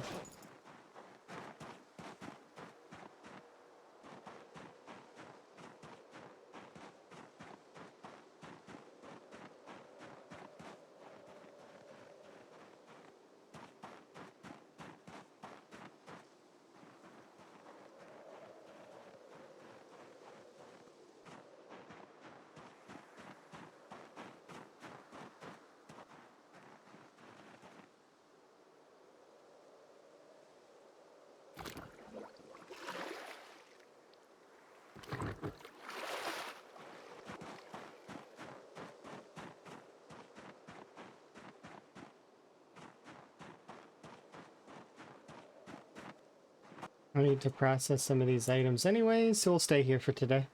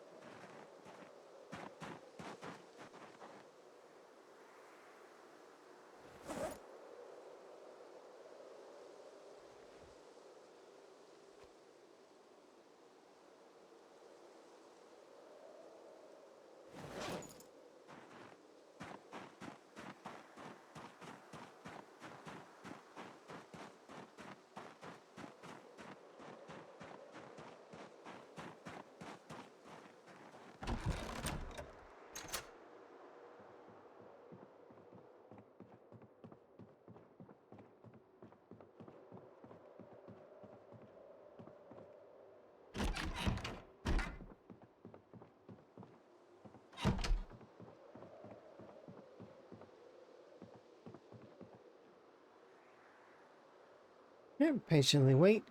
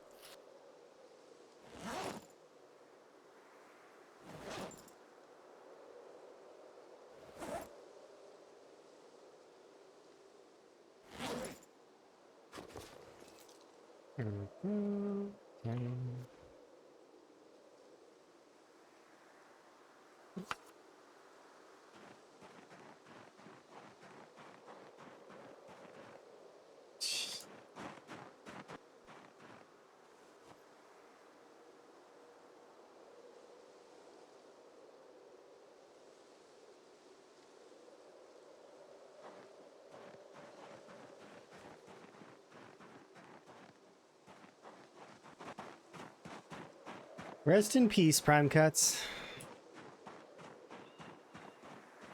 Yeah, that's pretty bad.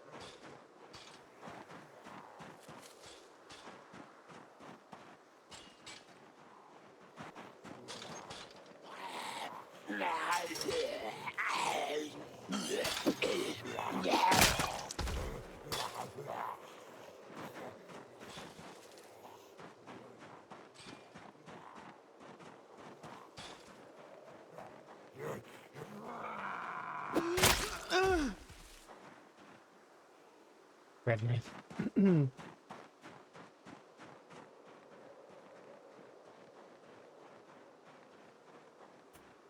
Red knife.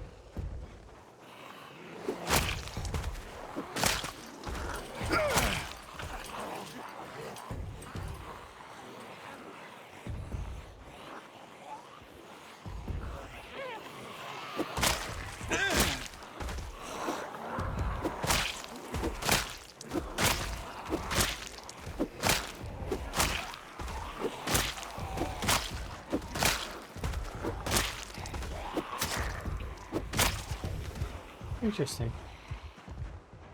They should break through that, right? In theory, there's more than 10 there. Guess we'll see.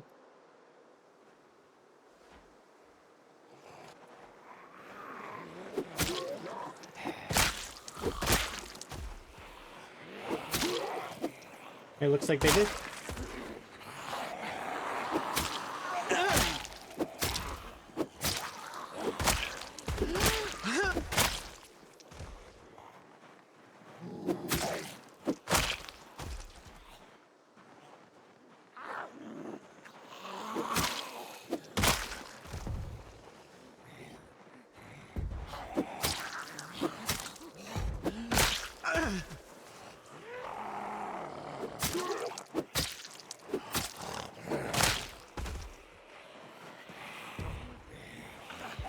Oh, too many.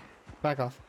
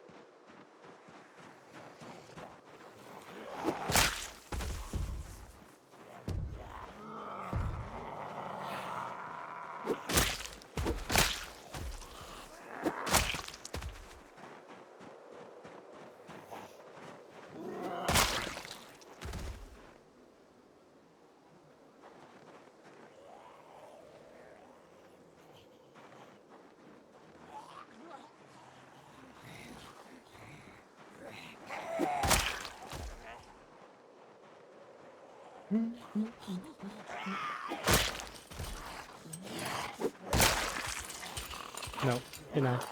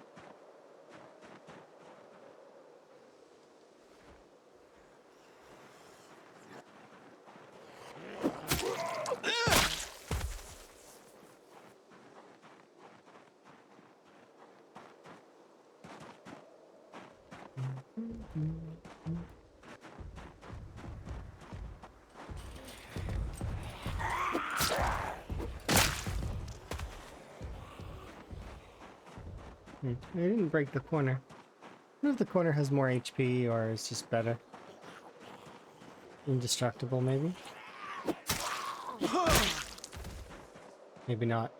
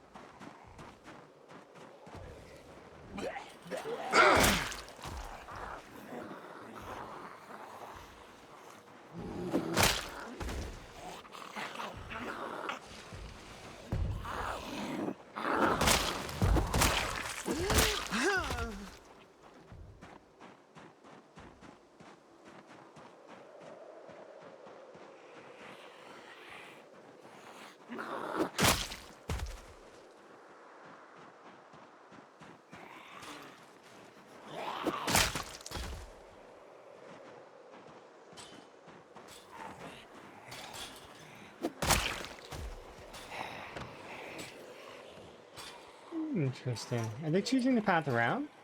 They are indeed. Well played, zombies. Good job.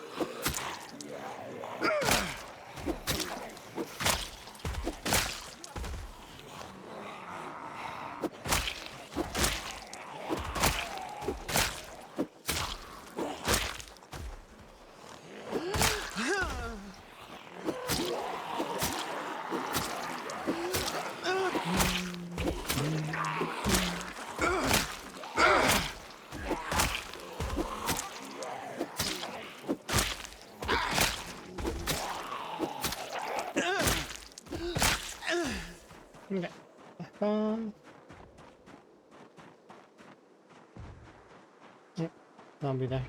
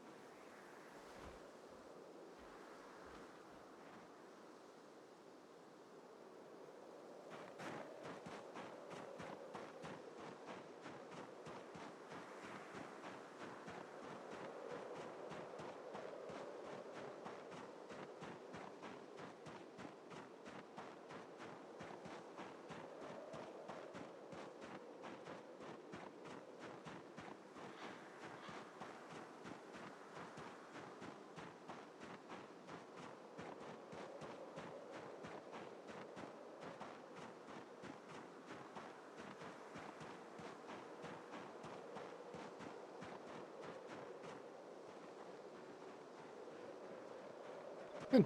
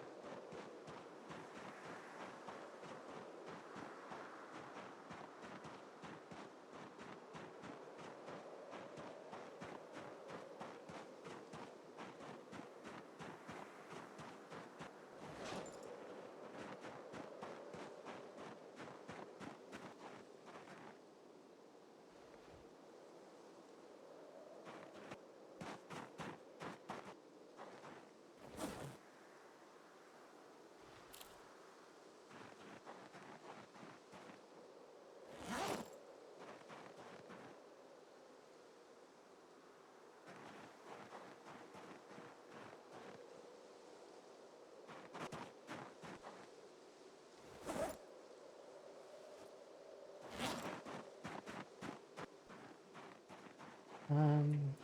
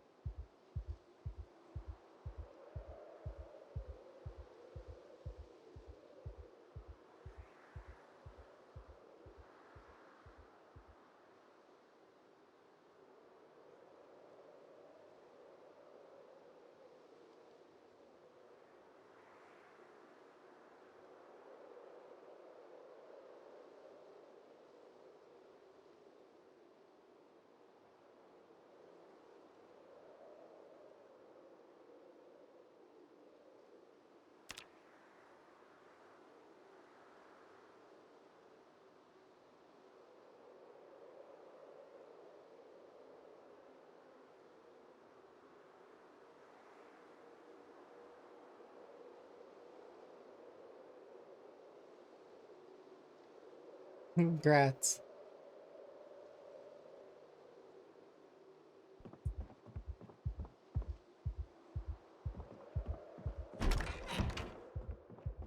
Mhm.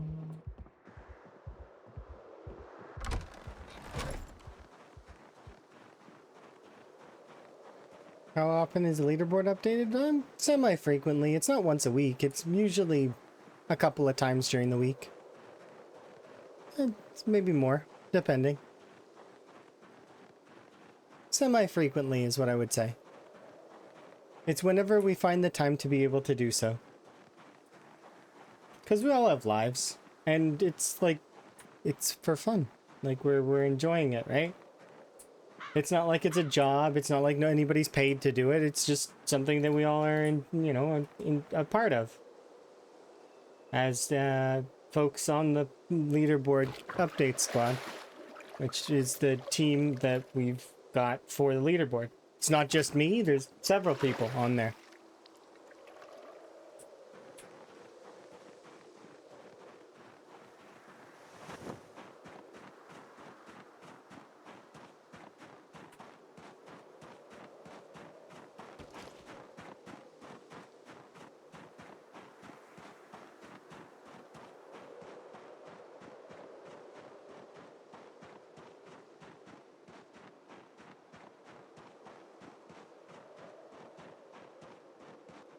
Am I in charge of it? I'm just one of the people that updates the leaderboard.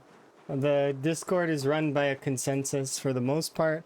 Although there are some things that are ruled in favor of an administration to try and keep the spirit of the rat race in its place. So like things that are obvious, like which mods are allowed, kind of those kinds of things are ruled by the moderation. But there's quite a lot of it that's consensus and it's community based. Now it seems like demanding? No, it's not demanding. It's fun. Otherwise I wouldn't do it. That's the thing, right? Is a lot of this is for fun, and that's why I do it in the first place. Hi, by the way, Frog.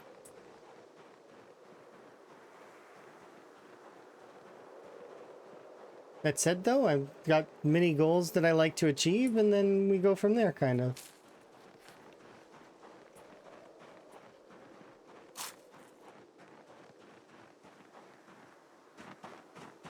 A lot of folks seem to forget that sort of stuff a little bit, but it's appreciated by some as well. So that's something that's important. That's easy to spot and remember. A good example would be that we've received thank yous in on the board. It shows that people are appreciative and they that they care. It's not like it's yeah. Zomboid's not actually a competitive game for the most part, so it's nice to have that kind of as a thing.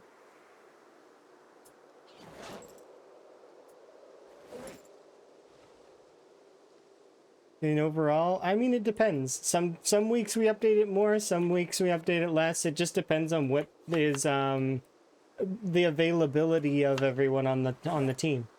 I wouldn't be able to put a number to it. Sometimes we've even had it where multiple people from the team are updating at the same time, where it's kind of funny because both people are like, oh, hey, and then back and forth, they're like, oh, you're updating? I'm updating. Okay. And I like those instances because it's funny.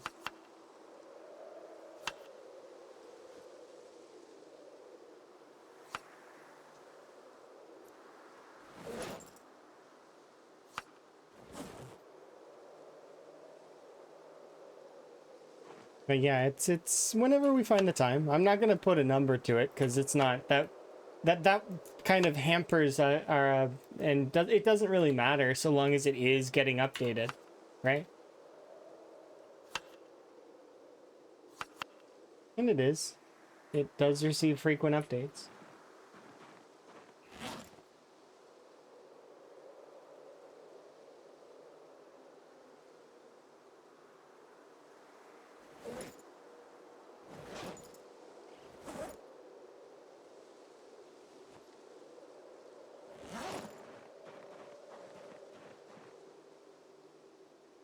Yeah, there was a time when it was like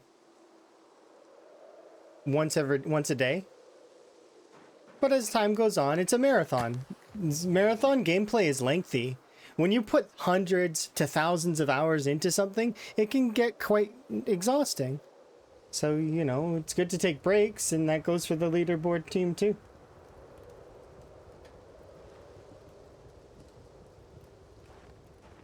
That said, though, I am the one that updates the notification when it is changed.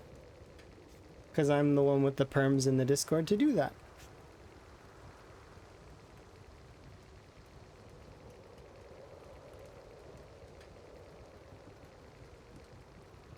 I'm not the kind of person, though, that would use that as like, oh, it's my advantage. I can update it whenever I want. No, I'm not like that. It's not my kind of person.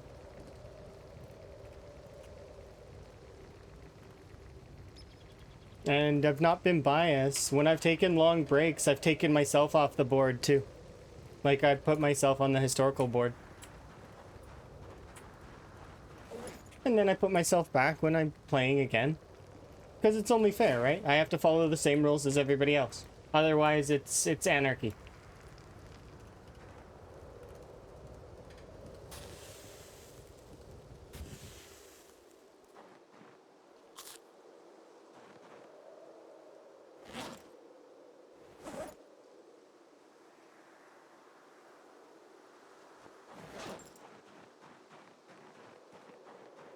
There we go. We're a little sad, but that's okay.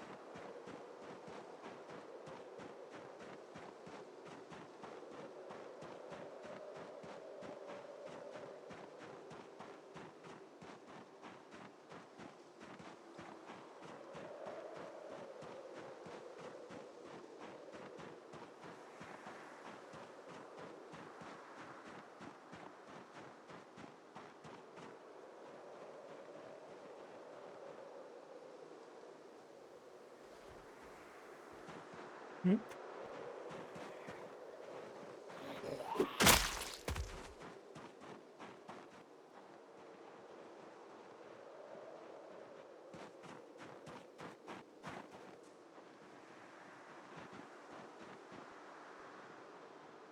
Good old Joey's chicken.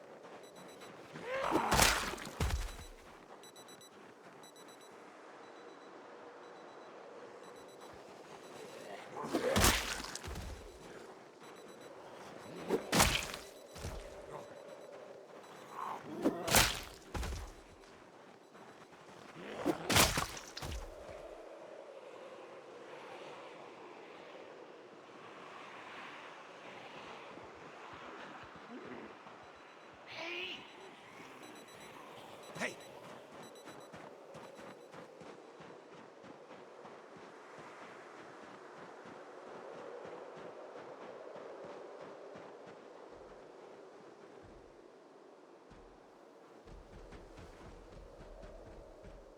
Mhm.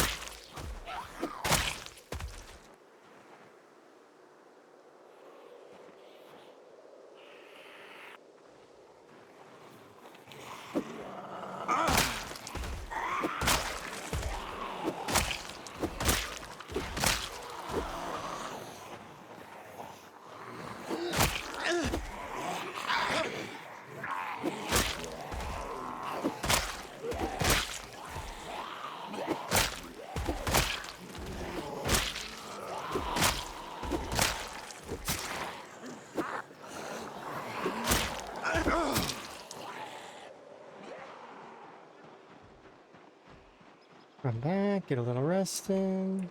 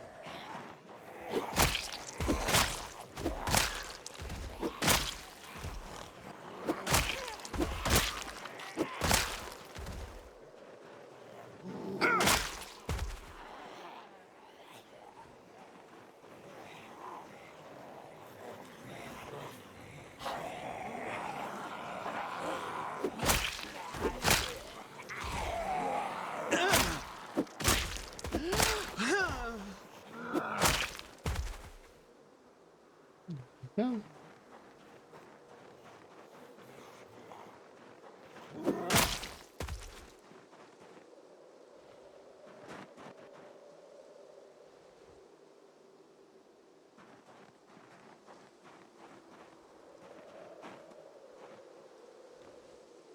Nice. Yeah. Yes.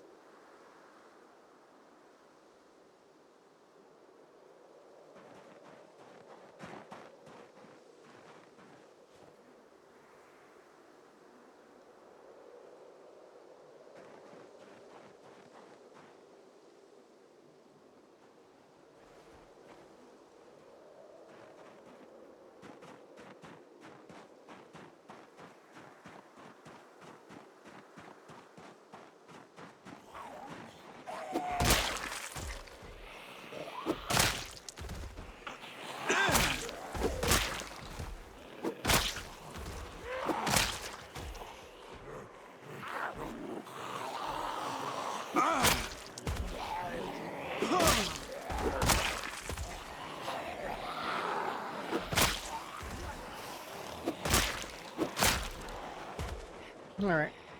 Let's back off.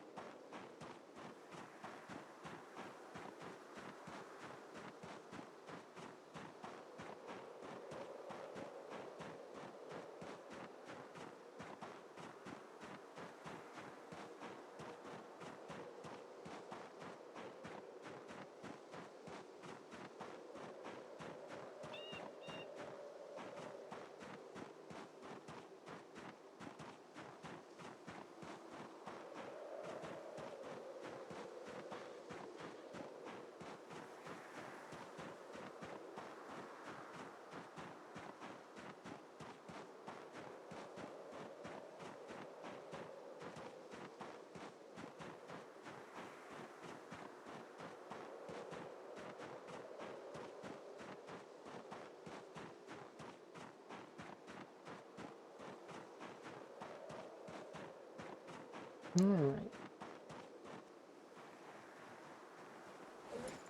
Eat this. Put away the pan. Grab out another food.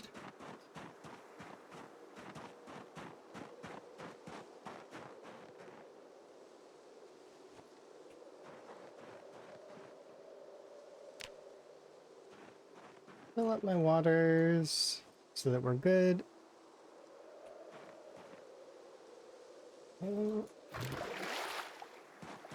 Right, and fast forward to the morning.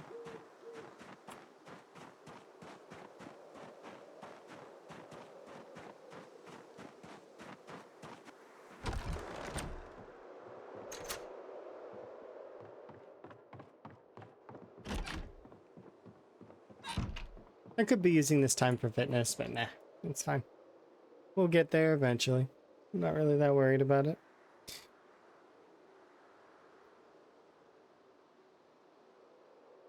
Okay, it's stretched.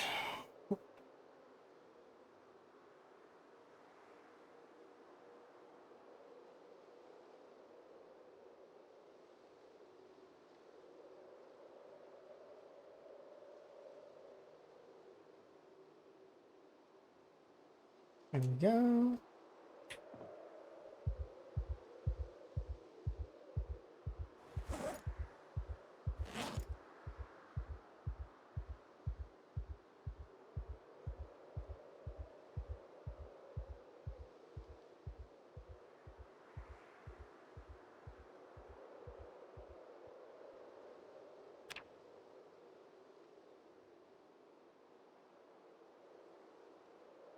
Alrighty. We got a decent amount done. I managed to get level 3 in short blunt. We're about almost level 3 in spear. Be able to grind a bit more of that next time I play. Yeah, that's a good stopping point. Alrighty. I will be back in a few hours with some vintage story, but I am going to go get some food so that I'm good for the vintage story session here in a little while. So it should be a few hours, because it's, what is it? I need to double check what time we're actually starting the vintage story session, but it'll be like 3-4 hours from now, something like that. Anyways, I'm gonna raid out for now so you guys can go hang out with somebody else. Yeah, bye until later, indeed. Let's see, who do we want to raid today?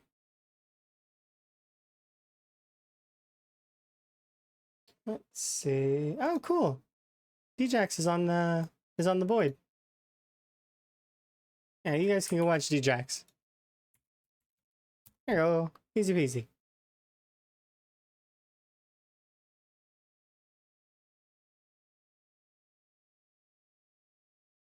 Ta. Until next time.